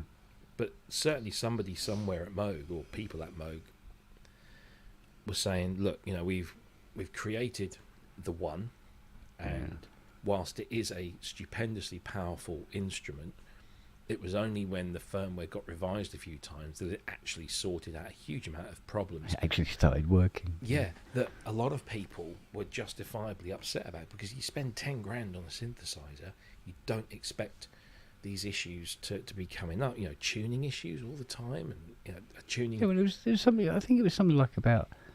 There was like 15 software updates for that thing.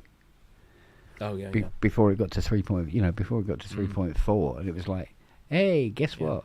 It fucking actually works now. We live in a world now where people have come to accept that when you buy something, whether it's hardware or software, the chances are that there are still a few bugs in there somewhere, and certain things will have more than others. So we live in a world where that kind of is expected, but I think Moog got to a position where things were getting tough. They needed to shift something. I think they needed to regain the trust and the confidence of people. Well, they need some decent sale figures as well. Yeah, they need to move units. Yeah, exactly. They need cash flow. Yeah, and thankfully, somebody somewhere at Moog said, maybe we should do another polysynth. So quickly after the last one, because you remember, the Muse is the 4th polysynth that they've ever made in 50 odd years.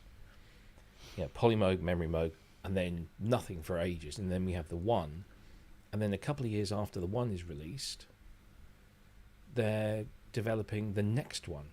So somebody somewhere has gone, we need to redeem ourselves here. We need to get something that's going to shift lots of units, be good quality. We've learnt our lesson with the one. I mean, I'm purely I'm doing a fucking synth samurai here. I'm speculating. But cold hard facts.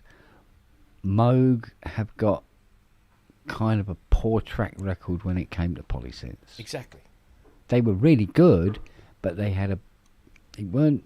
All of them had flaws. Yeah, they weren't wonderful in certain departments.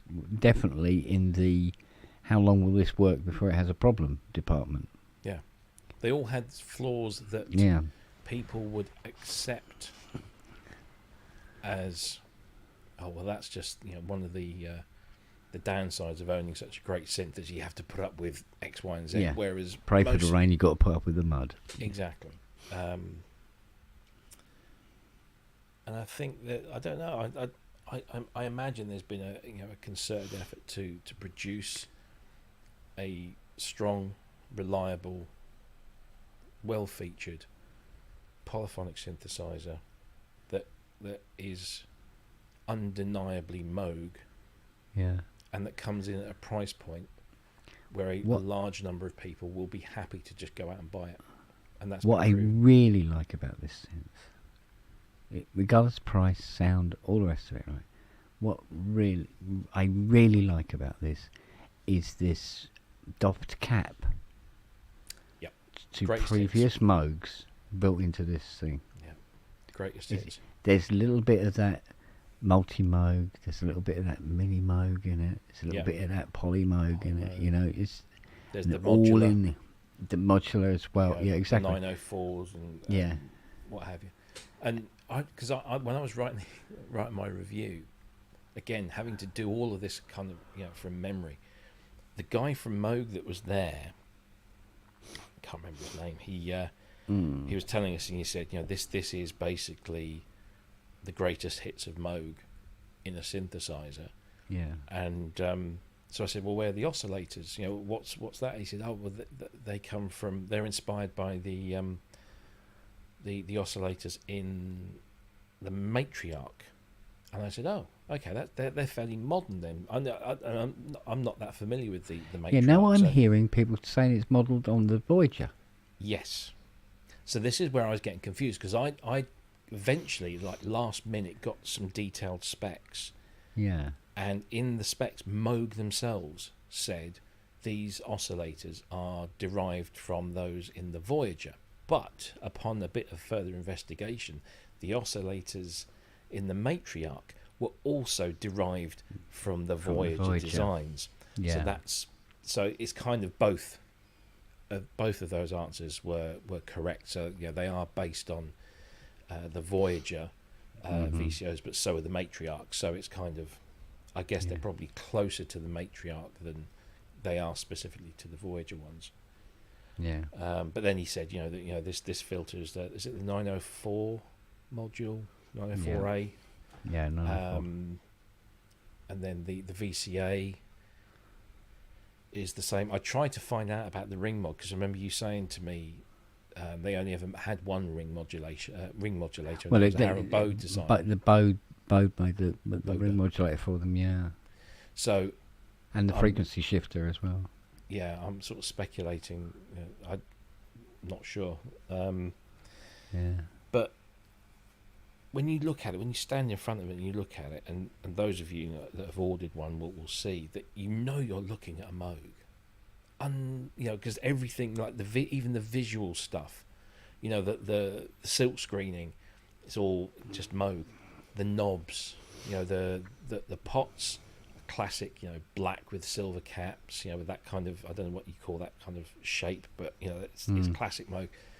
And then I remember when we first saw it, we remarked on the mixer section and the ADSR envelopes, there's two EGs on there, and they've all got those Polymoog rounded filter slider caps.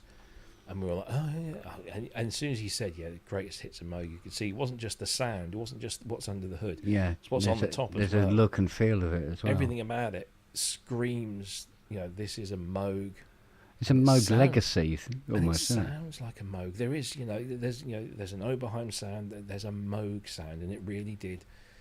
It sounded lovely. I've heard some people who've watched videos and said, "Oh, sounds a bit thin, mate." Oh, it was wobbling shit in this studio in Berlin. Yeah, you can't sound thin with a 24 dB fucking ladder filter or something. It really has. It's incredibly good. Yeah. Incredibly good. I mean, I suppose there's people going, oh yeah, but it hasn't got mini Moog VCOs in it. You go, oh yeah, really? Which ones? Yeah. Because they were developing that VCO for fucking 10 years nearly. Yeah, the early RA Moog, mini Moog VCOs were stonking, but you can't build them today. No. Well, there is an essence of mini Moog in the Muse, because simply by virtue of the fact that it's got that modulation oscillator. Yeah. Which operates either as an oscillator, a third oscillator, or an LFO. Which can also be considered a nod to the Mini. Exactly, yeah. So, yeah. I've never been massively into Moog. But I tell you, as soon as I saw that synth, that's all I could think about for the rest of the day. I was walking around the super booth and I just kept thinking, yeah, but the Muse. Yeah, but the Muse. And it's a lovely, lovely thing. And as you say, it's not. It goes up against things like the PB12. In pricing. But they're two, it's sounding piano and harpsichord differences between them. Yeah, they're different. The Moog has that Moog sound, which the Polybrute doesn't, because the Polybrute isn't a Moog. The Polybrute has a Polybrute sound. It has Brute oscillators, which is what they do. And they do it really, really well. And that Steiner-Parker filter is brilliantly suited to them. And people said the Polybrute sounded thin and nasally. Well, again, I can. That's very thin and nasally to me. Everybody has their own idea. I know. That's the way it is. You can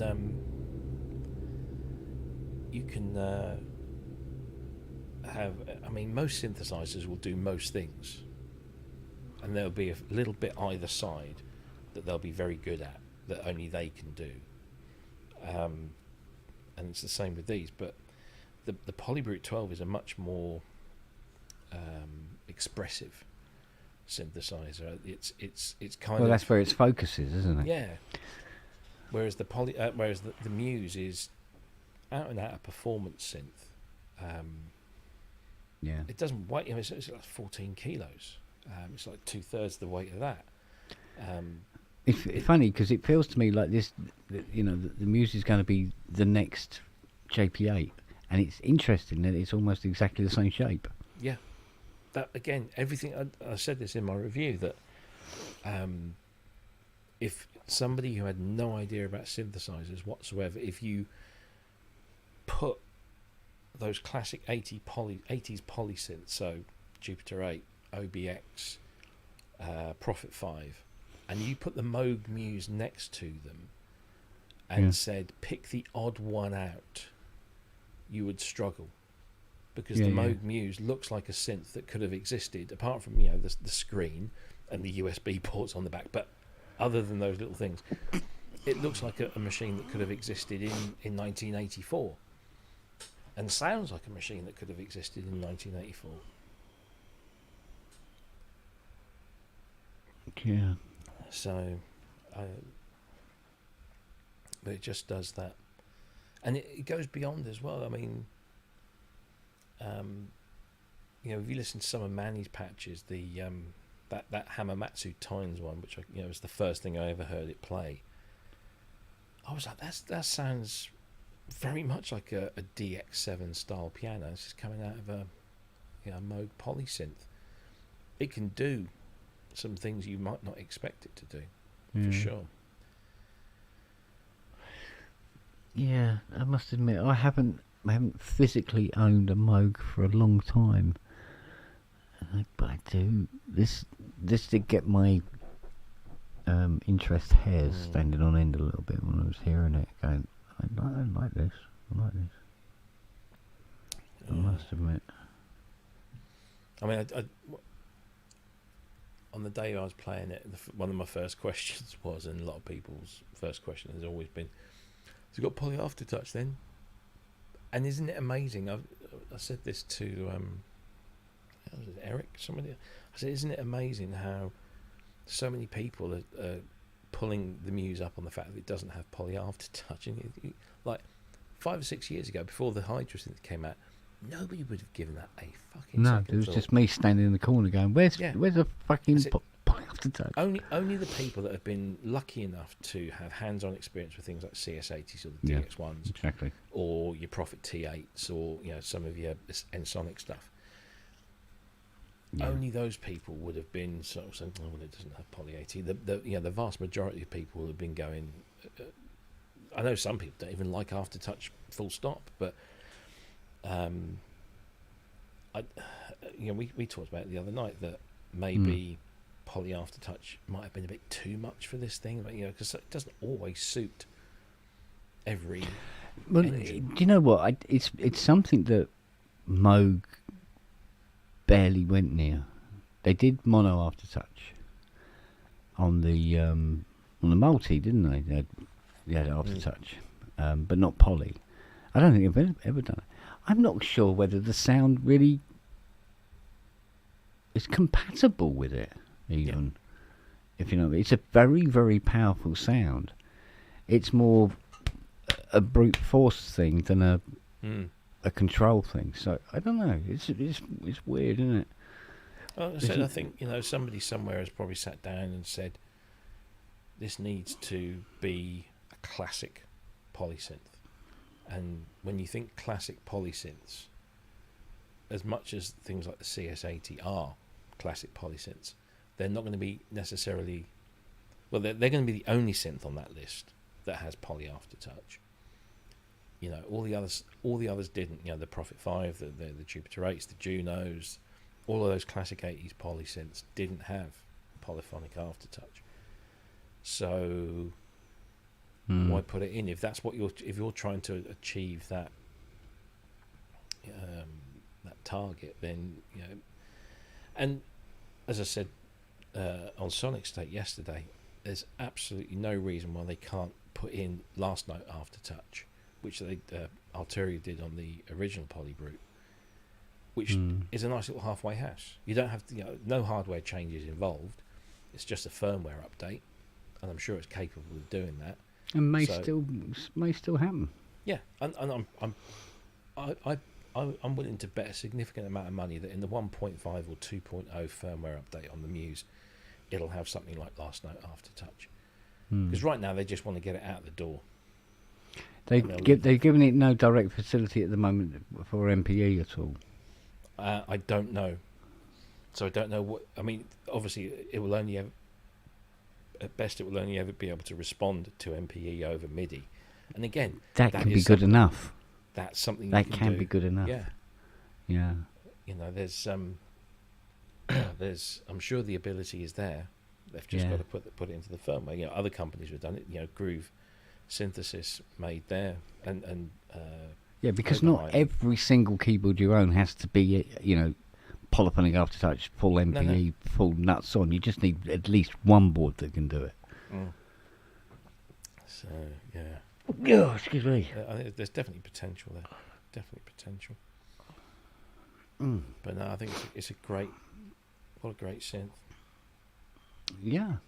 We are Yeah, I living think in so. we definitely are living in a, I don't know whether we're living in a golden age, but we're definitely living in a great time for. Well, we're due to have another one, so it's been a long time since we've had a golden age. And who'd have thought? Here we are, and we've got a brand new analog polysynth, and we can sit here and say, well, it's got to go up against polybrutes, it's got to go up against OBX8s, profits, it's got to go up against even things like TO5 and the Take 5, and there are so many really good analog polysynths now. Yeah, In 2024, who'd have thought that 5-10 years ago? yeah, but you know what? Those 4 letters on the back panel make a lot of difference. Oh, absolutely. Yeah. Yeah. Definitely. No, Yeah. it's a good time to be into synthesizers. Yeah, it seems to be been quite prolific of late. Been a lot of good old boards come out. I'm just. I mean, as far as I was concerned, it seemed to be pretty quiet up until the Hydra reared up. And so like, ooh, hello. ASM definitely upset the apple cart in a good way. It sounds to me like ASM need to come back with something now. I don't know what. for a while that it's like they've just. Yeah, because doing it in silver is not. That's not moving. that's not doing a great deal. That's all right in the interim. It's like with, PB Noir.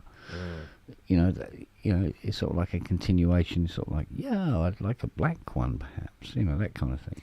Yeah. But and actually, the Hydra Deluxe in silver didn't look very appealing to me at all. No, I saw it in the flesh and I thought, it doesn't. No. In fact, I prefer the original. Yeah, I prefer the black because it's normally you go light and then you go dark later. That seems to be the thing to do, like Arturia did.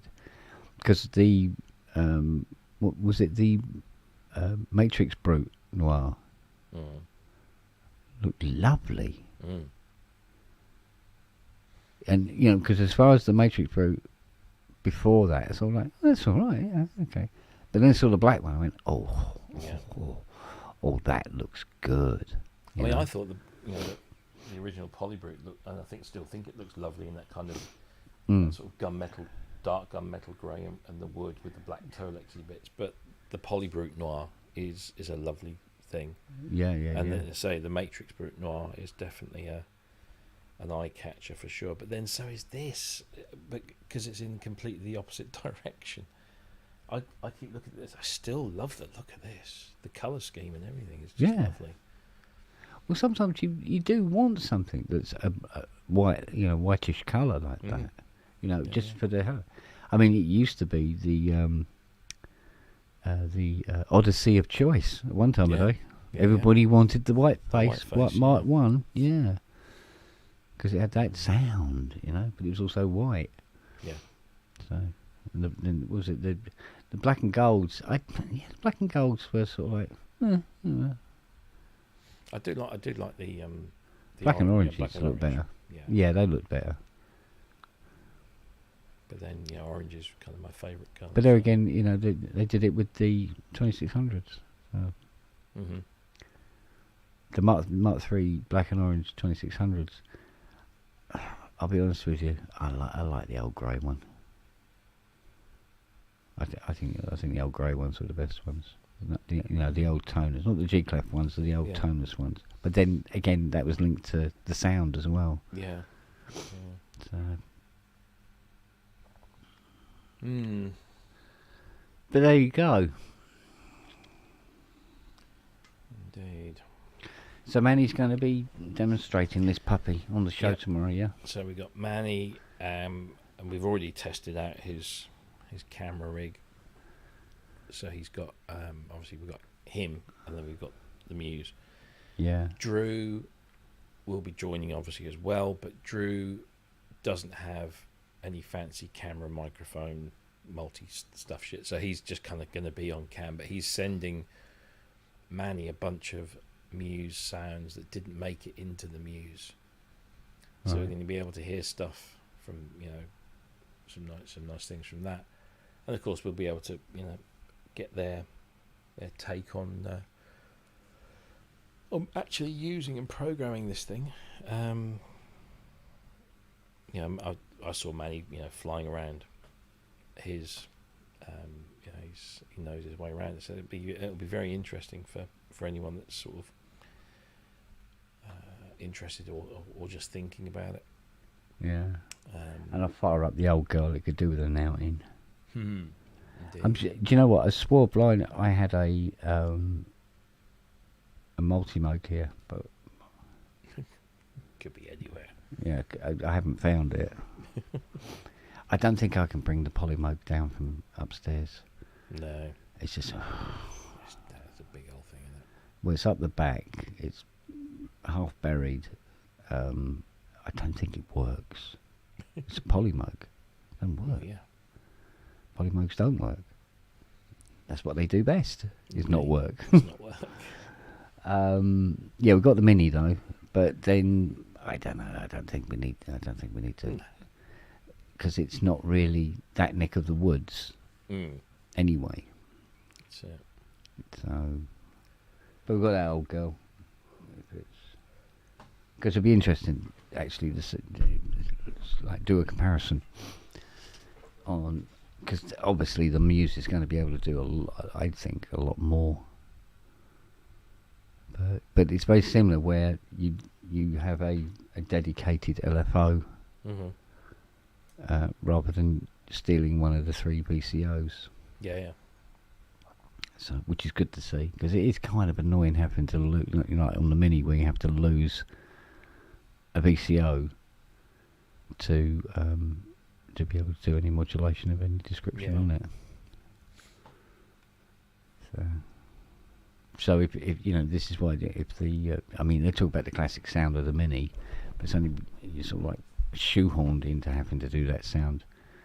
So when old Emerson's going up and down the keyboard on his Mini like crazy with the wheel going and everything like that, it could have sounded with 3 VCOs if it had its own dedicated LFO in it. So, but it's far too late to change that now. Indeed. So what we got? Oh, we're on 20 to 1. It's a school night, isn't it? Well, yeah. Yeah, well, not for tomorrow. Brooksy anyway. Well, no, quite. Yes, I should Yeah. bed. Too many late nights this week. Yeah, I've done a few and all. So I'll go down and have a look and see if Fiona's broken the car bearer yet again. 2 hours I was taking that thing apart. Oh yeah, I did drop that metal bar in it. Do you think that might help?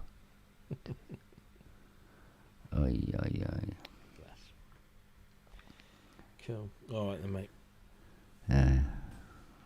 Still, they're coming along. Good. They will be available soon. Soon. Yeah. So, Right. but at least the machine is intelligent enough to go. There's resistance here. Stop. Yeah. It also does this thing as if there's for instance, it takes a tool from say position 4, and it's using it, and you come along and you put another tool in 4, and you go right, drop tool, and it comes back and you go, no, I can't. There's a tool in there. There's a little camera Very clever. as well, and it goes, no, I can't put the drill in there because there's another tool in its way. Take that out, and then I will continue. Just like, I thought, well, somebody like Fiona using it fucking needs all the help we can get, I think. She's determined to break it. I know she is. Right. Poor old Moog. Indeed. Oh, Yeah. sleep well, and I think I will tonight. See you same I'm time all tomorrow. vocoded out.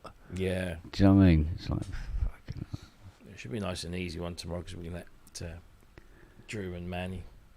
do Oh, most of the yeah, of course, talking. yeah, they can be doing most of the demonstrations. Just sit and there and in awe of it. we'll ask the occasional, apparently intellectual question. Intellectual question, yeah. Right. Where'd you get your jeans from? What's that knob do? All right Don't then. talk about Manny like that. Yeah. Yeah. You inflicting pain on anybody tomorrow? Yeah. All right, mate. darling. See I you see later. you all. Take See you care. all. Bye bye. Everybody take See you care. Look tomorrow. after yourselves and stay healthy and all that shit. Indeed. And all All right. that stuff that comes with it. See you later. Au revoir. Bye. Bye.